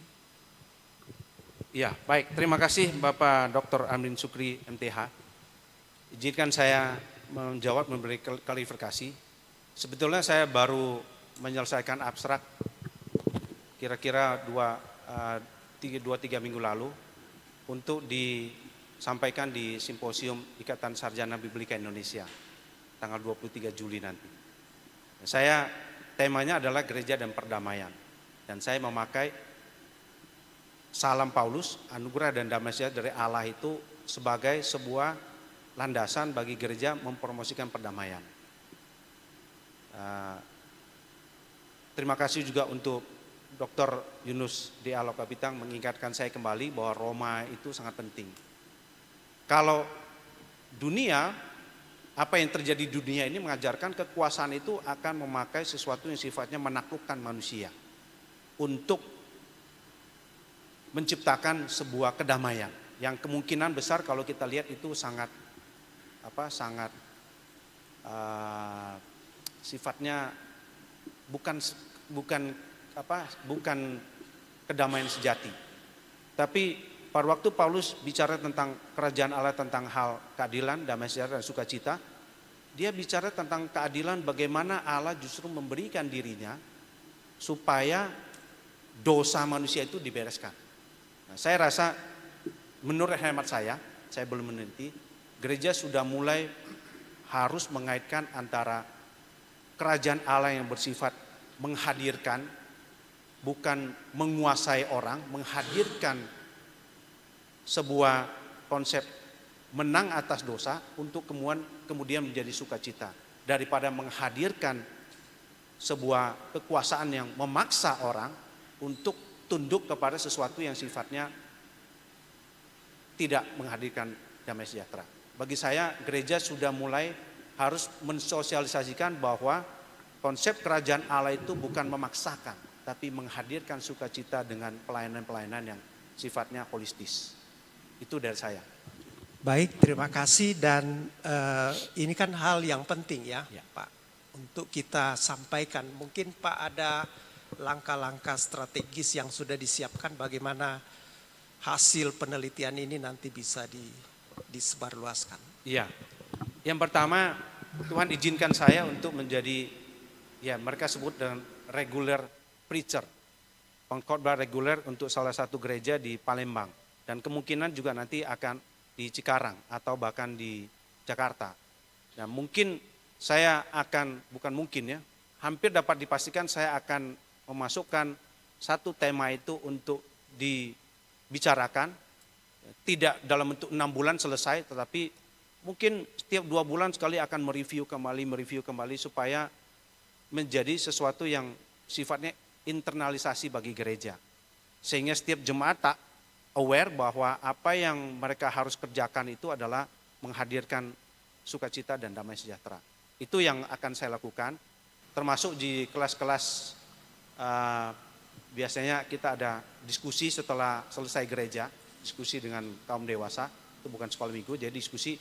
Mungkin juga di situ mungkin saya akan mencoba, ini pakai katanya memprovokasi jemaat, supaya, oh iya ya, saya ini kan warga kerajaan Allah, kenapa nggak terpikir saya untuk begini-gini? Itu mungkin saya akan pakai itu, Pak. Karena konteks saya pelayanan sejauh ini adalah mereka yang muda-muda seperti yang hadir-hadir sini, mereka yang masih muda-muda ini. Itu udah dari saya. Oke, baik, dan tentu seperti kawan-kawan Promovendus kemarin ya, ada buku yang akan diterbitkan ya, Pak? Ya, betul. Oke, ya. baik. Saya akan terbitkan mungkin sekitar 3 atau 4 buku dari sini. Oke, ya. Baik, terima kasih Promovendus Chandrahan. Saya kembalikan ke Ketua Sidang. Terima kasih Dewan Penguji ketiga, Bapak Dr. Armin Sukri MTH. Berikut dari ruang sidang kita menuju Australia. Pak Christopher, are you there? Oke. Yes. Jadi sekarang saya silakan Bapak Christopher James Luthi PhD dan sekaligus selaku penguji promotor untuk mungkin menyampaikan pertanyaan atau mungkin rekomendasi, disilakan Pak. Baik, terima kasih Pak Robi, dan shalom Bapak Ibu Saudara, dan banyak selamat buat Bapak Chandra. Saya sedih bahwa saya tidak ada di Makassar bersama dengan kalian semua. Tapi saya senang sekali dengan hasil penelitian Bapak Chandra. Selamat bahwa Bapak sudah sampai titik ini, momen ini, langkah ini. Saya kira saya lebih gugup daripada Pak Chandra. Sudah 6 bulan sejak saya pakai bahasa Indonesia. Dan saya khawatir saya tidak akan dimengerti oleh kalian semua. Saya mengerti apa yang sudah dibilang, tapi saya ragu apa yang saya mau sampaikan dalam bahasa Indonesia. Jadi ya, kita lihat saja ya. Yang saya mau... Katanya bahasa Inggris boleh Pak Kris. Boleh dalam bahasa Inggris, nanti saya terjemahkan. Terima kasih. Saya coba dalam bahasa Indonesia saja. Terima kasih. Sebelum saya menyampaikan satu pertanyaan dalam 2 bagian, sekali lagi saya mau menyampaikan apresiasi saya untuk apa yang sudah dikerjakan, sudah diteliti. Sekali lagi saya kira kualitas penelitian Bapak Chandra itu sangat baik, dan saya kira Pak Chandra, oleh karena kualitas penelitianmu, tulisanmu, dan cara di mana Bapak Chandra mengandal firman Tuhan, memang saya kira Bapak Biblika, dan kita perlu lebih banyak ahli Biblika. Jadi saya bersyukur bahwa Bapak Chandra memang sudah menjadi salah satu ahli dalam bidang itu. Dan saya juga bersyukur karena ini adalah topik yang penting sekali. Jika pesan Yesus seringkali diringkaskan sebagai kerajaan Allah, pesan kerajaan Allah. Dan kita sebagai pengikut Yesus, apalagi pengajar ajaran Yesus, tidak bisa menjelaskan apa itu kerajaan Allah, ya ada masalah besar. Jadi saya bersyukur karena ini memang topik yang penting sekali. Pertanyaan saya sekali lagi satu, tapi dalam dua bagian. Bagian pertama adalah ini Pak Chandra sudah menjawab sedikit, tapi saya mau lebih banyak detail. Dalam bahasa Indonesia, jika kita dengar frase kerajaan Allah, apa perbedaan di antara pengertian yang ada, pengertian biasa, pengertian umum, apa perbedaan di antara yang itu dan Basileia Theou yang kita lihat di dalam perjanjian baru, kerajaan Allah di dalam bahasa Yunani? Silakan Bapak Chandra. Baik, terima kasih untuk Bapak Christopher James Luthi, PhD. Izinkan saya untuk mencoba memberikan jawab dan penjelasan. Jadi di dalam terminologi saya sebagai orang Indonesia, Pak Chris ya, kalau mendengar kata kerajaan itu sifatnya sangat, mohon maaf, sangat negatif. Saya seolah-olah wajib, punya kewajiban untuk mentaati apapun yang diperintahkan di atas. Kata kerajaan itu mempunyai konotasi yang sifatnya memaksa, memberikan paksaan untuk saya, suka tidak suka pokoknya harus diikuti. Itu di dalam pemikiran saya. Dan apalagi kalau saya pribadi, walaupun saya tidak pernah merasakan namanya dijajah, membaca sejarah gereja bahwa Belanda tanda kutip ya, ada di Indonesia begitu lama, dan konotasi yang dibentuk adalah penjajahan, sementara Belanda pada masa itu adalah bersifat kerajaan, dan itu sangat mengganggu saya pribadi. Waktu saya sempat dapat kesempatan 2 minggu di Belanda, dan gereja di sana memang ada acara hadirkan untuk semua jemaat 125.000 orang itu datang ke sana, dan saya diwawancari oleh salah satu wartawan lokal. Apa yang kamu rasakan setelah kamu tahu bahwa sebetulnya Belanda itu dia tidak pakai menjajah, dia pakai, sebenarnya Belanda memanfaatkan Indonesia begitu rupa sehingga menjadi kaya. Saya bilang saya memang bukan orang yang mengalami sendiri penjajahan itu. Tetapi saya paham itu hal yang sangat sulit. Karena itu saya cenderung tidak mau pakai kata penjajahan. Pendudukan Belanda ya sudah Belanda saja. Tapi kata kerajaan itu sendiri punya konotasi yang negatif. Demikian juga kalau kita baca sejarah kerajaan-kerajaan di Indonesia, berdirinya itu membunuh, berusaha menduduki, habis itu dengan memaksa segala sesuatu, itu sangat negatif. Pada waktu saya membaca Injil, saya menemukan sesuatu yang sangat berbeda. Waktu Yesus bicara tentang kerajaan, justru dia memberikan dirinya sendiri hadir sana dan menggenapinya. Dengan cara-cara yang orang lain tidak terpikir. Bagaimana seorang tukang kayu itu datang, aku mau supaya engkau sembuh-sembuh. Dan pada akhirnya justru dia menyerahkan dirinya sendiri. Saya belum pernah menemukan di dalam kerajaan dunia raja itu mati demi rakyatnya. Bahwa raja memerintah dengan bijaksana ada. Tapi raja yang mati demi rakyatnya itu saya kok belum menemukan. Rakyat mati demi raja ada. Tapi di Injil justru rajanya mati demi orang berdosa. Itu yang saya katakan mengenai bagian ini. Perbedaan yang sangat kontras, satu raja sifatnya memberi, bahkan memberi nyawanya. Sementara di dunia selama yang saya pahami, saya baca dari sejarah yang mungkin secara alam bawah sadar juga terpatri di dalam alam bawah sadar saya bahwa kerajaan itu selalu negatif. Selalu sifatnya, ya sudahlah kalau dia sudah di raja, seolah-olah dia akan menjadi otoriter. Itu dari saya, Pak Kris. Baik, terima kasih Pak. Kalau begitu kita punya tugas besar kayaknya untuk meluruskan pengertian yang mungkin ada di dalam pikiran banyak orang.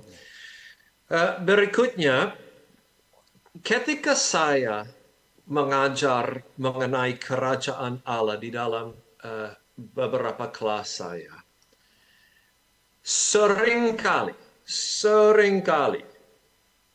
ada pertanyaan yang muncul mengenai 1000 tahun. Kayaknya ada hubungan di dalam pikiran banyak mahasiswa, mungkin bisa dibilang banyak orang Kristen, di antara konsep kerajaan Allah dan 1000 tahun. Banyak mahasiswa kayaknya langsung mau bicara mengenai 1000 tahun ketika kita membahas konsep kerajaan Allah. Nah, menurut Pak Chandra, saya tahu bahwa penelitianmu tidak berfokus pada kitab Wahyu, tapi menurut Pak Chandra, adakah dasar untuk pemahaman bahwa kerajaan Allah berpusat pada eskatologi atau 1000 tahun atau konsep seperti itu? Adakah dasar untuk itu atau menurut penelitian Pak Chandra seharusnya kita memisahkan dua konsep itu? Silahkan Pak. Ya, baik. Terima kasih untuk Bapak Christopher James Luthi, PhD ya. Ini pertanyaan sangat sulit sebetulnya. Saya tidak tahu apakah saya akan menjawab dengan cukup baik. Baik, saya akan menjawab berdasarkan apa yang saya teliti. Di dalam, saya memang tidak meneliti Wahyu dan itu adalah salah satu saran saya supaya diteliti. Kerajaan Allah itu di Wahyu itu apakah punya konsistensi dari Injil atau mungkin bahkan dari Perjanjian Lama. Saya rasa Perjanjian Lama Pak Kris sudah buat summary cukup baik ya. 8, kalau nggak salah 8-9 poin, saya masih ingat karena buku saya baca. Dan saya menurutkan begini ya, bahwa di dalam salah satu contoh adalah Injil Sinoptik Matius karena dia paling banyak. Bahwa pada waktu Matius menghadirkan pemahaman kerajaan Allah dari sejak awal pertobatan Yohanes Pembaptis, terus sampai belakang itu mulai mendekati 5-6 sebelum perumpamaan 5-6 perumpamaan terakhir sudah mulai bicara tentang penghakiman. Tidak hanya tentang penghakiman tetapi juga tentang sukacita pada waktu terakhir di mana Yesus itu akan hadir sana sebagai pengantin. Dan itu sangat jelas sekali. Terutama 3 perumpamaan terakhir itu sangat jelas. Jadi kalau menurut saya secara sadar Matius itu memang menghadirkan kerajaan Allah yang bersifat sekali lagi bersifat kronologis. Sekaligus bisa sebagai endingnya itu juga bisa sebagai sebuah fokus utama supaya kita tidak kehilangan arah pada waktu kita bicara kerajaan Allah. Sehingga kita tidak berputar-putar hanya kehidupan sekarang saja, tetapi ada masa di akhir sana. Dan sepertinya yang saya dapat, saya perlu teliti lebih lanjut ya, bahwa memang perkembangannya itu seperti itu. Dari awal pertobatan orang, banyak hal itu awal-awal tentang kerajaan Allah yang berharga, terus orang buang semua, tapi belakangan tentang berhati-hati ya, kamu harus jaga-jaga karena pengantin itu akan datang, itu paling jelas di sana. Dan itu saya melihat sangat banyak kaitan dengan 1000 tahun. Tetapi ingat bahwa itu hanya salah satu faktor yang di ujung. Meskipun memang sah untuk mengatakan bahwa di ujung itu harusnya menjadi pengendali kita supaya kita jangan kehilangan arah. Kalau tidak ada ujungnya nanti kita kehilangan arah juga. Itu dari saya, Bapak Kris. Baik, saya kira cukup. Saya setuju dengan apa yang sudah dibilang. Salah satu hal yang penting sekali dan yang Bapak Chandra sudah menjelaskan dengan sangat baik adalah kerajaan Allah sudah ada dan juga belum ada. Sudah tetapi belum. Dan baik kalau kita bisa pegang dua pemahaman itu. Terima kasih banyak. Saya kembali kepada Pak Robi. Terima kasih. Baik, thank you Pak Kris dari Australia sudah bisa hadir dan juga sekaligus penguji promotor. Dalam beberapa hari, beberapa minggu ke depan kita sudah akan jumpa di Makassar dan makan coto Makassar lagi. Amin. Baik Pak Kris, salam buat keluarga di Australia. Ya, terima kasih. Terakhir saya juga ingin mengajukan pertanyaan. Karena ini adalah disertasi biblika yang memang sifatnya menggali, maka tentu saya tidak perlu terlalu menggali lagi karena Promovendus sudah menggali banyak. Bagi audiens hadirin sekalian yang ingin nantikan bukunya, biasanya pre-order itu lebih murah. Lalu berikut saya senang karena selaku kopromotor juga mendampingi penulisan ini. Tentu juga karena ada satu masa di mana saya sedang fokus untuk Biblika Perjanjian Baru dan memulai studi S3 Perjanjian Baru.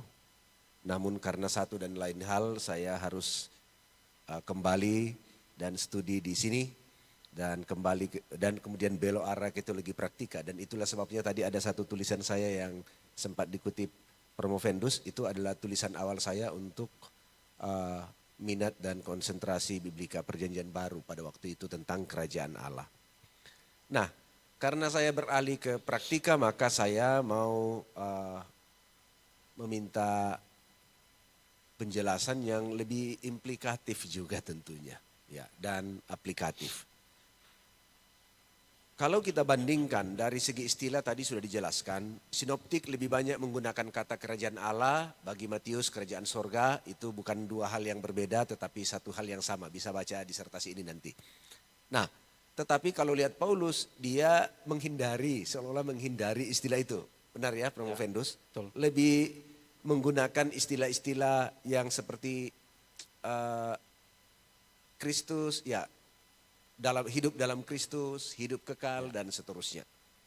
Lalu dari segi tekanan, Yesus hadir di awal, ini adalah akhir sejarah PL, kemudian masuk awal sejarah PB.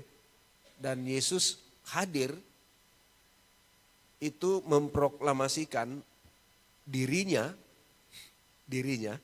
dia sendiri yang hadir dan dia memproklamasikan dirinya secara langsung. Dan juga menawarkan etika kerajaan Allah. Ya. Tapi waktu kita lihat Paulus, walaupun dia sebut dirinya penginjil, tapi tidak seperti proklamasi Yesus. Dia lebih implementasinya kepada gereja yang ada, termasuk bicara eskatologi juga. Ya. Nah, hal ketiga adalah, tadi sudah disebutkan Pak Kris juga, istilah yang sangat umum dalam bicara kerajaan Allah adalah sudah tapi belum. Already but not yet. Ya kan? Nah, ini sudah di sini tapi belum juga. Nah, ini tapi oke, bukan konsep itu, tapi waktu lihat Paulus, bukan konsep itu yang perlu dijelaskan. Waktu lihat Paulus, dia lebih menekankan aspek belumnya. Walaupun dia bicara bahwa kita di dalam Kristus. Oke, tapi kalau kerajaan Allah dia bicara tentang belumnya kerajaan Allah. Lalu hal terakhir, ketika lihat tentang sinoptik bicara Yesus, itu tekanannya pada Yesus sebagai Mesias, sebagai Raja dari kerajaan Allah ini. Namun kalau kita lihat pada sisi Paulus, Paulus lebih menekankan dan lebih banyak bicara bukan pada Mesiasnya sebagai Raja, tetapi kepada gereja sebagai tubuh Rajanya. Tubuh Kristus, gereja sebagai tubuh Kristus. Nah, dalam perbandingan-perbandingan ini, dan tentu lebih banyak lagi yang Promovendus sudah jelaskan dan temukan, saya ingin bertanya tentang bagaimana implikasi praktisnya terhadap spiritual, khususnya begini, kalau bicara ini di ruang akademik teologi, ya itu saya kira tidak ada masalah. Bicara ini di gereja juga sangat biasa saja. Ya, walaupun agak jarang juga, tetapi ya biasa saja. Mungkin karena dianggap biasa lah, makanya jarang juga dibicarakan. Walaupun sangat penting. Tapi yang saya maksud begini, bahwa dengan menghadapi situasi sekarang, apalagi pasca COVID, anak-anak muda kita, atau jangankan anak muda ya, millennials kita, para millennials juga, itu mulai berubah dalam hal spiritualitas, termasuk bergereja. Nah, dalam kondisi itu bagaimana kita menghadirkan, ya menyampaikan konsep dan menghadirkan kerajaan Allah.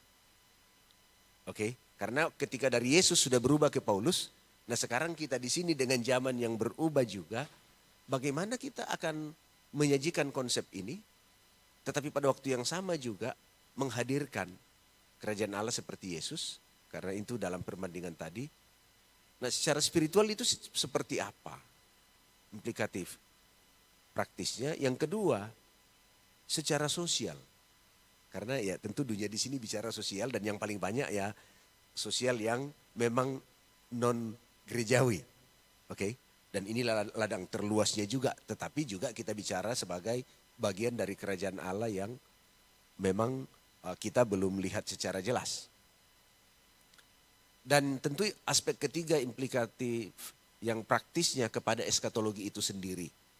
Bagaimana secara eskatologis untuk kerajaan Allah ini. Jadi 3 aspek ini dari perbandingan-perbandingan tadi sudah lihat bagaimana Yesus dalam sinoptik, bagaimana Paulus zaman sesudah Yesus, segera sesudah Yesus, tetapi hadir dalam masa gereja, masa Yesus belum gereja, Paulus masa gereja, dan segera berubah cara penyampaiannya dan cara menghadirkannya. Terus zaman kita dan Paulus ini sangat jauh, abad pertama ke abad 21 itu sangat jauh. Nah ini persoalan kan, persoalan. Nah itu yang saya coba bagaimana Promovendus dengan disertasi ini melihat implikasi praktis terhadap kehidupan spiritual, aspek sosial, dan juga eskatologi itu sendiri. Demikian, terima kasih.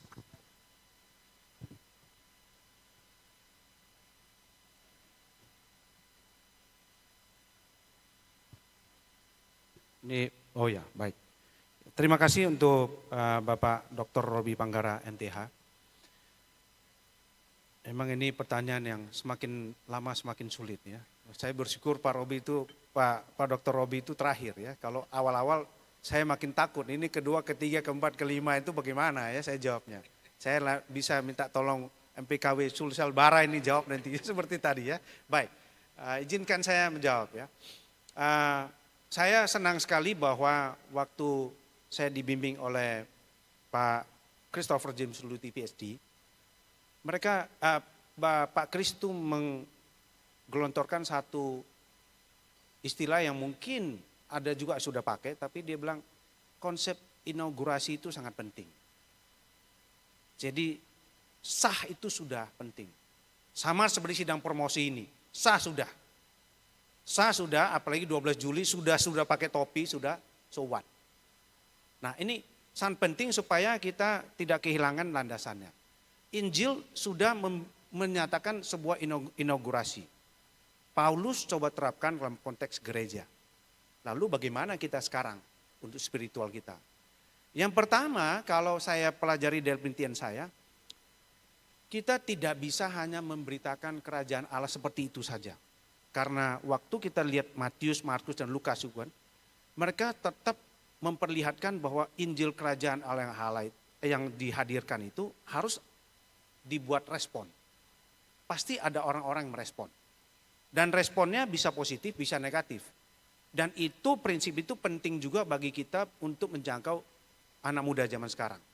Mereka harus memberikan respon, tidak bisa hanya sekedar ya pokoknya saya sudah beritakan, tidak bisa. Jadi kita bagaimanapun kita harus mendoakan supaya mereka memberi respon. Bisa positif, bisa negatif. Nah, saya berharap positif.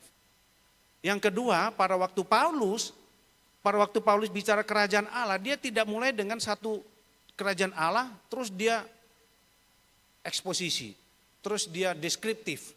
Kerajaan Allah temanya dijelaskan semua, tidak. Tapi justru Paulus menulis suratnya mulai dengan tantangan yang dihadapi oleh jemaatnya. Tantangannya apa? Baru dia lihat ya, tantangan seperti ini harus membawa dia dari mana. Itu sebabnya dia tidak serta-merta pokoknya dari nomor satu. Saya beritakan misalnya di Roma, Injil boleh yang sering orang sebut dengan Injilnya Paulus, itu saya mulai dengan kerajaan Allah, tidak. Nah, kalau kita sekarang, kalau menurut saya, menurut apa yang saya yakini dan saya akan terapkan, sama seperti Paulus, kita mulai harus bisa mengidentifikasi sebetulnya persoalan anak-anak muda itu ada di mana. Lalu kita mulai melihat ya, oh kalau ini membuat kerohanian dia bermasalah, maka kita mulai harus serius memikirkan Yesus yang seperti apa yang harus kita hadirkan. Apa konsekuensinya kalau mereka betul-betul di dalam Tuhan. Supaya mereka bisa berespon terhadap pemberitaan tentang Yesus. Dan itu bagi saya adalah sisi spiritualitas. Bagaimana dengan aspek misalnya sosiologi, aspek sosiologi gereja. Saya rasa banyak gereja besar sudah melakukan banyak kegiatan sosial. Izinkan saya ngobrol-ngobrol dengan satu alumni SCTRI kemarin. Tapi kalau hanya urusan sosial saja, saya rasa tidak perlu sampai gereja ngurusin, mohon maaf ya, berapa orang yang mau dibantu semua. Itu betul, teknis tetapi esensinya apa?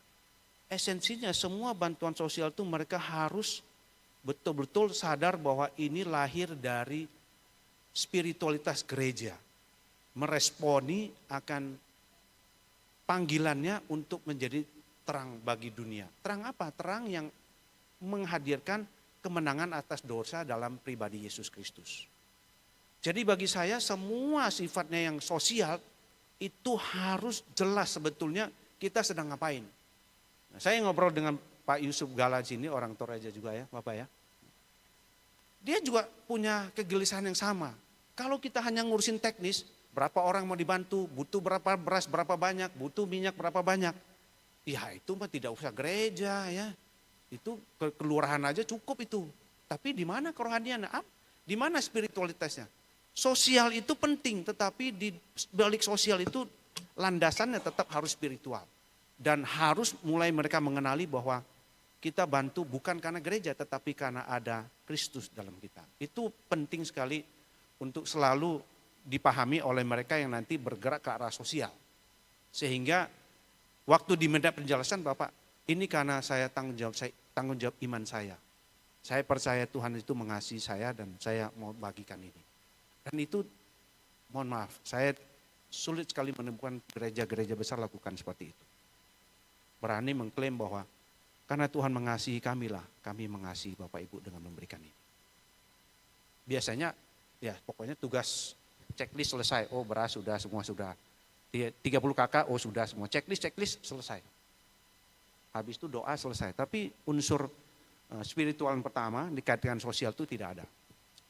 Bagaimana dengan eskatologi? Eskatologi ini saya coba membuat sebuah analogi ya tentang anak muda zaman sekarang. Anak muda zaman sekarang tuh sangat gandrung dengan namanya startup. Memulai sebuah usaha sendiri itu startup itu sangat senang. Tapi kita tahu bahwa banyak usaha startup juga akhirnya tutup juga banyak. Kenapa? Karena tidak bersifat eskatologis. Tidak memikirkan ujungnya di mana. Nah, saya rasa menurut hemat saya, kalau kita mau betul-betul menjangkau masyarakat ini, sekarang ini, kita betul-betul 3 unsur itu perlu. Spiritualitas, sosial, sama eskatologis. Sehingga itu diramu menjadi sebuah visi yang menjadi dasar misi kita untuk menjangkau orang-orang zaman sekarang. analogi startup itu sangat penting. Startup itu adalah sebuah inaugurasi, pengesahan. Oh, ini ada bisnis baru. Kamu pernah berpikir nggak di dalamnya harus ngapain?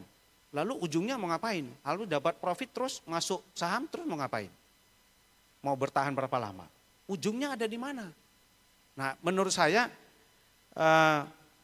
yang paling praktisnya adalah anak-anak muda zaman sekarang harus dijangkau ya pakai model analogi. Persoalan mereka itu seperti apa? Kerinduan mereka paling dalam seperti apa?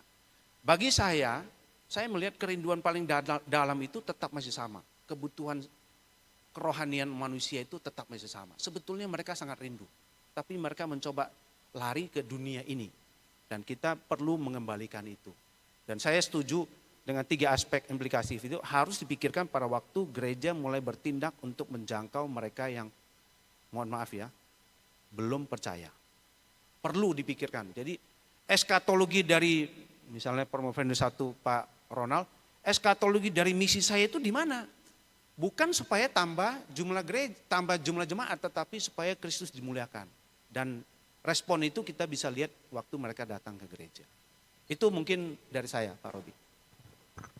Baik sekali, terima kasih kepada Promovendus dan saya harap bahwa informasi-informasi yang telah disampaikan baik dari ringkasan disertasi maupun juga jawaban-jawaban atas pertanyaan-pertanyaan para Dewan Penguji dapat menghadirkan suasana keilmuan, informasi-informasi yang akademis yang sangat berbobot bagi para hadirin sekalian yang boleh hadir pada hari ini. Meskipun memang kalau bicara biblika itu dan agak eksegesis memang itu tidak semua bisa ke sana karena beratlah begitu ya. Itu sama waktu kita beda hukum dengan Pak Ridwan itu saya angkat tangan juga Pak begitu ya. Atau dokter spesialis bicara tentang spesialisasi mereka, aduh kita juga angkat tangan lah begitu.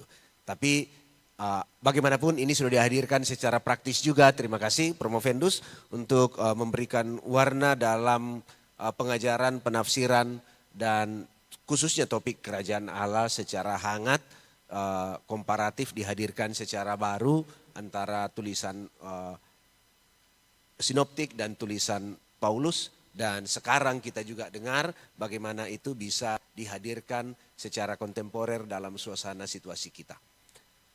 Boleh aplaus kepada Promovendus kita. Dan dipersilakan kembali ke tempat duduk. Terima kasih. Kepada Dewan Penguji, kami juga ucapkan terima kasih. Bapak Profesor Dr. Daniel Ronda TSM, Bapak Dr. Yunus Dialog Kapitang, Bapak Dr. Armin Sukri, Bapak Christopher James Luti, terima kasih. Boleh kembali ke tempat juga. Baik, kita akan lanjut ke sesi berikut. Sesi keempat di hari ini, yaitu Promovendus Arif Wicaksono. Sebelum kita lanjut, mungkin ada yang mau ke toilet, diberi kesempatan di belakang, di depan lorong saya duduk ini, di situ untuk perempuan. Dan yang laki-laki urinernya ada di luar, di belakang ada pintu, di pojok bisa lewat di situ. Jadi tidak usah turun ke lantai.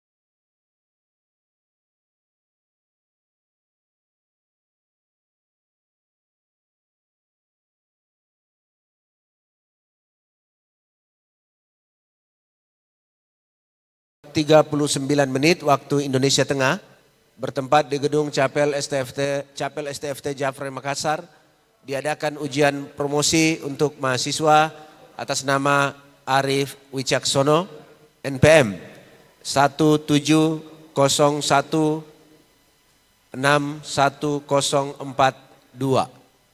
Program Doktor Teologi, konsentrasi mayor Teologi Praktika, konsentrasi minor Biblika. Judul disertasi telaah kritis perkembangan istilah Mesias dan Kristus dalam gereja mula-mula dan implikasinya bagi konsep Ratu Adil dalam budaya Jawa. Sudah mengambil tempat dengan komposisi penguji. Penguji pertama merangkap ketua, Maha Guru, Maha Terpelajar, Bapak Profesor Dr. Daniel Ronda, THM. Penguji kedua merangkap anggota, Maha Terpelajar Ibu Dr. Sarce Rien Hana, MTH. Penguji ketiga merangkap anggota, Maha Terpelajar Ibu Dr. Tri Supartini, MTH. Penguji keempat, Dr. Robi Panggara merangkap promotor. Penguji kelima merangkap kopromotor, Bapak Christopher James Luthi, PhD. Baik, dengan demikian saya beri kesempatan kepada Promovendus Arif Wicaksono untuk menyampaikan ringkasan disertasinya 10 hingga 15 menit ke depan. Terima kasih untuk waktu yang diberikan buat saya. Selamat siang dan salam sejahtera bagi kita semua. Yang saya hormati Maha Guru, Maha Terpelajar, Bapak Profesor Dr. Daniel Ronda, TSM, selaku Ketua Penguji.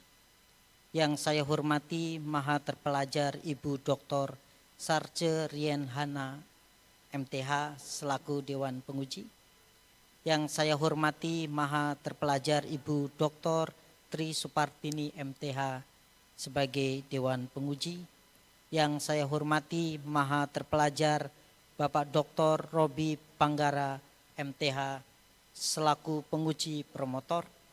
Yang saya hormati Maha Terpelajar Bapak Christopher James Luthi, PhD, selaku penguji kopromotor. Dan yang saya hormati dan saya banggakan para tamu undangan yang sempat hadir di ujian sidang pada hari ini.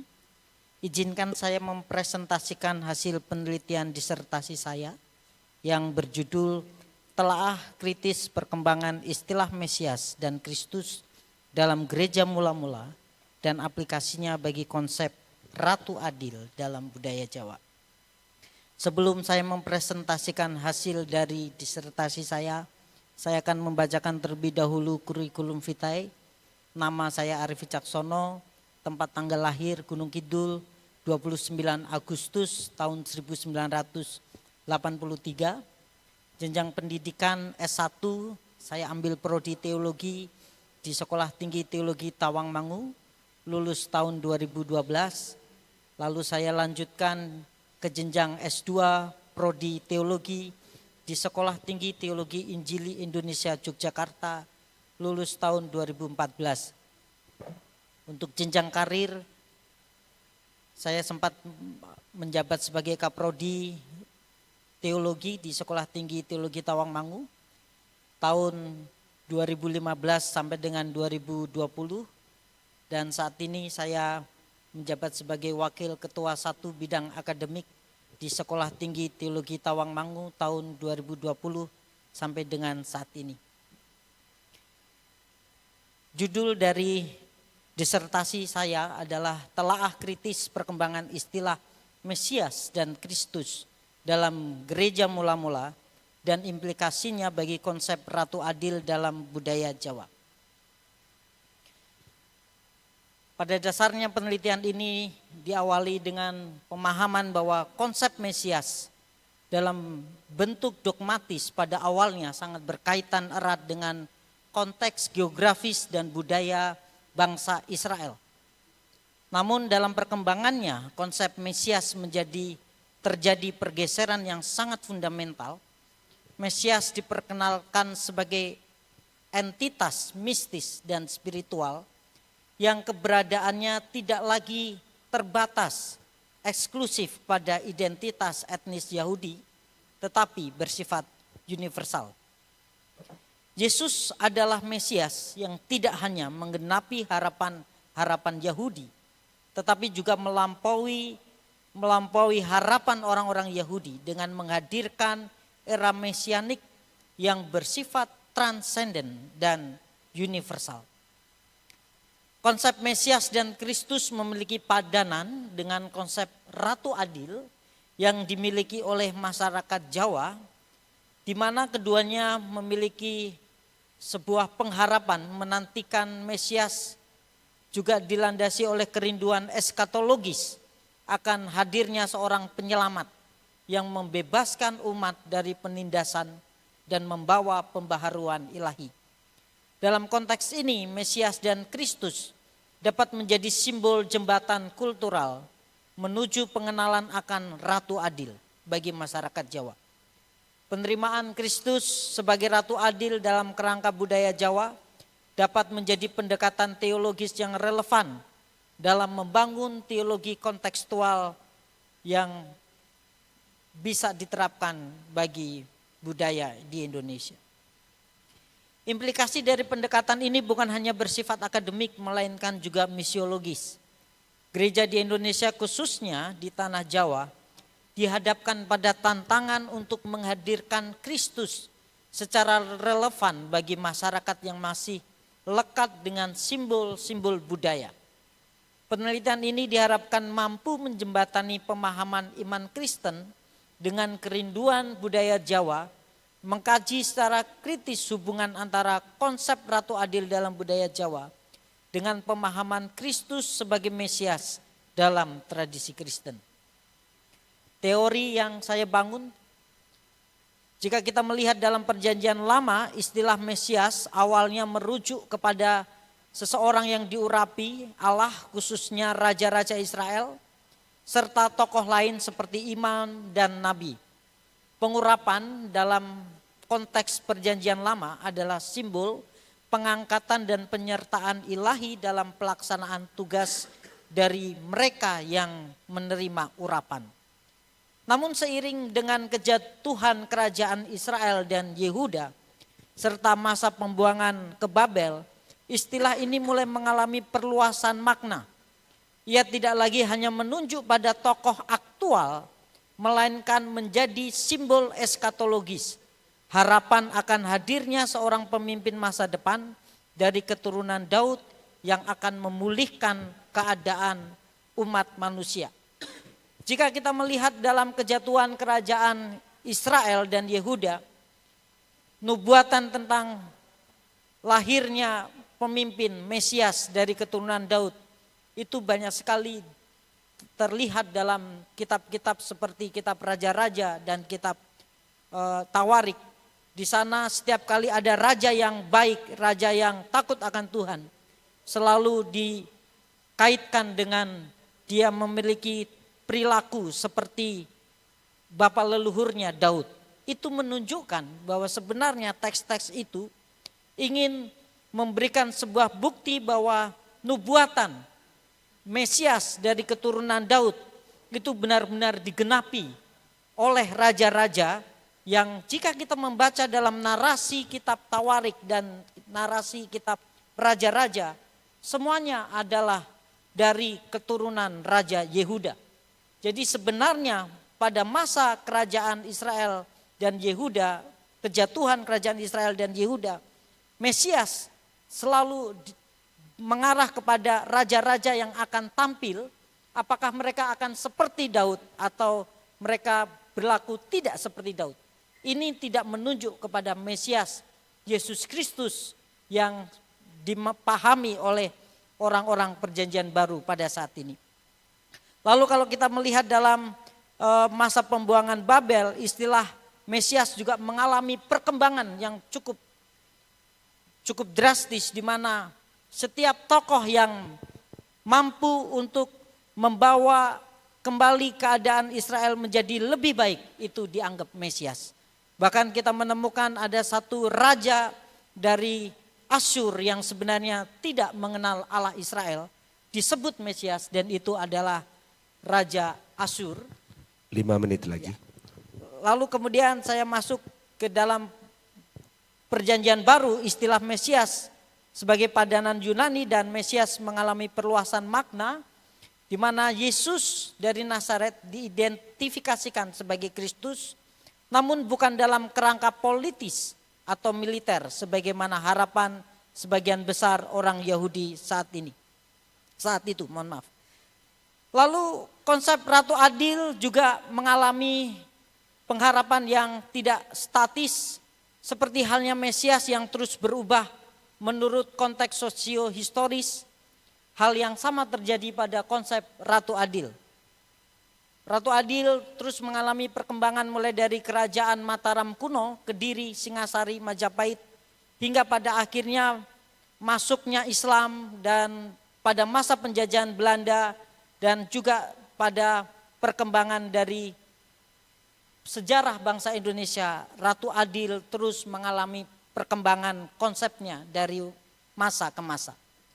Metodologi yang dipakai di dalam penelitian ini, penulis menggabungkan antara metode kritik historikal dengan hermeneutik Gadamer. Ini memiliki tujuan untuk menggali teks-teks Alkitab. Penulis menggunakan kritik historikal kontekstual, namun untuk membaca teks-teks dalam kacamata budaya, penulis menggunakan hermeneutik Gadamer, karena hermeneutik Gadamer menekankan aspek pemahaman dan dialog dengan teks melalui tradisi dan pengalaman pembaca. Saya langsung kepada hasil dan pembahasan. Hasil dan pembahasan saya rangkum dalam 5 hal. Yang pertama, baik Mesias maupun Ratu Adil memiliki mandat spiritual dan restu alam sebagai dasar kepemimpinannya. Jadi baik Mesias dan Ratu Adil, mereka memiliki mandat yang berasal dari kekuatan spiritual. Kalau Mesias mendapatkan mandat daripada Allah, sedangkan Ratu Adil mendapatkan mandat dari versi kosmologi, yaitu alam semesta. Lalu figur pembebas dari ketidakadilan itu juga dimiliki baik Mesias maupun Ratu Adil. Mesias diharapkan membawa keselamatan dari dosa dan penindasan, sedangkan Ratu Adil ditunggu untuk memulihkan harmoni sosial yang sudah rusak. Yang ketiga, baik Mesias maupun Ratu Adil lahir dari siklus krisis dan harapan untuk kesejahteraan. Dan yang keempat, baik kepemimpinan Mesias maupun Ratu Adil berakar pada kehidupan rakyat. Ratu Adil dipahami sebagai pemimpin yang mengerti kehidupan rakyat yang berasal dari masyarakat biasa, mirip dengan Mesias yang dikenal sebagai anak manusia yang merendahkan diri dan hadir di tengah umatnya. Dan dalam konteks ini Mesias mengambil bentuk konsep Ebed Yahweh, yaitu hamba yang menderita. Dan Mesias maupun Ratu Adil memahami penderitaan manusia dan kehidupan rakyat dan menawarkan harapan bagi yang tertindas. Dan yang terakhir, bahwa Mesias dan Ratu Adil adalah pembawa harapan atas era ketidakadilan dan damai sejahtera. Mesias dan Ratu Adil sama-sama dianggap sebagai tokoh yang akan mengantarkan era baru yang lebih adil dan damai. Mesias membawa visi kerajaan Allah yang kekal, sedangkan Ratu Adil diyakini sebagai pemulih keseimbangan kosmis dalam budaya Jawa. 1 menit lagi. Kedatangan Mesias diyakini membawa kerajaan Allah yang kekal, di mana keadilan dan kedamaian ditegakkan. Hal ini sejalan dengan harapan bahwa Ratu Adil akan membawa zaman keemasan setelah masa penderitaan. Melalui implikasi ini, pengharapan Mesias sebagai pemimpin pembawa damai dapat diselaraskan dengan harapan Jawa akan kedatangan Ratu Adil yang memperbaiki tatanan sosial dan menghadirkan kesejahteraan. Demikian presentasi yang bisa saya berikan. Terima kasih. Baik, terima kasih kepada Promovendus Arief Wicaksono atas penyampaian ringkasan disertasinya. Kita lanjutkan dengan sesi tanya jawab dari para Dewan Penguji. Untuk itu saya persilakan yang pertama kepada Maha Guru, Maha Terpelajar, Bapak Profesor Dr. Daniel Ronda THM untuk menyampaikan pertanyaannya. Baik, selamat siang kembali kepada Dewan Penguji dan Promovendus dan kita semua yang hadir baik secara online maupun secara in person di tempat masing-masing. Apakah suara saya terdengar, Pak Arief? Terdengar baik, Terdengar Pak. dengan baik. Baik. Baik, saya pertama-tama tentu ingin mengucapkan selamat kepada Pak Arief atas tahapan pencapaian sampai saat ini. Dan saya sudah mendengarkan presentasi dan beberapa kali juga sudah masuk dalam proses pengujian sehingga dapat mengikuti perkembangan daripada disertasi ini. Nah, setelah menyampaikan presentasi tentunya dalam ujian yang bersifat promosional ini kita berfokus kepada hal-hal yang secara garis besar, secara besarnya. Maka dalam penelitian ini tentunya Pak Arief menggunakan pendekatan tadi historis kritis dan hermeneutik Gadamer untuk menjelaskan, menggali bagaimana transformasi Mesias, istilah Mesias dan Kristus itu. Nah, bagaimana Pak bisa menjelaskan yang Bapak sebutkan sebagai proses fusion of horizons antara tradisi Mesianis Yahudi Kristen dan konteks Ratu Adil itu?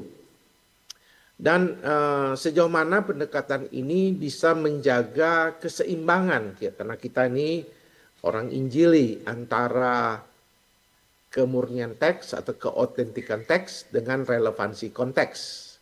Karena ini agak sensitif, karena ini menyangkut Ratu Adil. Silakan Pak Arief. Ya, baik. Terima kasih untuk pertanyaan dari Maha Guru dan Maha Terpelajar Profesor Dr. Daniel Ronda. Izinkan Promovendus untuk menjelaskan, menjawab dari apa yang sudah ditanyakan. Nah, bagaimana Promovendus menggabungkan antara metode kritik historikal, konteks kritik historis dan juga hermeneutik Gadamer? Pada dasarnya kritik historis itu digunakan untuk menggali makna asli dari teks-teks yang Promovendus pilih, di mana dengan penggalian secara kritik historis akan memunculkan eksegesa yang baik berkaitan dengan perkembangan dari istilah Mesias dan Kristus baik perjanjian lama maupun perjanjian baru. Karena pada dasarnya istilah Mesias dan Kristus itu tidak pernah bersifat statis. Pada dasarnya sebelum masa kerajaan tidak ada yang disebut pengharapan Mesias. Karena Mesias hadir dalam rupa sebagai nabi, sebagai imam, dan sebagai raja. Lalu kemudian setelah kehancuran kerajaan Israel, disitulah mulai muncul pengharapan mesianik. Dan pengharapan mesianik sebenarnya pada waktu itu masih belum bersifat pengharapan untuk menantikan pribadi yang secara ilahi, karena masih berfokus kepada keturunan-keturunan Daud, dan itu dituliskan di dalam kitab-kitab baik itu Tawarik maupun raja-raja. Setiap raja yang baik, yang berperilaku takut akan Tuhan itu selalu diidentikan dengan Daud. Nah, lalu berkembanglah Pak Arief, ya. Kita fokus saja dulu ya. Memang tentu Bapak ingin menjawab semua hal, ya. Tetapi saya berfokus kepada penggabungan cakrawala, fusion of horizons ini. Kan Bapak memakai historis kritis daripada teks itu, exegesis sudah kita mengerti. Nah, sekarang mau di fusion of horizons atau pengeluasannya Tapi saya mau tanya, kalau dia diluaskan ke dalam konteks tradisi, konteks Ratu Adil, sejauh mana bisa menjaga keseimbangan antara keotentikan teks dan relevansi konteks? Baik. Pada dasarnya baik Ratu Adil maupun Mesias memiliki pengharapan yang dilatar belakangi oleh pergumulan dari daerah masing-masing.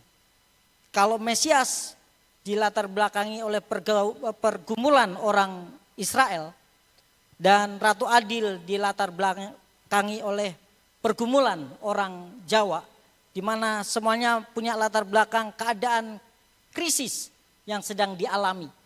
Nah, pada dasarnya baik Ratu Adil dan Mesias itu baik orang Yahudi maupun orang masyarakat Jawa, mereka menantikan Ratu Adil yang membawa perubahan secara luas gitu.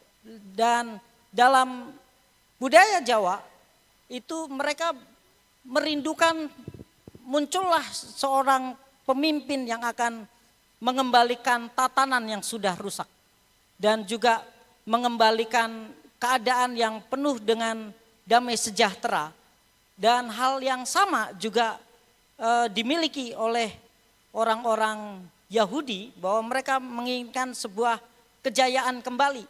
Cuman berbeda dengan pengharapan orang Kristen, sebenarnya kehadiran Mesias bukan untuk membawa kembali kejayaan Israel, tetapi membawa sebuah pembaharuan secara spiritual. Baik itu bukan hanya orang Israel, tapi kepada seluruh orang di dunia. Dan hal yang sama itu juga berlaku bagi pengharapan Ratu Adil. Ya, kurang lebih begitu. Baik, saya bisa memahami betapa Pak Arif sudah mulai menguasai disertasi ini, sehingga bukan sebuah gagasan tapi sebuah kesatuan menggabungkan antara historis kritis dan hermeneutik Gadamer. Pertanyaan yang kedua, Pak, tentu konsep Ratu Adil dalam budaya yang Bapak gunakan sebagai jembatan untuk membangun teologi kontekstual atau inkulturasi ini, tentu saya ingin mau tahu bagaimana Pak bisa membedakan antara teologi kontekstual yang dapat memperkaya pemahaman Kristus di orang Jawa dan budaya Jawa, dan sinkritisme yang dapat mengaburkan identitas kekristenan ini karena adanya penggunaan nantinya simbol-simbol lokal seperti Ratu Adil itu. Nah, bagaimana Pak bisa membedakannya itu? Bagaimana membuatnya? Jangan sampai identitas teologi kekristenan itu jadi kabur. Silakan. Baik. Ini pertanyaan secara global ya. Tentunya ini detail-detailnya saya sudah tidak lagi fokus ya. Ya. Bagaimana kita membedakan antara teologi kontekstual dan sinkretisme? Kalau menurut apa yang sudah saya teliti, pada dasarnya kita menawarkan nilai-nilai kekristenan kepada pemahaman orang-orang dari budaya Jawa. Dan kita mengambil hal-hal yang apple to apple, hal-hal yang punya sebuah kesamaan. Baik itu Ratu Adil yang harus berasal dari rakyat yang mengerti penderitaan umat manusia. Hal yang sama ditemukan dalam pribadi Mesias Yesus Kristus yang mengerti penderitaan dari umat manusia. Lalu Ratu Adil yang memperjuangkan kehidupan umat manusia lebih baik, itu juga ditemukan dalam pribadi Mesias Yesus Kristus yang juga memperjuangkan kehidupan dari manusia. Dan masih banyak hal lagi seperti Ratu Adil yang harus menderita untuk mengalami, memahami dan bisa memberikan penghiburan bagi mereka yang menderita. Hal yang sama juga dialami oleh Mesias dalam pribadi Yesus Kristus. Nah, dengan kita mengambil nilai-nilai dari kekristenan lalu dicarikan sesuatu padanan yang terdapat dalam budaya, saya rasa itu akan menjadi sebuah kontekstual yang baik dan tidak menimbulkan sinkretisme. Karena pada dasarnya teks Alkitab lebih tinggi daripada budaya yang ada. Kurang lebih begitu, Pak. Baik, tentu nanti tentu saya memahami maksud daripada Bapak Arif yang ingin tetap saya bertahan pada disertasinya, dan saya senang dengan jawaban itu. Namun juga saya mengusulkan agar memang Bapak nanti diharapkan bisa menjadi ahli teologi kontekstual, karena memang disertasi ini mengarah ke sana dan memperdalam kembali perkembangan teologi kontekstual, terutama di dalam lingkup kelompok Injili yang memang memiliki keunikan khusus dalam melakukan cara pendekatan yang sifatnya teologi kontekstual. Tapi namun demikian saya senang dengan apa yang Pak berikan jawaban. Terima kasih. Saya kembalikan kepada Pendeta Dr. Robi Panggara. Baik, terima kasih kepada penguji pertama Bapak Profesor Dr. Daniel Ronda, THM. Berikut kita lanjutkan dengan penguji kedua yang maha terpelajar, Ibu Dr. Sarce Rienhana, MTH. Baik, terima kasih untuk kesempatan yang diberikan oleh Ketua Sidang dan Pak Arif. Terima kasih ya, akhirnya sampai di titik ini. Oke, terima kasih mau menyelesaikan, apalagi tugas menunggu. Promovendus, apa produk dari disertasi ini? Baik, produk yang akan saya hasilkan dari disertasi ini pastinya saya akan membukukan apa yang sudah saya tuliskan, dan di samping membukukan kebetulan saya adalah waket 1, jadi nanti saya berencana untuk di semester genap akan membuat seminar yang berkaitan dengan pembahasan tentang hal ini di mana saya menjabat sebagai waket 1 di STT Tawangmangu. Terima kasih. Nah, mungkin itu untuk dibukukan dan kemudian bukan mungkin karena Bapak yang katakan akan dibukukan ya. Dan nanti Bapak mengajar. Tapi bagaimana kira-kira untuk pertanyaan selanjutnya generasi yang ada sekarang memahami konsep ini? Saya juga mengarah kepada tadi hampir sama, apakah menjelaskan kepada generasi sekarang bahwa Ratu Adil, konsep Ratu Adil itu seperti ini, dan konsep tentang atau istilah Mesias dan Kristus seperti ini, sehingga tidak menimbulkan seakan-akan sama begitu, seakan-akan sama. Karena anak-anak sekarang tidak terlalu fokus untuk hal-hal yang seperti tadi kerajaan Allah dan lain-lain sebagainya. Nah, untuk anak-anak yang sekarang ini yang kita hadapi, baik itu SMP, SMA dan perguruan tinggi awal masuk kan belajar agama tuh, apalagi orang Jawa. Apakah nanti tidak salah Pak menanggapi kelihatannya seakan-akan mau sama ini konsep itu dengan Ratu Adil? Bagaimana Bapak? Walaupun kami hari ini kan tidak ya, kami tahu itu, tapi bagaimana nanti persiapan Bapak? Kan buku itu apakah menjadi buku ajar juga untuk atau sumbangan pendapat Bapak kepada Departemen Agama yang ada di sana untuk menjelaskan seperti ini? Nah, itu. Baik. Sejujurnya pengharapan Ratu Adil ini kalau untuk Gen Z itu sangat sedikit sekali yang memahami tentang Ratu Adil ini. Karena pada faktanya beberapa paguyuban kejawen yang saya datangi itu rata-rata usianya adalah 30 ke atas. Nah, berarti gengsi hampir absen dalam paguyuban itu. Namun kalau bagaimana penelitian ini akan menjangkau gengsi atau generasi yang lebih muda yang tadi disebutkan anak SMP, SMA atau awal kuliah, pada dasarnya apa yang sedang terjadi di hari-hari ini, keadaan dunia yang sedang tidak baik dan juga keadaan bangsa juga yang sepertinya juga masih dalam keadaan kurang baik.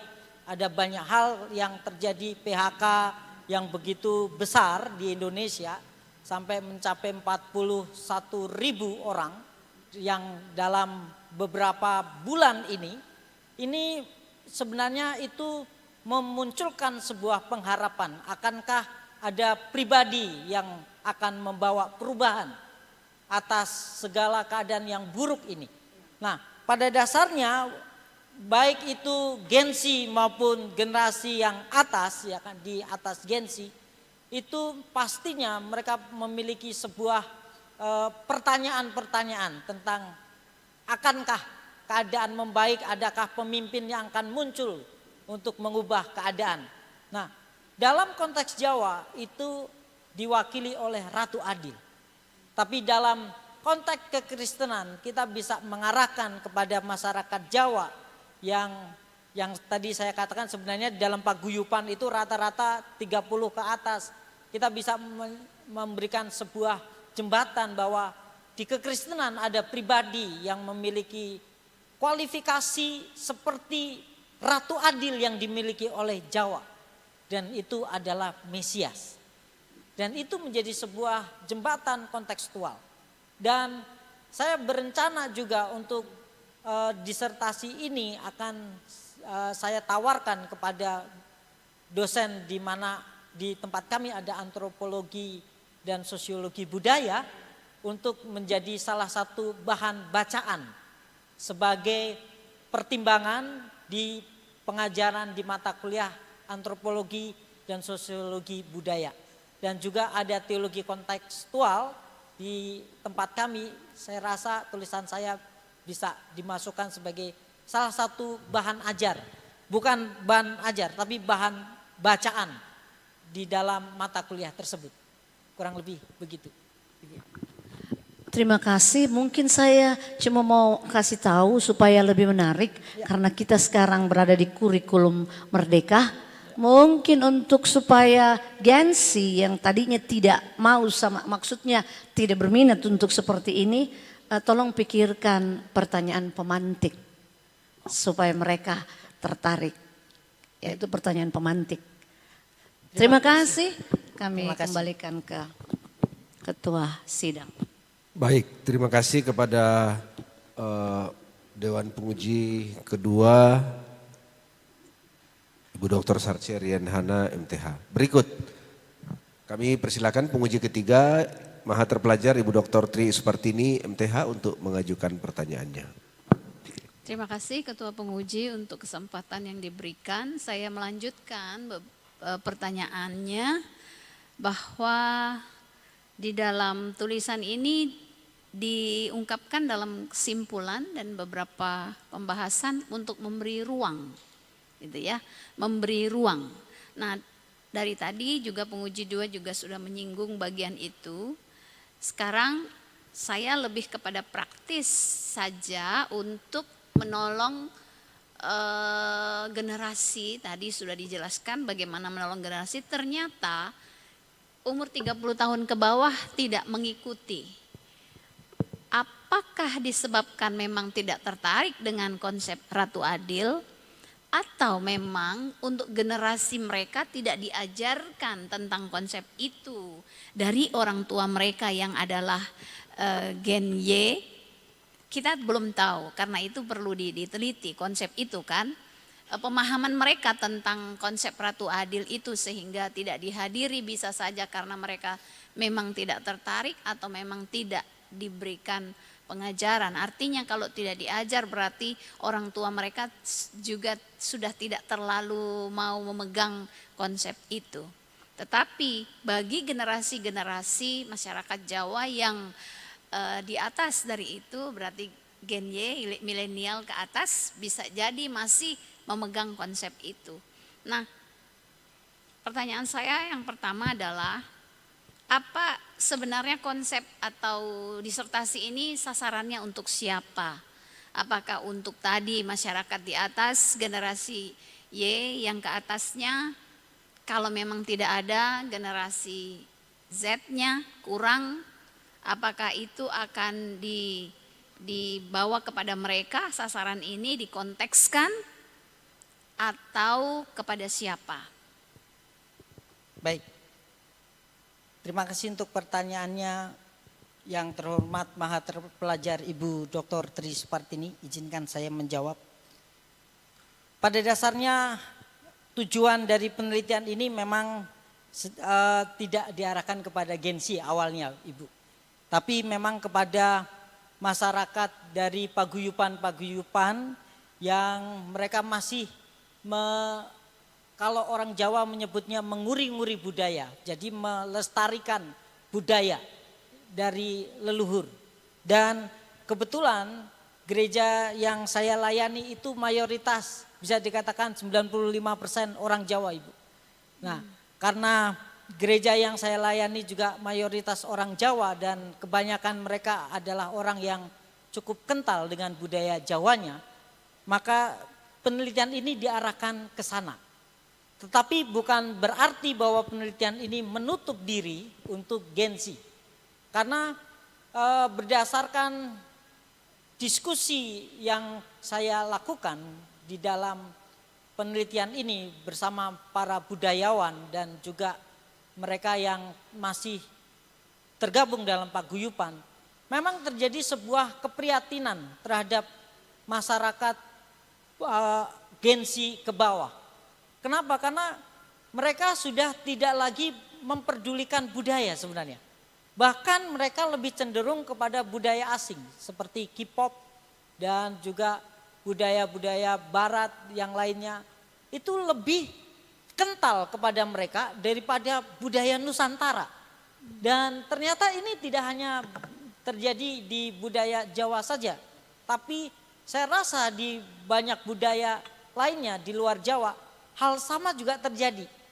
Bahkan kadang-kala mereka menganggap budaya itu sebagai sesuatu hal yang kuno, yang sudah waktunya untuk ditinggalkan, sudah tidak up to date dengan kebutuhan mereka. Nah, namun yang tadi saya katakan, saya tidak menutup diri untuk pada akhirnya akan menjangkau Gen Z, karena pada dasarnya seperti anak-anak yang nanti akan masuk kuliah pasti akan mendapat mata kuliah seperti antropologi, sosiologi, budaya, dan mau tidak mau mereka akan belajar budaya. Dan dengan adanya penelitian ini saya rasa itu akan sangat memberikan sebuah pemahaman bagi mereka yang akan terlibat di sana di perguruan tinggi, supaya mereka bisa memahami tentang konsep ratu adil yang dimiliki oleh budaya Jawa dan konsep Mesias, dan mungkin juga bisa diaplikasikan kepada konsep dalam budaya mereka sendiri. Jadi kurang lebih seperti itu. Baik, terima kasih. Saya berpikir tadi seandainya tidak kepada generasi Z karena mereka tidak mengerti atau belum memahami atau tidak diajarkan, itu agak memudahkan Bapak di dalam melayani karena tidak perlu harus mengkontekskan lagi, cukup ya dengan itu. Tetapi namanya budaya bisa saja dari leluhur akan mereka dapatkan. Oke, pertanyaan saya yang berikut, Pak. Ini di dalam buku ini kan tidak ada saran, ya. Jadi pertanyaannya, apa saran yang akan dilakukan secara praktis yang Bapak bisa lakukan? Saran dari berdasarkan hasil penelitian ini, saran yang akan dikerjakan tadi sudah dijelaskan juga akan membuat buku, tetapi itu belum belum berjalan ya, baru rencana. Oke, itu apa rencana jangka pendek selain buku? Dan apa rencana jangka panjang melalui penelitian ini? Karena ini bicara tentang kontekstualisasi Injil, itu akan selalu akan tetap begitu. Ya, saya pertama-tama mohon maaf karena tidak menyantumkan saran, karena kami harus mengikuti aturan harus maksimal 52 halaman dan saya kebingungan untuk meringkasnya karena ini terlalu banyak eksegesanya. Nah, tapi bukan berarti disertasi ini mengabaikan saran. Nah, saya menuliskan beberapa saran. Yang pertama yang akan dilakukan adalah pengembangan kajian kontekstual. Kebetulan di STT di mana saya bekerja, kami sedang membangun pusat studi kontekstual. Dan pusat studi kontekstual ini adalah mengkaji hal-hal yang berkaitan dengan budaya, dan pusat studi kontekstual ini diharapkan melahirkan tulisan-tulisan baik jurnal maupun proceeding ataupun buku-buku yang berkaitan dengan kontekstualisasi budaya. Dan tahun lalu kami mengeluarkan sebuah buku yaitu Budaya sebagai Tempat Persemaian Pemberitaan Injil di Indonesia.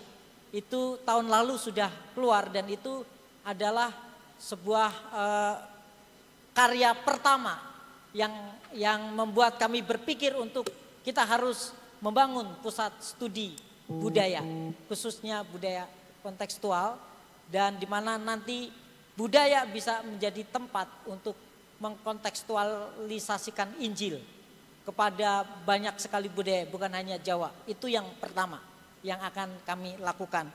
Lalu yang kedua, kami juga membangun teologi yang inklusif kontekstual, dalam arti jika ya saya paham bahwa beberapa STT mereka menolak budaya, tapi kami mencoba untuk inklusif, di mana budaya bukan sesuatu hal yang ditolak, tapi bagaimana kita perlu untuk memikirkan sebuah jembatan antara Injil itu sampai kepada budaya di masyarakat. Jadi sebenarnya di STT di mana saya bekerja, kami sedang membangun yang disebut teologi timur atau teologi Asia. Dan dalam konteks ini adalah teologi di Indonesia. Begitu. Nah, itu untuk secara praktisnya. Lalu ada juga yang ketiga di saran ini pewartaan Injil yang sensitif budaya, yang mengarahkan kepada pelayan-pelayan Injil disarankan untuk mengembangkan pendekatan komunikasi yang peka terhadap simbol dan kultur yang dimiliki oleh masyarakat. Lalu secara praktis ada beberapa hal yang akan kami lakukan. Yang pertama adalah pelibatan pemimpin agama dalam forum diskusi kontekstual teologi kontekstual, baik itu gereja dan institusi keagamaan dan institusi budaya yang nanti juga akan terlibat dalam mengembangkan pusat studi tadi. Ya, kurang lebih itu yang akan kami kerjakan ke depan. Baik, itu berarti ada jangka pendek dan jangka panjang ya Pak ya. Baik, terima kasih. Kita akan menunggu bagian itu. Siap. Terima kasih. Saya kembalikan kepada Ketua Penguji. Baik, terima kasih kepada Ibu Dr. Tri Supartini MTH selaku penguji ketiga sudah mengajukan pertanyaan dan sudah ditanggapi oleh Promovendus. Berikutnya saya persilakan penguji kelima merangkap co-promotor. Langsung ke Australia, Bapak Christopher James Luthi PhD. Saya silakan untuk mengajukan pertanyaan ataupun rekomendasinya. Baik, terima kasih. Shalom Bapak Ibu Saudara dan Pak Arif, selamat Pak. Terima Luar kasih, biasa. Pak Kris, terima kasih. Ya, saya sungguh senang dengan hasil penelitianmu.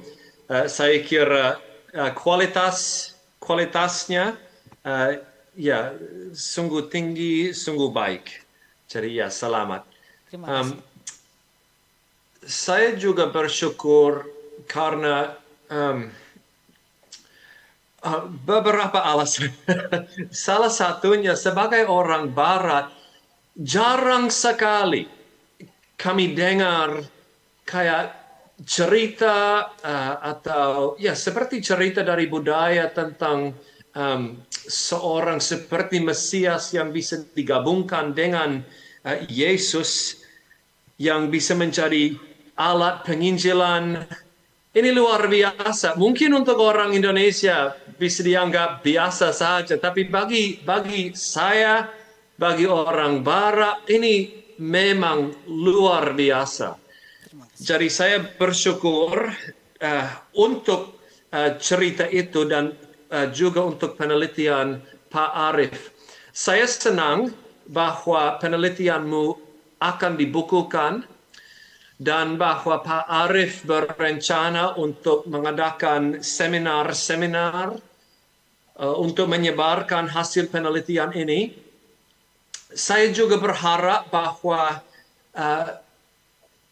penelitianmu bisa disederhanakan supaya hamba Tuhan yang mungkin mau melayani di Jawa atau melayani orang Jawa dari tempat lain yang mungkin tidak tahu mengenai konsep Ratu Adil, mereka bisa baca, bisa mengerti dengan cepat mengenai penelitianmu dan bagaimana konsep Ratu Adil bisa dipakai sebagai alat penginjilan. Pak, saya hanya mau menyampaikan satu pertanyaan yang mungkin agak sederhana. Menurut Pak Arief, nah ini karena saya orang asing, menurut Pak Arief, ketika Pak Arief bicara sama orang Jawa atau mau berbagi mengenai kemiripan di antara konsep Mesias dan Ratu Adil, apakah fakta bahwa Ratu Adil adalah perempuan, apakah itu merupakan masalah atau halangan dalam pembahasan itu? Atau apakah ini kayak tidak menjadi masalah sama sekali? Baik, terima kasih untuk pertanyaan dari Maha Terpelajar Bapak Christopher James Luthi PhD. Ini adalah sebenarnya ini cuma masalah kata saja Pak Chris. Pada dasarnya istilah Ratu Adil walaupun dalam bahasa Indonesia ratu itu biasanya wanita, tapi sebenarnya bahasa Jawa ratu itu artinya raja Pak Chris. Nah, jadi bahasa Jawa untuk raja adalah ratu, begitu. Jadi ini tidak mengarah kepada gender, tapi mengarah kepada pribadi yang memerintah, memimpin. Memang pada dasarnya ratu itu bisa perempuan, bisa laki-laki, tapi sampai saat ini raja-raja di Jawa semuanya kebanyakan adalah laki-laki, mayoritas laki-laki, dan semuanya disebut ratu. Gitu. Walaupun itu mungkin dalam terjemahannya seperti mengarah ke gender, tapi sebenarnya ini tidak mengarah ke gender. Ini kata lain dari raja adalah ratu, kurang lebih begitu Pak Kris. Ya.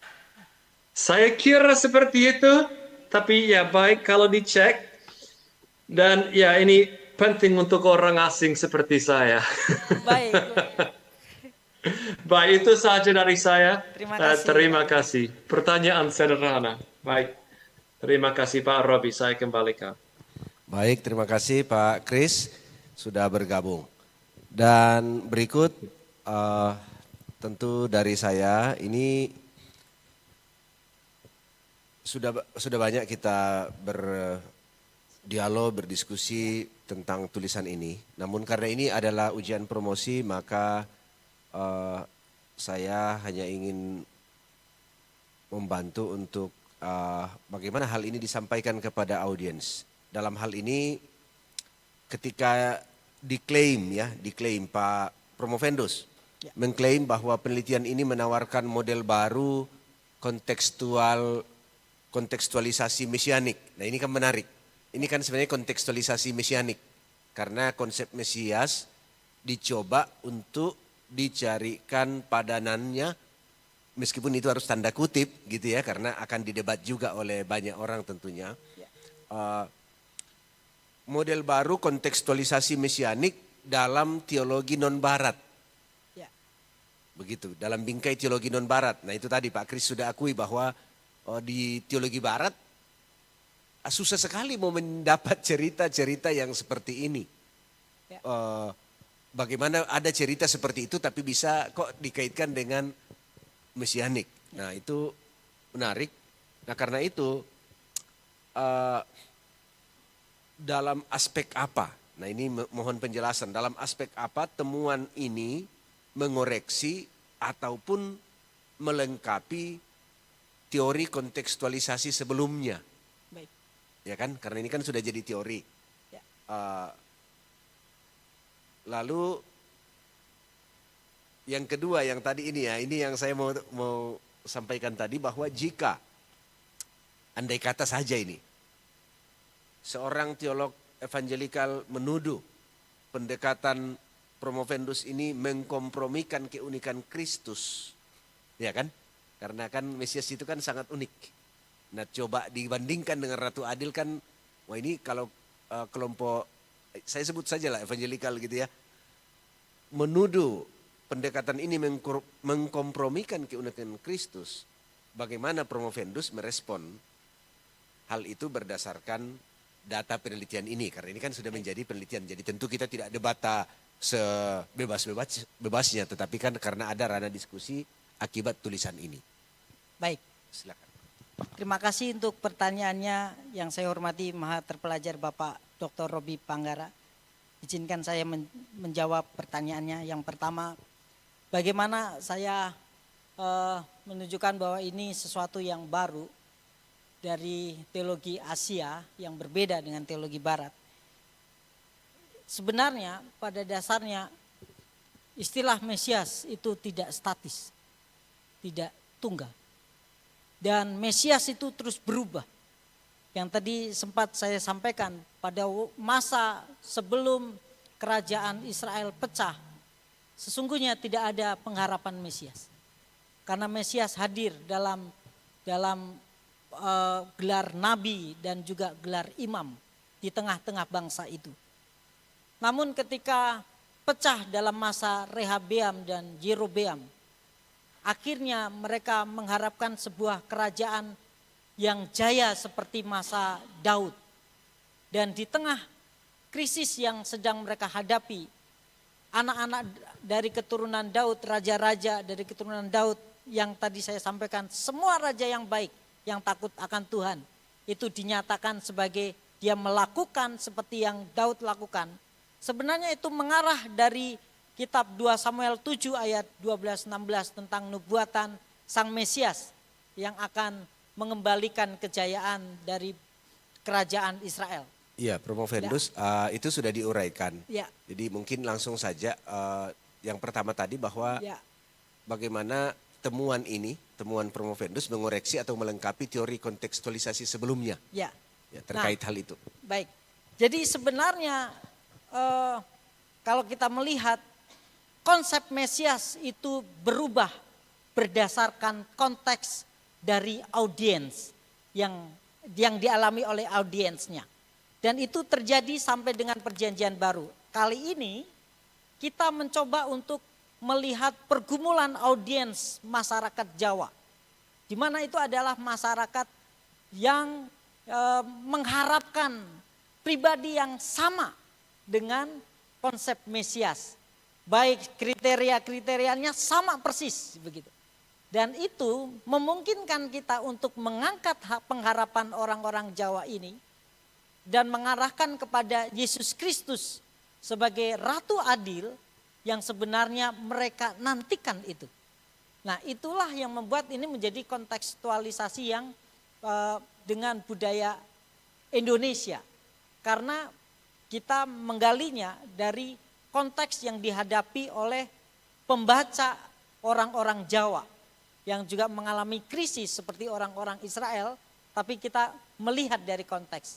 Karena sebenarnya teologi timur itu berasal dari teologi bawah, kadang-kala diarahkan begitu. Lalu untuk pertanyaan yang kedua, bagaimana untuk tidak mengkompromikan keistimewaan Kristus yang tadi saya sempat sampaikan, pada dasarnya yang menjadi patokan itu adalah penggalian firman-Nya terlebih dahulu. Karena yang kita pakai itu adalah Alkitab terlebih dahulu, nilai-nilainya, lalu kriteria yang di Alkitab itu yang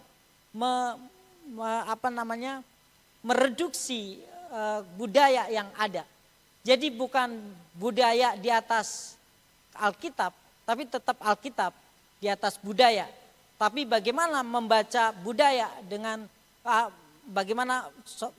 bagaimana budaya melihat Alkitab itu tidak jauh dari apa yang sebenarnya mereka hadapi. Nah, saya mengerti bahwa ini akan berat karena Gadamer itu lebih kepada reader respond.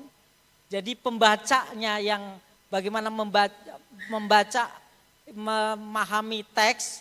Nah, tapi bagi saya dengan hermeneutik Gadamer itu justru menolong untuk budaya bertemu dengan kebenaran Alkitab. Bagaimana budaya bertemu dengan Kristus. Justru tanpa hermeneutik Gadamer kita tidak bisa meng-cross-text-kan pembacaan lintas tekstual dari Alkitab ke budaya. Saya rasa demikian. Baik, terima kasih Promovendus. Saya juga bertanya karena tidak kebetulan Promovendus dari kelompok Pentakostal, gitu ya. Betul ya, STT Tawamangu kan? Kami interdenominasi Pak. Oh interdenominasi ya, oh ya. Kalau begitu saya yang salah paham.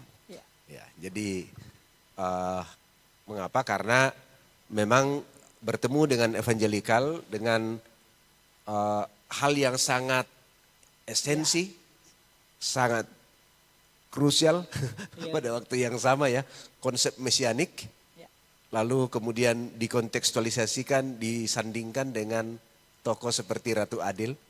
Nah ini kan kadang-kadang kalau untuk hal-hal yang lain mencari kontekstualisasi dalam arti pendekatan itu biasa agak mudah.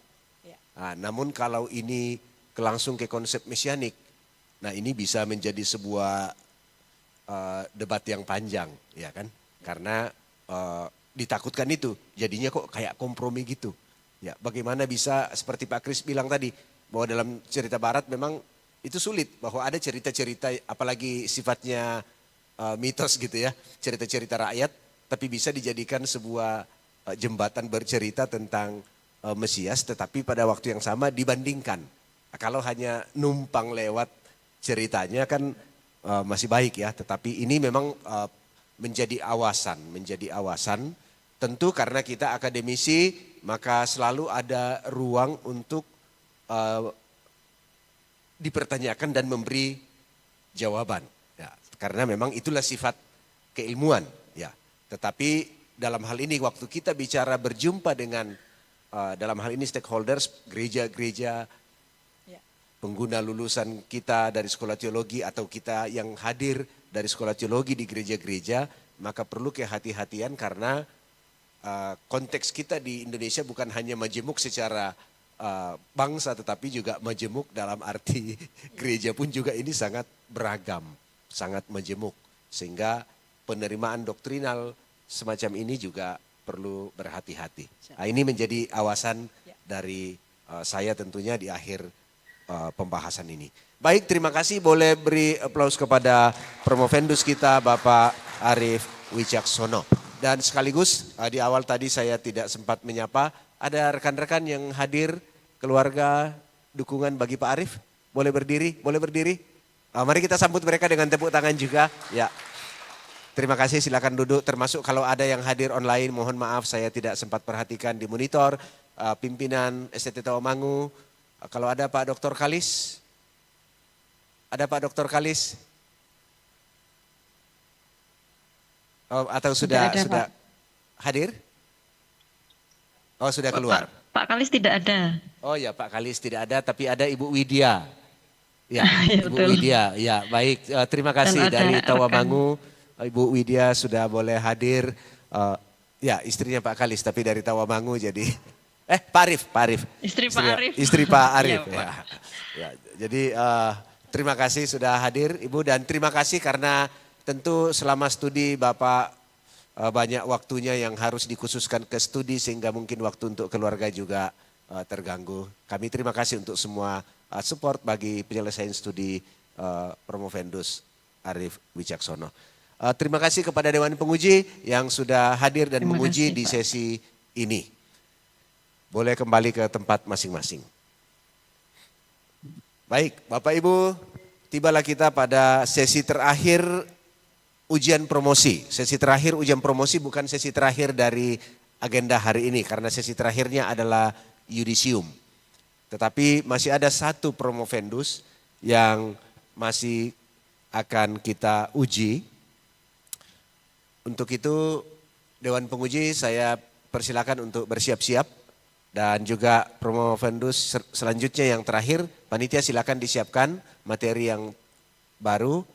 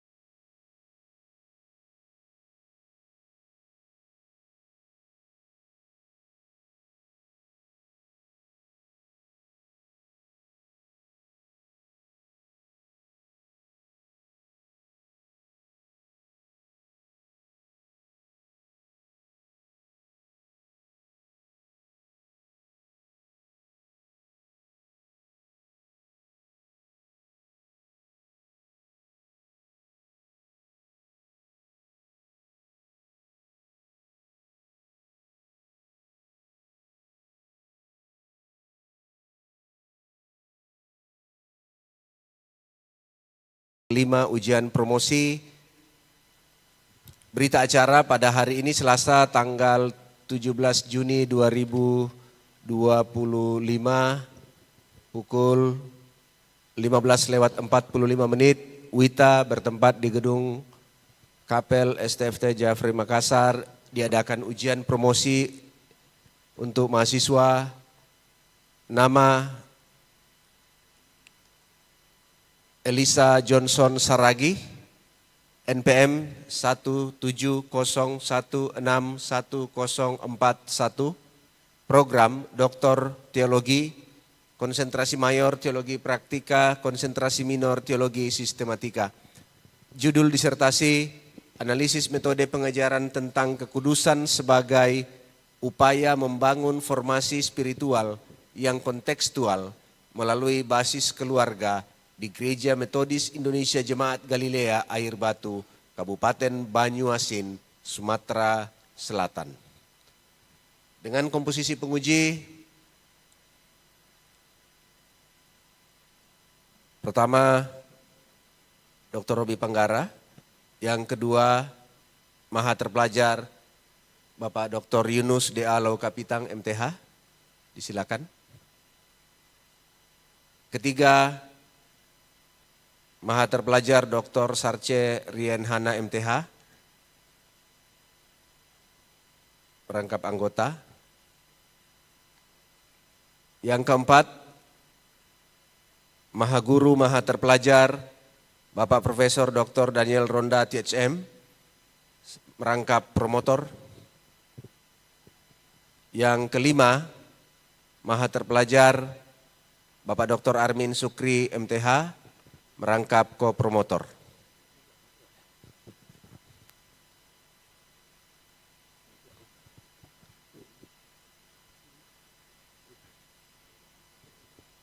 Baik, dengan ini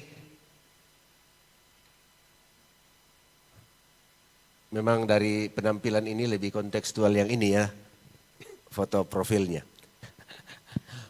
Baik, dengan ini saya persilakan kepada Promovendus Elisa Johnson Saragi untuk menyampaikan ringkasan disertasinya dalam waktu 10 hingga 15 menit. Baik, selamat sore dan salam sejahtera bagi kita semua. Yang saya hormati Maha Terpelajar Bapak Dr. Robi Panggara MTH, selaku Ketua Penguji. Yang saya hormati Maha Terpelajar Bapak Dr. Yunus D.A. Laukapitang MTH, selaku Dewan Penguji. Yang saya hormati Maha Terpelajar Ibu Dr. Sarce Rien Hana MTH, selaku Dewan Penguji. Yang saya hormati Maha Guru Maha Terpelajar Bapak Profesor Dr. Daniel Ronda THM, selaku Penguji Promotor. Yang saya hormati Maha Terpelajar Bapak Dr. Armin Sukri MTH, selaku Penguji Kopromotor. Dan yang saya hormati dan saya banggakan, para tamu undangan yang sempat hadir di sidang ujian promosi Doktor Teologi hari ini, ataupun teman-teman yang menonton via online. Izinkan saya mempresentasikan hasil penelitian disertasi saya yang berjudul Analisis Metode Pengajaran tentang Kekudusan sebagai upaya membangun formasi spiritual yang kontekstual melalui basis keluarga di Gereja Metodis Indonesia Galilea Air Batu, Kabupaten Banyuasin, Sumatera Selatan. Saya memperkenalkan kurikulum vitae saya, tempat tanggal lahir Negeri Dolok 19 Desember 1978, S1 Sarjana Teologi STT Wesley tahun 2003, S2 Magister Sosiologi Agama UKSW 2008. Jenjang karir dosen STT Wesley Metodis Indonesia 2010, dosen STT Sriwijaya 2019, pimpinan jemaat Gereja Metodis Indonesia 2006 sampai sekarang. Dan beberapa minggu yang lalu saya dilantik sebagai pimpinan Distrik 5 Gereja Metodis Indonesia Wilayah 2. saya akan menyampaikan secara ringkas disertasi saya. Gereja Metodis adalah gereja yang menekankan ajaran kekudusan. Ajaran kekudusan adalah proyek kerja utama John Wesley dalam berteologi. Hal ini terlihat dengan komitmennya menyebarkan kekudusan yang alkitabiah untuk menanggapi kondisi kekristenan yang mengalami kesuaman spiritual. Gereja Gerakan Kekudusan yang berkembang menjadi sebuah revolusi rohani yang menyelamatkan masyarakat Inggris dari goncangan revolusi pengetahuan akibat abad pencerahan dan juga revolusi industri yang muncul di Prancis atau sekitar Eropa. Gerakan Kekudusan Wesley menggunakan banyak metode. Salah satu metode yang kuat dan efektif adalah melalui sistem pemuridan dengan format kelompok kecil yang disebut dengan class meeting. Dengan metode ini, gerakan metodisme terus berkembang hingga berevolusi menjadi gereja yang tersebar ke berbagai negeri, termasuk ke Indonesia.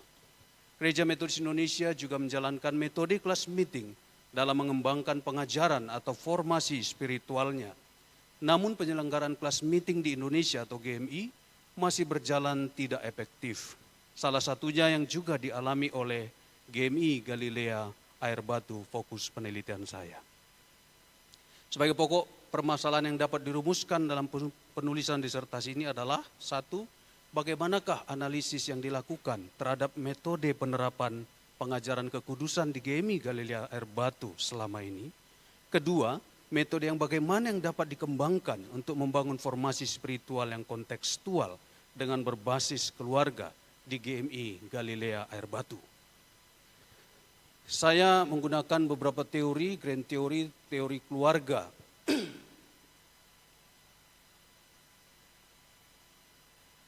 Sepertinya ini yang masih lama ya.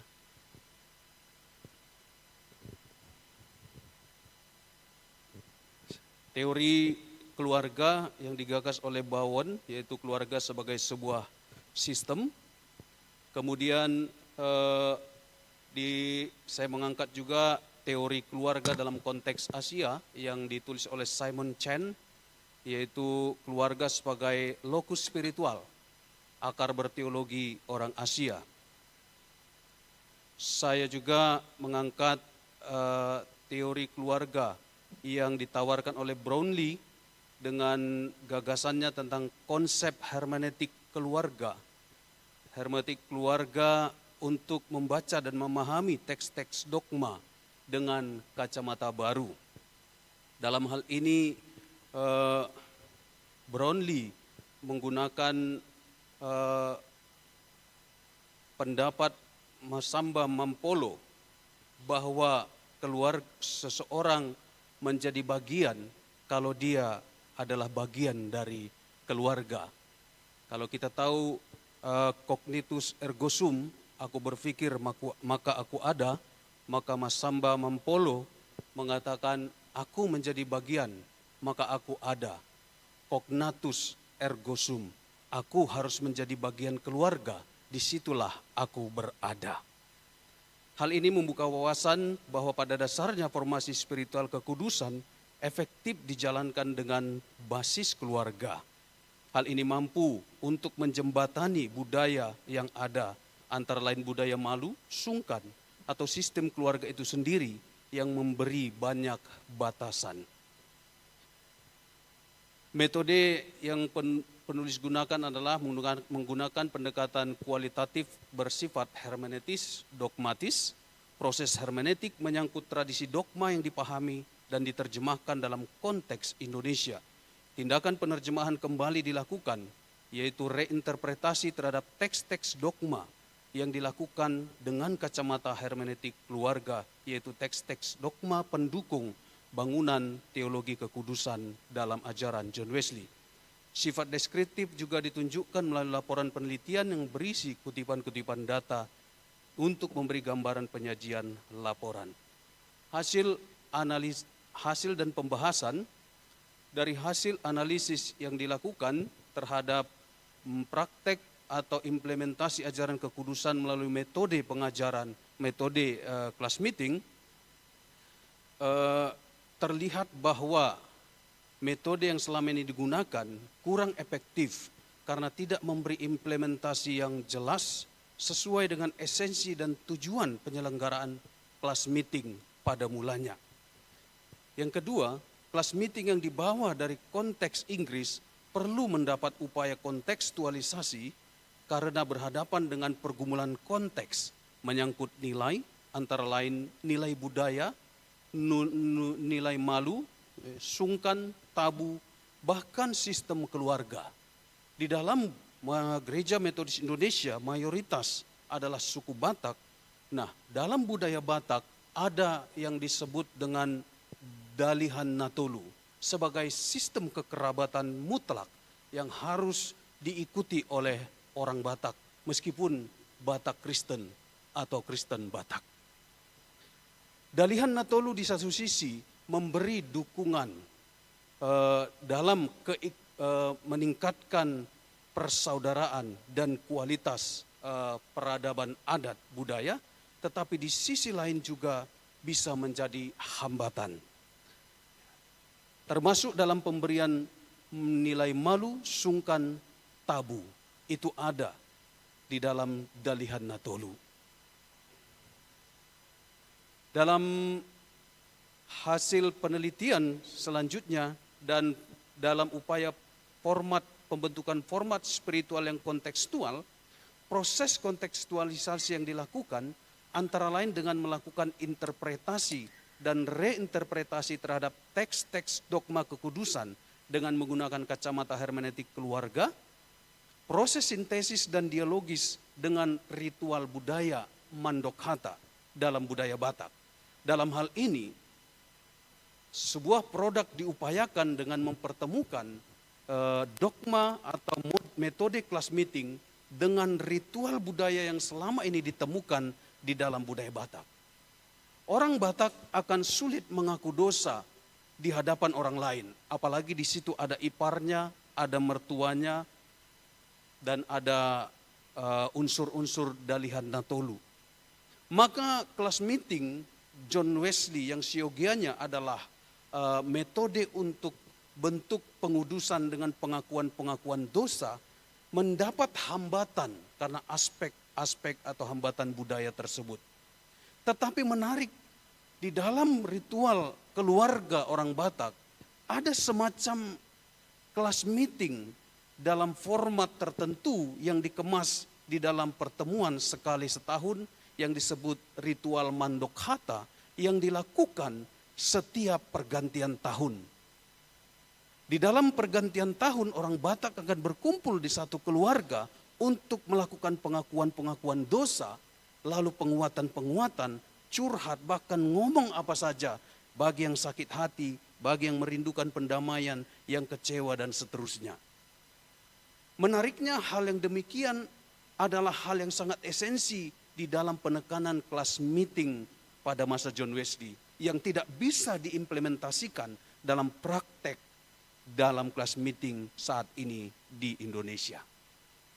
Dalam budaya Batak, salah satu hambatan adalah menempatkan keluarga sebagai lembaga eksklusif. Ketika kita menikah, maka orang tua akan memberi nasihat, kalian tidak boleh bertengkar. Tetapi kalaupun kalian bertengkar, maka tidak boleh didengar oleh dinding atau tembok. Maka di dalam budaya Batak ada yang disebut ina-ina par dinding. Seorang ibu dilarang, seorang istri dilarang menceritakan keburukan di dalam keluarga karena itu adalah hal yang pantang dan tabu. Sementara di dalam kelas meeting John Wesley hal itu harus, bahkan sebelum seseorang masuk metodis, dia disyaratkan memenuhi perjanjian bahwa dia harus mau menceritakan dosa apa yang dia lakukan dalam seminggu. Lalu dia harus mengaku dosa, lalu diselesaikanlah itu di dalam kelas meeting. Tambahan waktu 2 menit.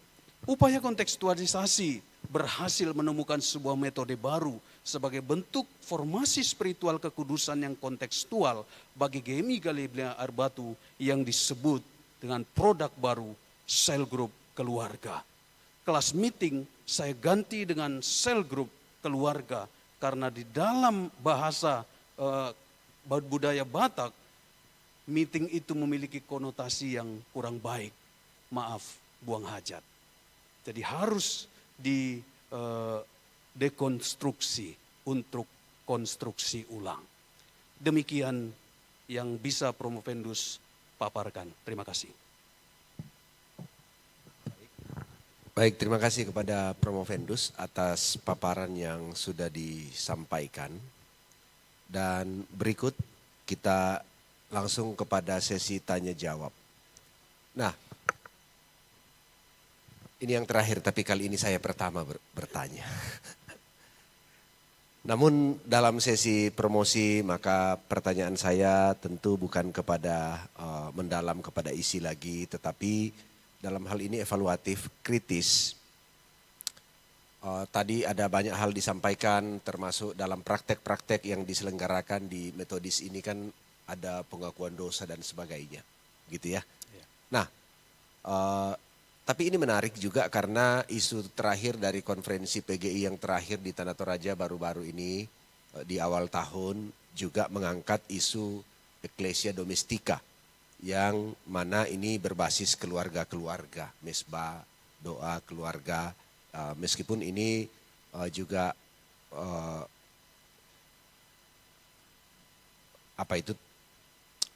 menjadi tekanan dari apa yang tadi disampaikan. Nah, pertanyaan saya seperti ini, terkait kritik model nih. Walaupun ini diambil atau diambil dari formasi yang John Wesley ya, John Wesley. Apa kelemahan utama pendekatan berbasis keluarga dalam konteks urbanisasi dan disrupsi digital? Lalu bagaimana model ini mengantisipasi tantangan itu?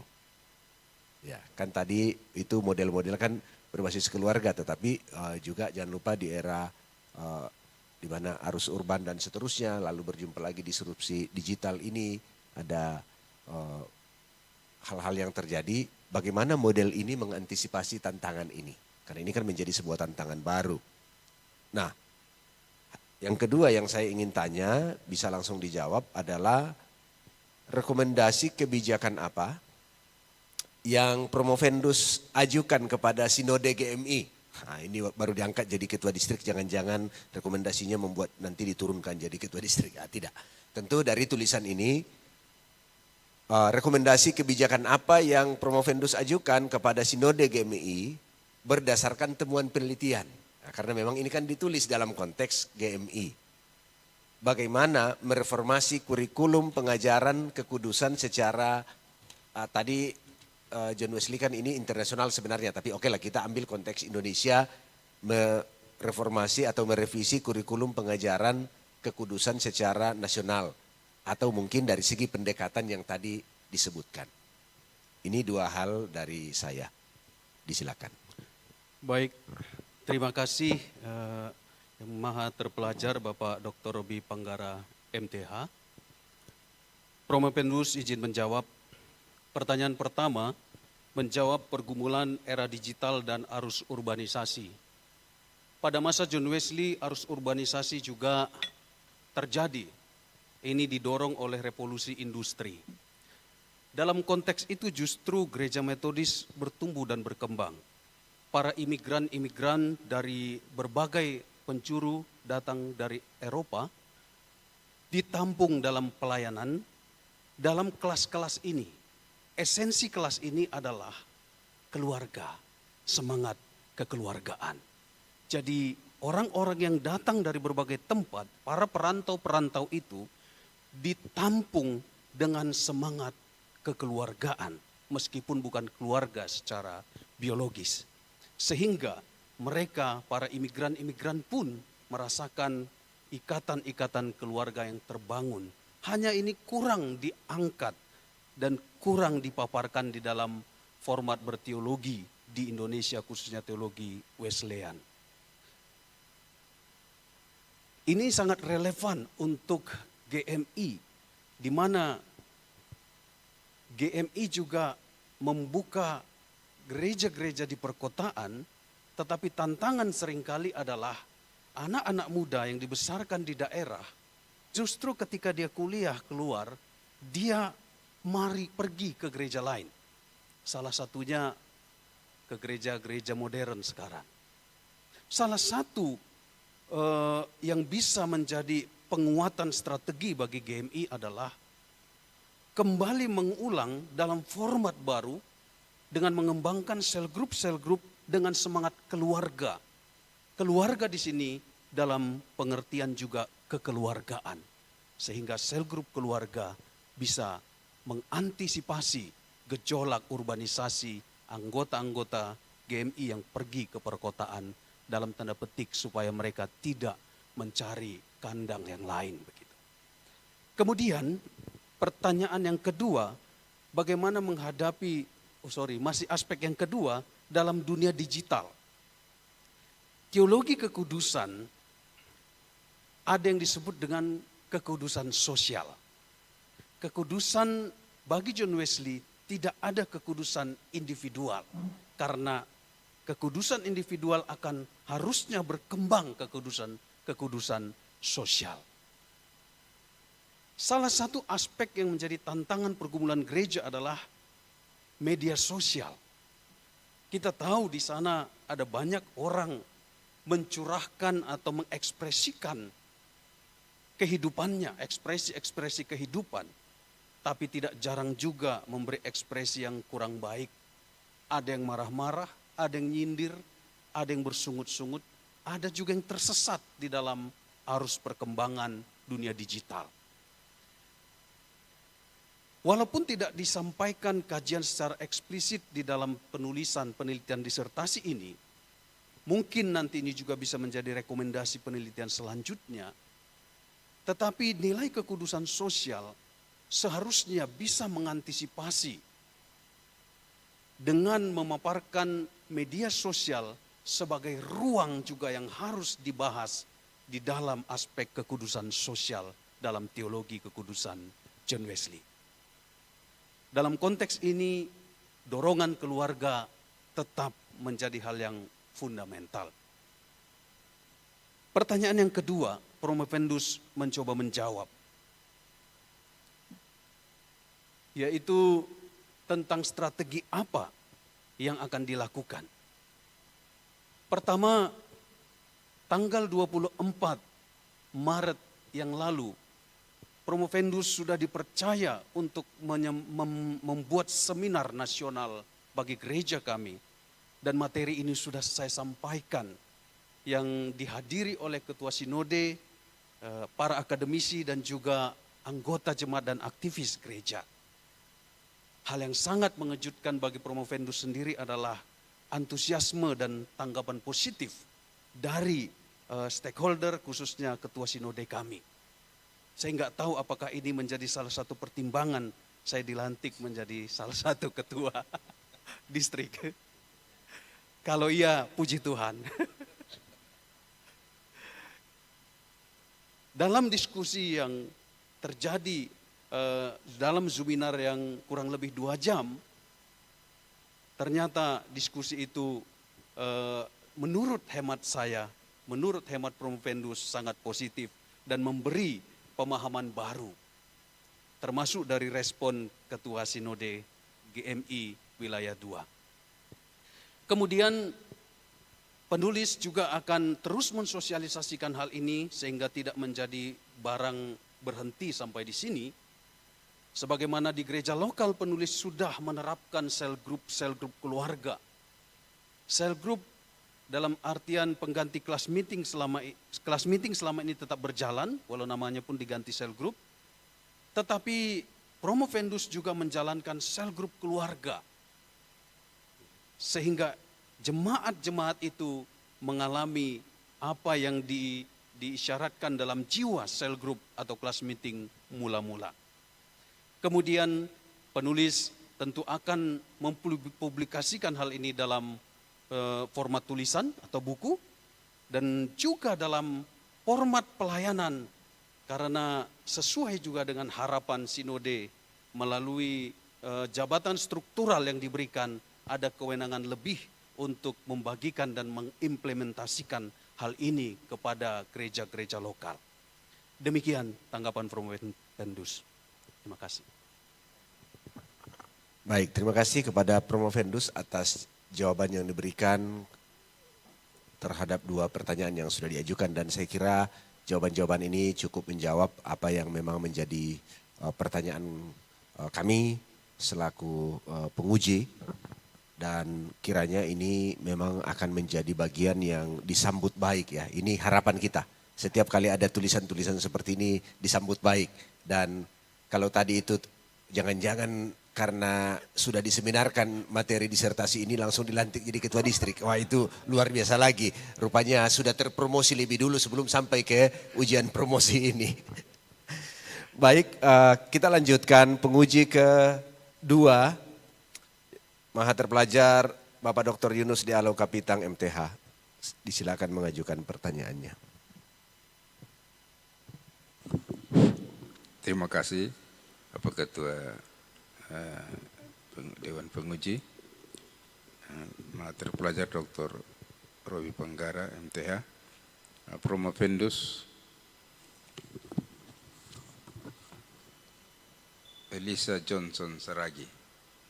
Ya, yang saya mau tanya, ada pernyataan yang saya pernah baca begini, generasi yang kehilangan kasih Bapa, ya, generasi yang kehilangan kasih Bapa melahirkan generasi yang pemberontak. Dan itu bisa dinubuatan di Meleakhi 4 ayat 6 ya. Hati bapak-bapak kembali ke anak, hati anak kembali kepada bapak-bapak. Bagaimana ini bagaimana ini bisa diupayakan ya sebagai membangun formasi spiritual yang kontekstual melalui tadi basis keluarga dengan sel grup keluarga ya. Apakah di sini terjadi pemulihan peran spiritual seorang bapa dalam keluarga? Apa itu bisa terjadi di situ? Hati dan bapa dan anak bisa dipulihkan dalam kondisi itu? Minta tanggapan. Dan mungkin ada pengalaman yang bisa diceritakan tentang kelas sel grup keluarga itu. Apakah memang ada pengakuan bapak kepada anak, anak kepada bapak, dan terjadi pemulihan keluarga di situ? Minta tanggapan. Baik, terima kasih yang Maha Terpelajar Bapak Dr. Yunus D.A. Alau Kapitang MTH. Izin Promovendus menjawab. Wynkoop atau Mildred Banks Wynkoop, seorang teolog ajaran kekudusan, gerakan kekudusan, menulis bahwa teologi John Wesley adalah teologi cinta. Jadi pengembangan ajaran kekudusan, teologi kekudusan adalah teologi cinta. Kita tidak pusing melarang anak kita jangan berbuat itu, jangan berbuat ini, jangan berbuat itu. Yang dikembangkan adalah cinta. Dengan pengertian, kalau kita mencintai Tuhan, maka keinginan kita berbuat jahat semakin hilang. Maka Wynkoop menggambarkan teologi Wesley adalah teologi cinta. Dalam kaitan dengan pertanyaan yang disampaikan tadi, keluarga seharusnya menjadi lokus utama penerapan cinta kasih, pengimplementasian cinta kasih. Maka dalam praktek uji yang Promovendus lakukan di dalam beberapa keluarga, sangat menarik apa yang tidak terjadi di dalam kelas meeting selama ini, di mana kelas meeting selama ini tidak ada tidak ada pengakuan dosa, yang ada hanyalah kesaksian yang indah-indah. Tetapi di dalam lingkup keluarga, Promovendus melihat seorang ayah bisa mengaku dosa kepada anak-anak. Seorang anak terpukau karena melihat bapaknya minta maaf. Dan yang hal ini jarang sekali baik dalam masyarakat Batak. Demikian. Jadi nubuatan di kitab Meliaki 4 ayat 6 itu lewat strategi ini ya. Iya. Sel grup keluarga bisa terwujud ya. Iya. Tuhan Allah tidak menghukum bumi karena keluarga-keluarga dipulihkan. Oke, terima kasih. Metode ini bisa terus dikembangkan. Mungkin ini juga jadi rekomendasi di PGI ya. Ya. Baik, terima kasih kepada penguji kedua. Dan selanjutnya kita ke penguji ketiga, Maha Terpelajar Ibu Dr. Sarce Rien Hana MTH, disilakan. Terima kasih untuk kesempatan yang diberikan oleh Ketua Sidang dan memberi apresiasi kepada Promovendus Elisa Johnson Saragih sudah sampai pada tahap ini dengan berbagai tapi puji Tuhan ya. Puji Tuhan dia bisa ada di sini. Oke lah. Itu berarti memang berusaha luar biasa karena lahir di 1978 dan berada di usia 48 ya? 46. Oh 46, oke 46 sudah jadi apa itu Pak Ketua apa distrik berapa? Pimpinan keren distrik. Ketua distrik ya. Oke, distrik apa? Distrik 5. Oh distrik 5, nah, praise the Lord lah untuk itu ya. Oke, nah saya mau tanya, apa upaya yang selalu pasti hasilnya kita ini jangan berhenti. Siapa tahu nanti ditarik itu distrik 5 kan kalau dia berhenti. Apa upaya yang Promovendus akan lakukan untuk memfamiliarkan pengajaran John Wesley tentang kekudusan dalam acara-acara Makdohata itu? Jadi mungkin bisa juga menjelaskan apa itu Makdohata sama kami semuanya supaya tahu apa itu sebenarnya. Karena kalau yang saya lihat di kelas meeting itu kan ada apa ya, isinya yang the general rules itu adalah tidak menyakiti sesama. Berbuat baik yang kedua. Memperhatikan semua tata cara yang dikehendaki Allah. Ada macam-macamnya. Nah dalam acara Makdohata itu bagaimana memfamiliarkan itu?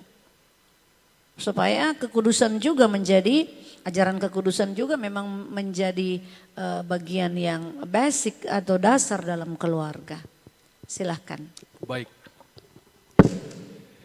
Terima kasih kepada Maha Terpelajar Ibu Dr. Sarce Rien Hana MTH. Izin Promovendus menjawab. Yang pertama, strateginya tentu hal ini harus dihayati dengan sungguh. Apa itu Makdohata dulu supaya ditahu oleh semua orang. Makdohata secara harfiah adalah berkata-kata, mengucapkan kata-kata, mengungkapkan kata-kata.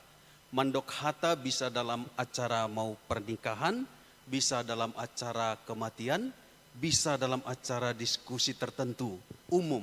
Tetapi ada satu ritual Makdohata yang dilakukan oleh orang Batak Kristen, mereka berkumpul sekali 1 tahun. Dalam 1 kali setahun itu biasanya habis dari gereja mereka berkumpul dalam satu rumah, biasanya keluarga inti atau keluarga satu nenek, satu opung. Nah, ketika mereka sudah berkumpul mereka tunggu pergantian jam, ketika 0 lalu mereka berkumpul. Lalu mereka beribadah, bernyanyi. Setelah bernyanyi, mulailah ritual Makdohata dilakukan. Biasanya dilakukan oleh anak yang paling kecil dulu, lalu berjenjang yang tengah, lalu yang besar sampai yang tua, lalu terakhir opungnya atau kakeknya. Dalam ritual ini, setiap orang terkondisi tidak bisa mangkir, harus berkata-kata, harus mengaku apakah dia senang, tapi umumnya adalah dia akan mengungkapkan apakah kecewa, sakit hati, marah dalam 1 tahun itu. Menurut hemat Promopendus, hal itu terjadi sedemikian lalu diakhiri dengan rekonsiliasi dan membangun komitmen hidup baru untuk yang lama ditinggalkan, memasuki tahun baru, yang baru dilakukan dengan semangat komitmen baru. Itu berjalan dan secara umum itu tidak bisa ditawar-tawar lagi. Aku nggak mau berkata-kata, aku nggak mau bersaksi, aku nggak mau, atau dalam bahasa sederhana ngeles. Di dalam praktek kelas meeting gerejawi, orang bisa berkata-kata, tetapi orang juga diminta bersaksi, tetapi kesaksiannya adalah umumnya ada kesaksian yang indah. Misalnya aku sakit, aku berdoa sembuh, puji Tuhan. Tetapi kalau hal-hal yang berbau, hal-hal moral atau dosa tidak akan pernah terungkap. Tetapi di dalam ritual mandok hata, hal itu terungkap. Seorang anak bisa mengatakan kecewa kepada bapaknya, seorang istri bisa bilang kecewa kepada suaminya, demikian juga sebaliknya. Nah, itulah sebabnya Promopendus atau peneliti melihat hal ini sebagai kekayaan budaya. Sebenarnya orang Batak sudah melakukan kelas meeting yang esensinya sama dengan esensi, kurang lebih dengan esensi kelas meeting John Wesley, hanya terlalu jauh waktunya 1 kali 1 tahun. Jadi Promopendus mengupayakan hal ini bisa dilakukan. Kalau 1 kali 1 tahun bisa, maka tentu bisa juga dibuat 2 minggu 1 kali atau sekali seminggu. Dan kami Promopendus keluarga juga sudah melakukan dan sudah mensimulasikan di dalam gereja dan juga sudah menyampaikan di dalam Zoominar. Ternyata sangat disambut dengan baik. Demikian. Saya lanjutkan, maksudnya ini itu diprogramkan, ditulis atau diapakan? Mana ininya? Maksudnya apa itunya? Baik. Terima kasih atas pertanyaan yang disampaikan. Promopendus akan mencoba menjawab. Di dalam gereja metodis sudah ada bahan materi buku, yaitu buku kelas meeting. Dalam hal ini sebutan kelas meeting pun sudah dikritik supaya bisa diganti dengan cell group atau komsel. Nah, di dalam produk yang baru ini, penulis tidak meniadakan bahan materi yang ada selama ini.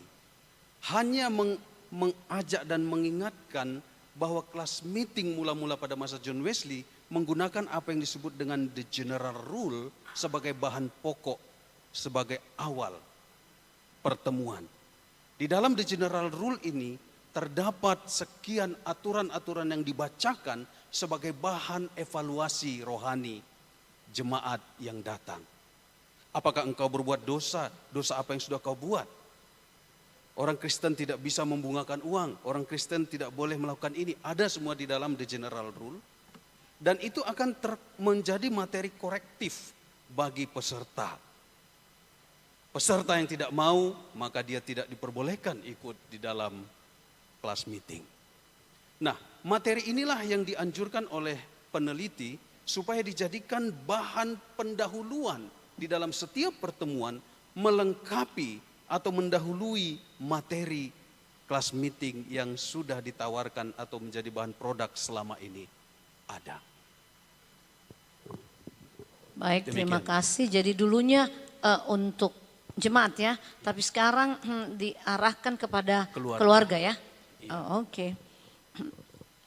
Sekian Ketua Sidang. Baik, terima kasih untuk penguji ketiga.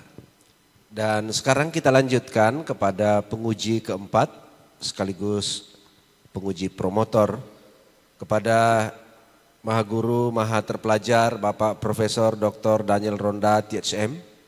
Kami persilakan.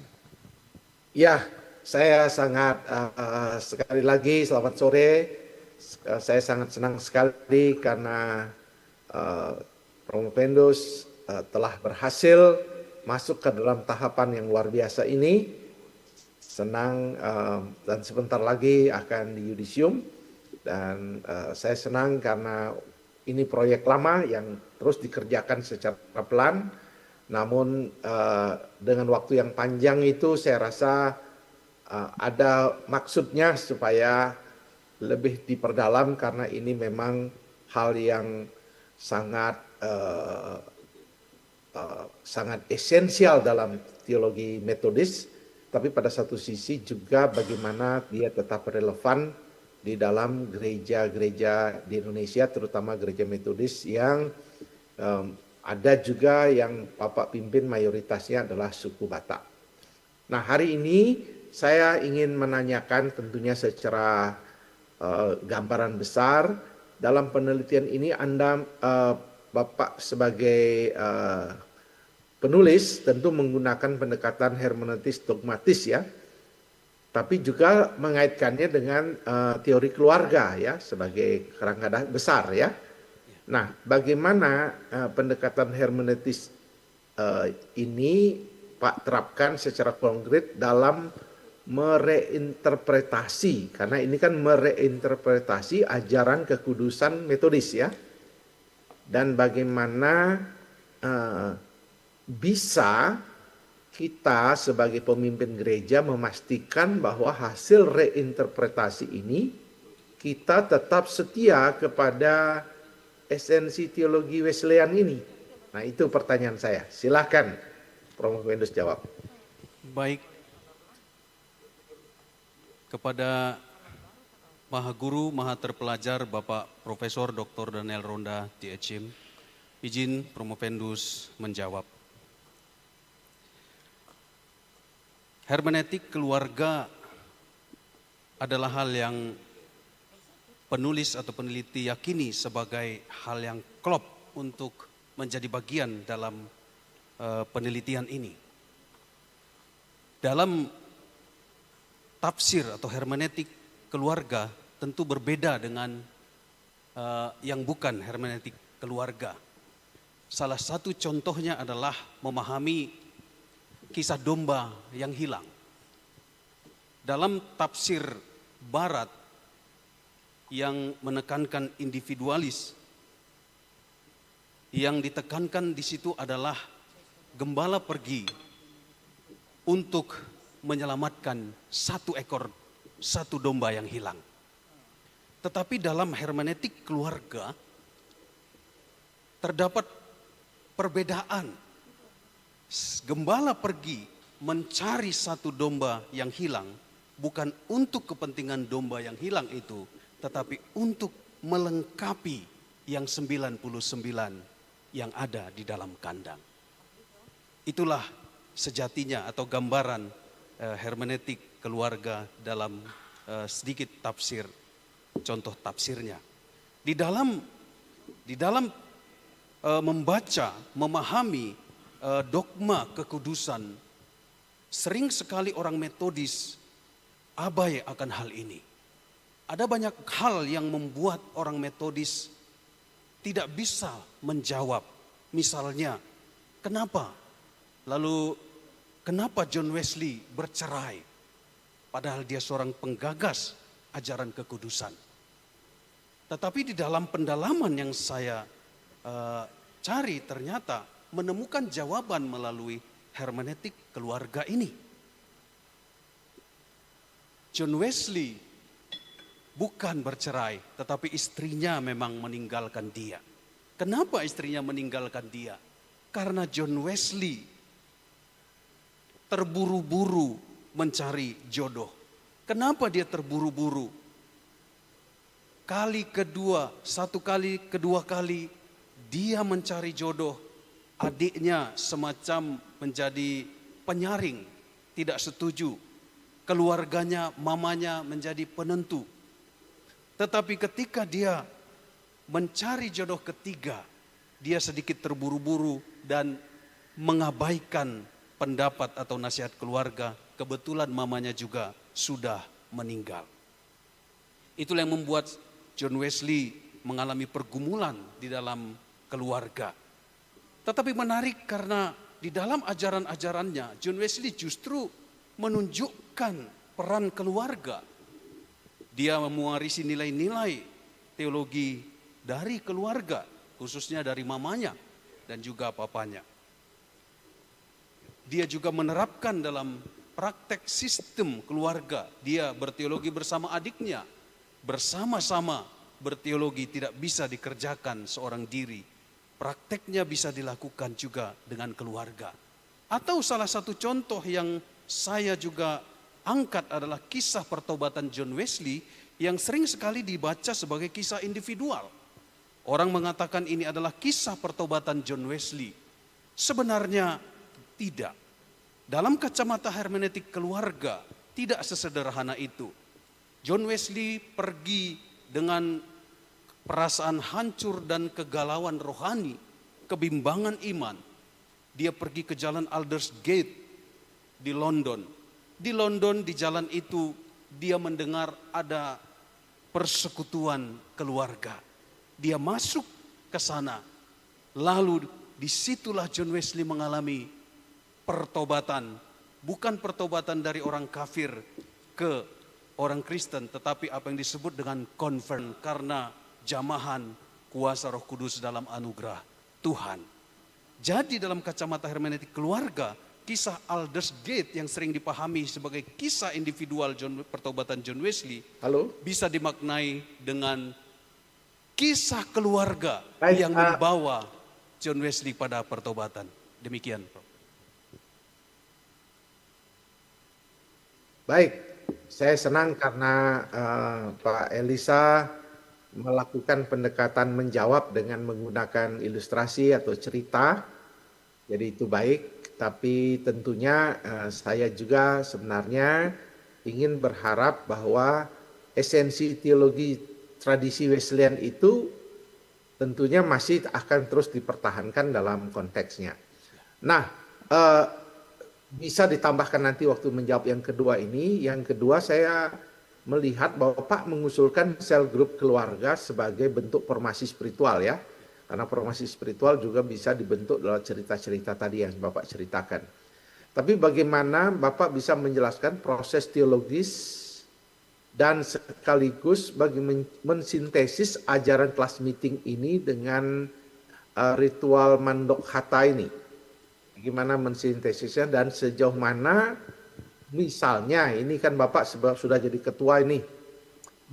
Bisa direplikasi di luar komunitas Batak walaupun sesama Metodis ya, tapi mungkin di gereja yang tidak semua Batak ya, ada juga Tionghoa di Metodis, ada juga bagaimana bisa direplikasikan hal ini. Silakan Pak. Baik, terima kasih. Izin Promopendus menjawab.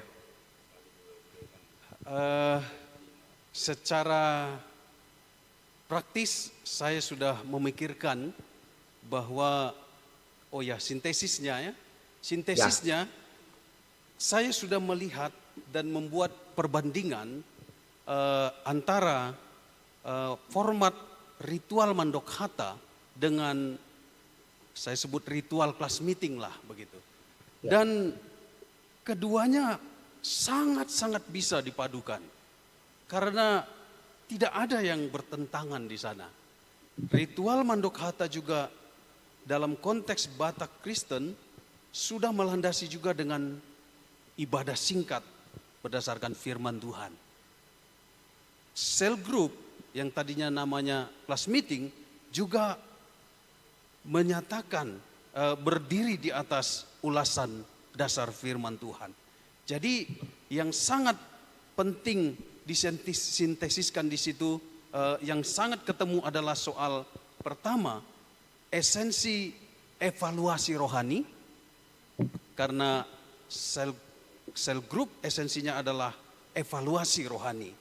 Kemudian pengakuan dosa ada di antara keduanya, kemudian rekonsiliasi ada di antara keduanya, dan juga ada komitmen untuk memulai hidup baru setelah dilakukan upaya korektif dan evaluasi. Nah, dalam praktek nanti saya sudah memikirkan bahwa meskipun tidak dalam komunitas suku Batak, hal ini tetap relevan Sebagaimana nama metodis sendiri berasal dari kata metode, tentu tidak boleh berhenti pada satu titik. Metode harus terus dikembangkan, bahkan dengan mengangkat nilai-nilai budaya Tionghoa atau budaya-budaya lain. Nah, dalam semangat itu, saya akan mengupayakan khususnya di distrik saya, melakukan hal ini. Pertama, di dalam perkunjungan saya kelak kepada pendeta-pendeta, saya tidak akan melakukan pendekatan formal dulu, lalu melakukan cek atau evaluasi pelayanan. Saya akan masuk ke dalam keluarga pendeta lokal, kami akan sel group dulu bersama dengan keluarga itu. Lalu ini akan ditularkan ke lokal-lokal bahkan ke pos-pos PI. Dan saya harapkan hal ini bisa menjadi sebuah gerakan pemuritan berbasis keluarga atau kekeluargaan. Demikian. Terima kasih. Saya memiliki kesan Pak menguasai semua materi yang ada. Saya senang dan bangga akan hal itu. Terima kasih. Saya kembalikan kepada Pendeta Dr. Roby Panggara. Baik, terima kasih kepada penguji keempat merangkap penguji promotor. Kita lanjutkan dengan penguji kelima merangkap penguji ko-promotor yang maha terpelajar Bapak Dr. Armin Sukri MTH.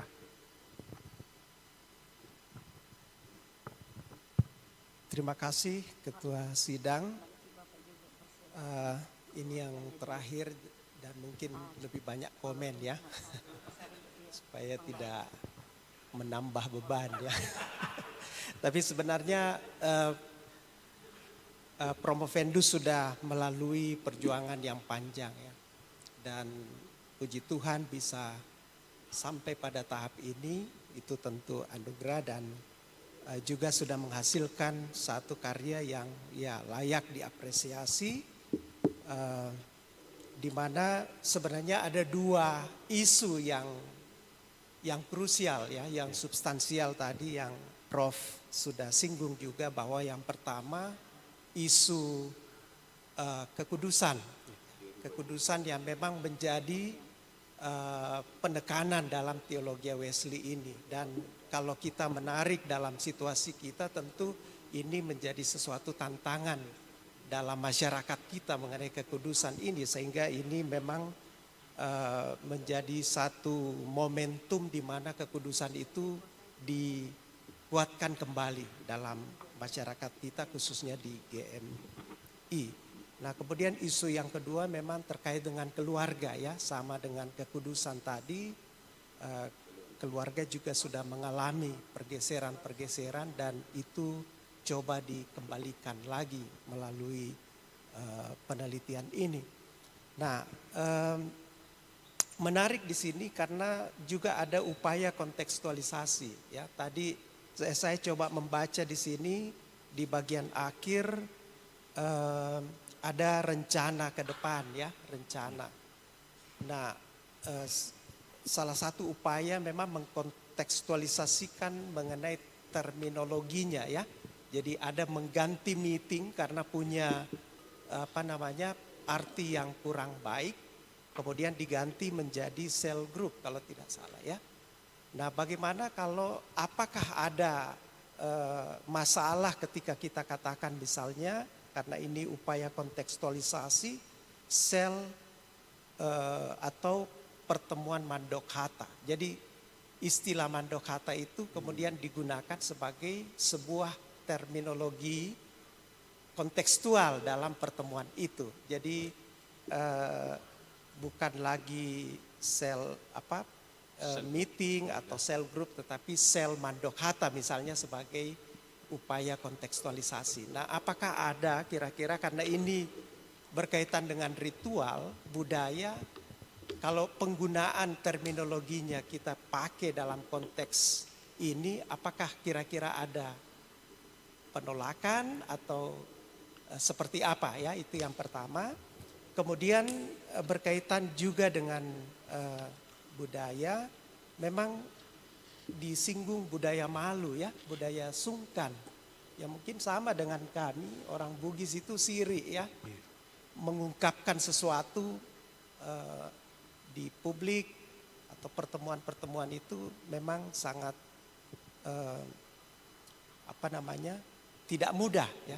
Nah, apakah dalam pengalaman Promovendus ketika memperkenalkan pendekatan atau metode ini juga menghadapi hal-hal yang sama, walaupun itu dalam konteks keluarga ya? Apakah juga muncul tantangan-tantangan terkait dengan budaya malu atau budaya sungkan ini? Nah, itu saja barangkali, silakan. Baik. Pada Maha Terpelajar Bapak Dr. Armin Sukri, MTH, izin Promovendus menjawab. Penggunaan frase mandok hata untuk menggantikan istilah class meeting atau cell group tentu baik jika di dalam jemaat itu semua berbudaya Batak gitu. Tetapi gereja Metodis sebenarnya bukan gereja etnik, tetapi berbagai budaya. Dua suku yang mayoritas adalah Batak, lalu Tionghoa, lalu banyak juga sekarang Jawa, dan dari timur juga sudah ada gitu. Dari Nias dan banyak. Nah, resikonya adalah ketika menggunakan satu istilah yang mewakili istilah atau frasa budaya akan menjadi benturan juga bagi jemaat yang berbudaya lain. Dalam hal itu mungkin kami di gereja lokal harus bijaksana. Pertanyaan kedua menyangkut budaya malu. Iya, memang dalam pengalaman yang ada praktek class meeting atau cell group selama ini tidak menyentuh ranah evaluasi rohani atau pengakuan-pengakuan dosa. Sangat-sangat tidak mungkin atau sangat-sangat tidak pernah terlihat. Karena sekali lagi di dalam budaya Batak sangat malu sungkan menceritakan hal-hal yang bersifat dosa, sehingga hal-hal yang bersifat dosa itu adalah sudah dikanalisasi menjadi ranah keluarga atau ranah dalihan natolu tadi. Kalau opungnya bisa menasehati, pamannya, ipar atau saudara laki-laki dari istrinya, itu yang harus dihormati, itu bisa datang intervensi untuk kalau ada permasalahan keluarga. Tetapi orang lain sangat sulit menembus hal ini. Makanya ada tesis yang mengungkapkan dalihan natolu bisa dijadikan sarana pendukung pastoral, tetapi juga bisa menjadi sarana penghambat aktivitas pastoral. Demikian yang bisa saya sampaikan. Jadi dalam pelaksanaan kelas meeting atau cell group ini, siapa yang menjadi pemimpin di sini? Baik. Sesuai dengan tradisi atau nilai kultur mayoritas orang Asia atau orang Batak, biasanya menjadi pemimpin itu adalah laki-laki. Dalam hal ini kepala keluarga. Tetapi biasanya orang Batak, bapak-bapak orang Batak itu kalau berbicara dalam aras budaya sering mendominasi. Tetapi kalau aras rohani, apalagi mimpin doa, diserahkan kepada istri. Hal ini menjadi hal yang sudah umum. Tetapi saya juga mengingat, tidak apa-apa juga ibu yang memimpin. Sebagaimana John Wesley, promotor rohaninya adalah Susana Wesley, itu yaitu ibunya sendiri. Kenapa tidak? Daripada memperdebatkan siapa-siapa. Nah, tetapi tetap kita dukung supaya bapak-bapak, karena bapak adalah sumber gitu ya. Demikian. Baik, terima kasih. Kita berharap bahwa metode yang dihasilkan ini bisa dikembangkan bukan saja nanti di kalangan GNI, tetapi juga mungkin saja bisa diperkenalkan ke gereja-gereja lain. Ya. Terima kasih, saya kembalikan ke Ketua Sidang. Baik, terima kasih kepada penguji kelima merangkap penguji kopromotor. Dengan demikian maka berakhirlah tanya jawab untuk sesi ujian promosi bagi Promovendus Elisa Johnson Saragi. Kepada Promovendus disilakan kembali ke tempat. Kepada Dewan Penguji, ya beri aplaus. Dan juga Dewan Penguji boleh kembali ke tempat. Dan saya lihat sepertinya ada keluarga atau pendukung dari Promovendus Elisa Johnson Saragi di...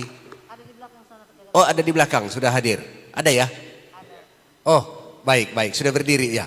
Baik, terima kasih Bapak, selamat datang. Ada yang online juga? Tidak ada, baik. Tentu kami menyambut semua keluarga Promovendus yang boleh hadir pada kesempatan ini sejak pagi hingga promosi terakhir bagi Promovendus Elisa Saragi pada kesempatan sore ini. Dewan Penguji, Promovendus dan semua hadirin yang hadir, kita akan lanjutkan dengan sesi terakhir di hari ini yaitu acara yudisium. Untuk itu saya persilakan untuk diatur oleh panitia.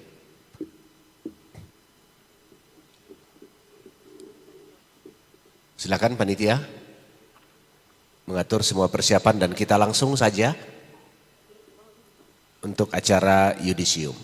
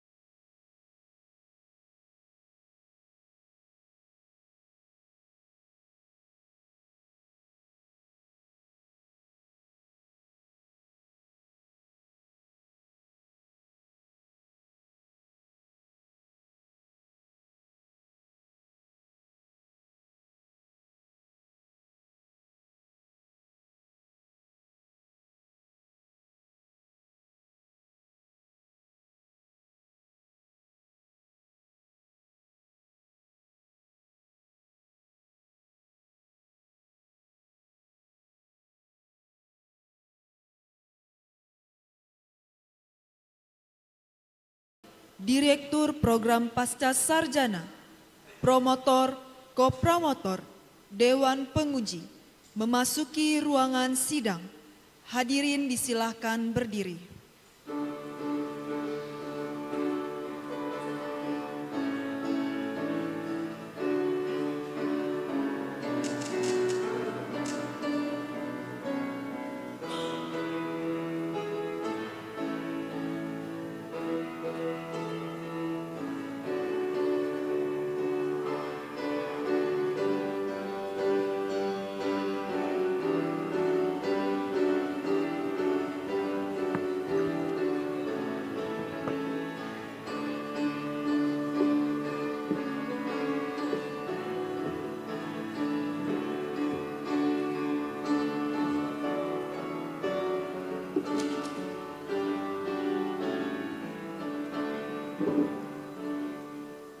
Hadirin disilakan duduk.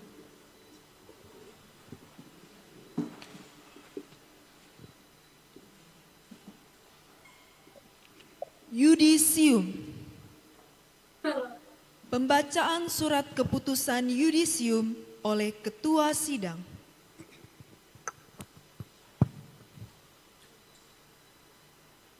Kepada segenap promovendus, keluarga, tamu undangan, segenap hadirin.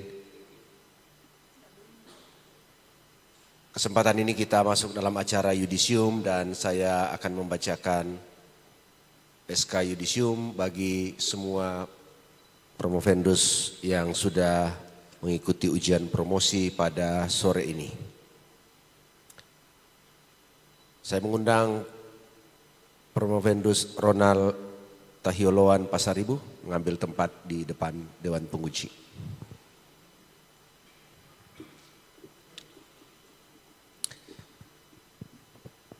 Yudisium. Dalam rangka promosi untuk mencapai gelar doktor dalam bidang ilmu teologi, Saudara Ronald Tahioloan Pasaribu, NPM 2201611130. Setelah mempertimbangkan pelaksanaan tahapan ujian disertasi sampai pada ujian promosi, dengan ini menyatakan bahwa Ronald Tahioloan Pasaribu dinyatakan lulus dengan IPK 3,87. Predikat kelulusan berdasarkan nilai IPK dan juga masa studi. Predikat kelulusan magna cum laude. Dengan demikian, mulai hari ini Senin 17 Juni 2025 pukul 17.00 WITA, Saudara Ronald Tahioloan Pasaribu berhak memakai gelar doktor dalam bidang ilmu teologi. Semoga ilmu yang dimiliki dapat bermanfaat bagi kepentingan gereja, bangsa, dan negara. Makassar 17 Juni 2025, Ketua Sidang Dr. Robi Panggara, MTH. Disilakan untuk menerima yudisiumnya.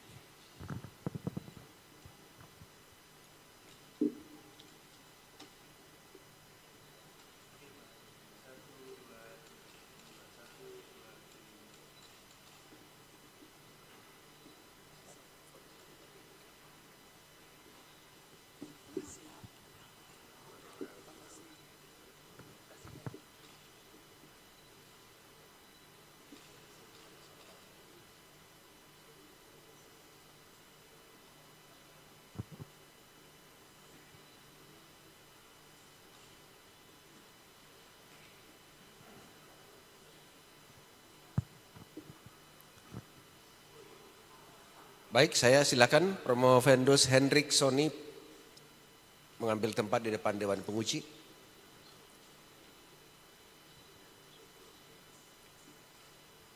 Yudisium. Dalam rangka promosi untuk mencapai gelar doktor dalam bidang ilmu teologi, Saudara Hendrik Soni Paatang, NPM 170261050. Setelah mempertimbangkan pelaksanaan tahapan ujian disertasi sampai pada ujian promosi. Dengan ini menyatakan bahwa Hendrik Sony Paatang dinyatakan lulus dengan IPK 3,60. Predikat kelulusan sangat memuaskan. Dengan demikian,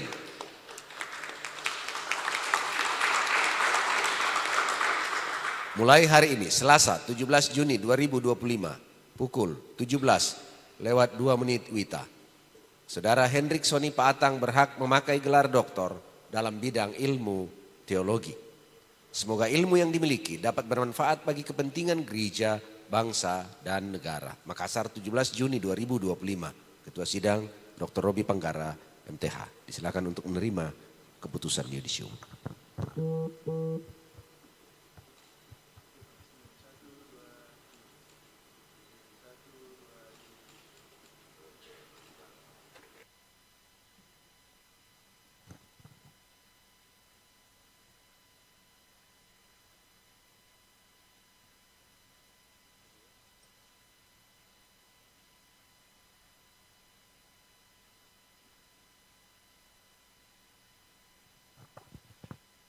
Berikut Promovendus Chandrahan disilakan mengambil tempat di depan Dewan Penguji.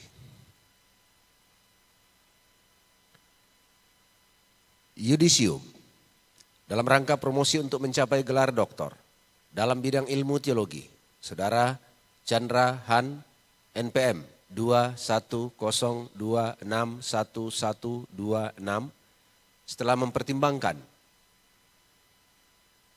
pelaksanaan tahapan ujian disertasi sampai pada ujian promosi, dengan ini menyatakan bahwa Chandra Han dinyatakan lulus dengan IPK 3,83.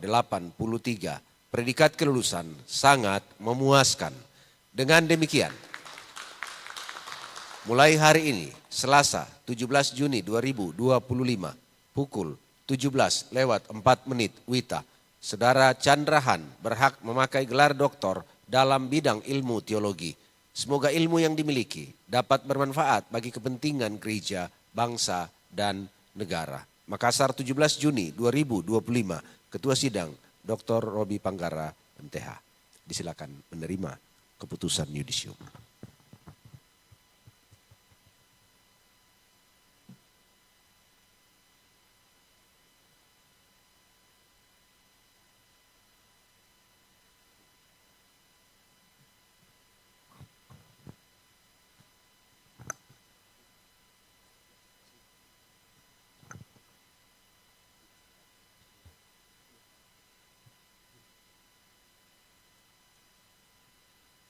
Berikut Promovendus Arif Wicaksono.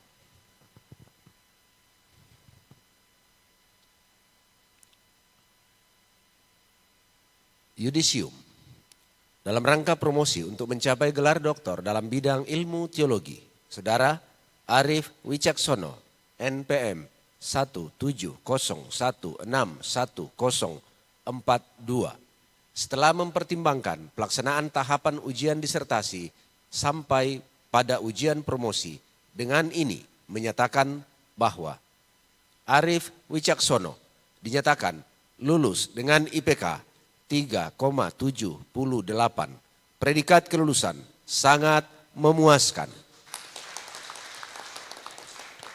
Dengan demikian, mulai hari ini Selasa 17 Juni 2025 pukul 17:06 WITA, Saudara Arif Wicaksono berhak memakai gelar doktor dalam bidang ilmu teologi. Semoga ilmu yang dimiliki dapat bermanfaat bagi kepentingan gereja, bangsa, dan negara. Makassar 17 Juni 2025, Ketua Sidang Dr. Robi Panggara, MTH. Disilakan menerima keputusan yudisium.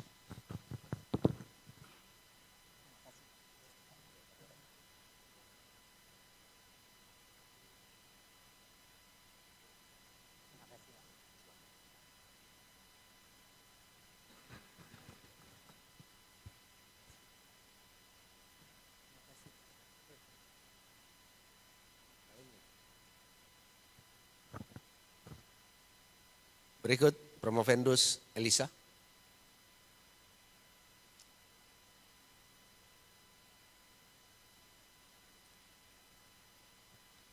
Yudisium.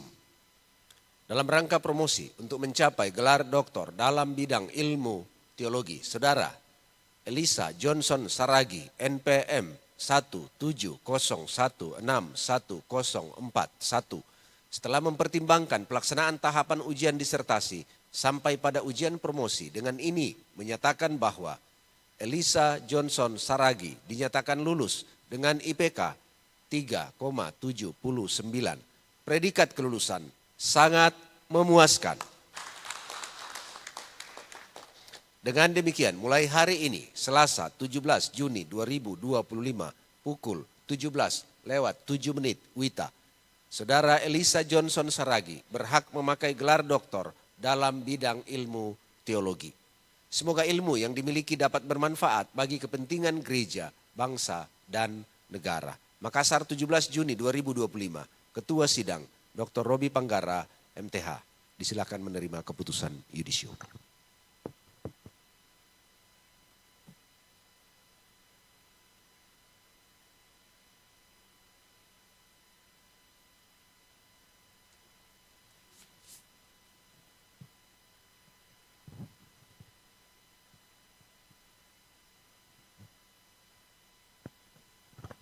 Baik, semua promovendus silakan bergabung mengambil tempat di depan.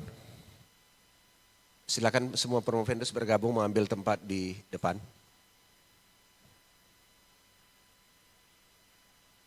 Silakan berdiri di sini. Tunjukkan SK yudisiumnya kepada audiens. Hadirin yang kami hormati, segenap tamu undangan. Di depan kita berdiri 5 orang promovendus yang hari ini secara resmi bergelar doktor dalam bidang ilmu teologi. Untuk itu kami ucapkan selamat kepada kelima promovendus, selamat datang dalam kelompok orang-orang yang maha terpelajar. Tetap berdiri di tempat. Tetap berdiri di tempat, kami akan bergabung, memberikan selamat dan juga langsung berfoto. Dewan Penguji silakan mengambil tempat. Pertama kita di belakang mereka supaya tidak diubah. Setelah itu kita bergantian posisi.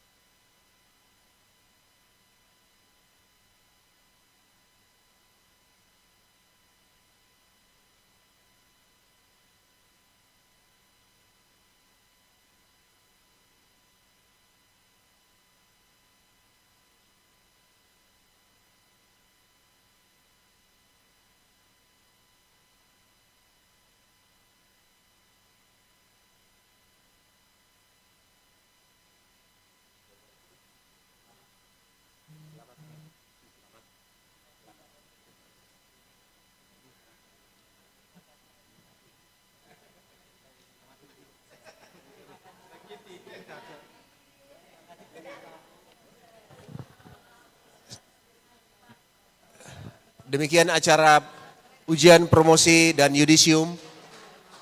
Kepada keluarga kami silakan untuk sesi foto sepuasnya.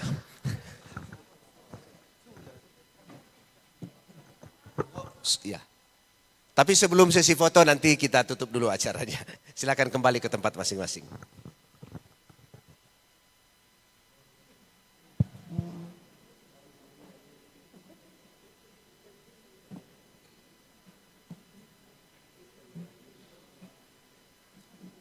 Penutup. Doa penutup oleh Dr. Sarce Rien Hana, MTH. Baik, saya jemput kita semua untuk berdiri, melengkapi sukacita kita pada sore hari ini. Mari kita akan tutup di dalam doa. Terima kasih Tuhan Yesus. Tuhan Yesus sungguh baik bagi kami, bagi semua promovendus yang hadir pada saat ini, bahkan bagi semua kami yang hadir.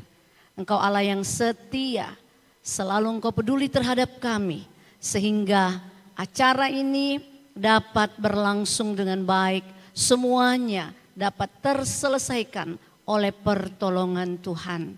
Acara promosi hari ini boleh berlangsung karena kemurahan Tuhan. Biarlah semua promovendus yang berhasil hari ini sungguh-sungguh melaksanakan kehendak Allah lewat hasil penelitian mereka, lewat produk-produk mereka, bahkan diteguhkan untuk menjadi pelayan Tuhan yang setia. Terima kasih Tuhan, kami bersyukur sekali lagi atasnya. Diberkatilah semua orang-orang yang setia kepada Tuhan Yesus. Akhirnya kasih karunia dari Allah Bapa, damai sejahtera dari Tuhan Yesus Kristus, tuntunan dari Roh Kudus memampukan kami semuanya setia sampai Yesus datang pada kali yang kedua. Dalam nama Yesus kami sudah berdoa dan bersyukur. Haleluya. Amin. Amin. Demikian acara kita. Silakan duduk kembali. Demikianlah ujian promosi Doktor Teologi Sekolah Tinggi Filsafat Teologia Jafrai Makassar, Selasa 17 Juni 2025. Tuhan Yesus memberkati.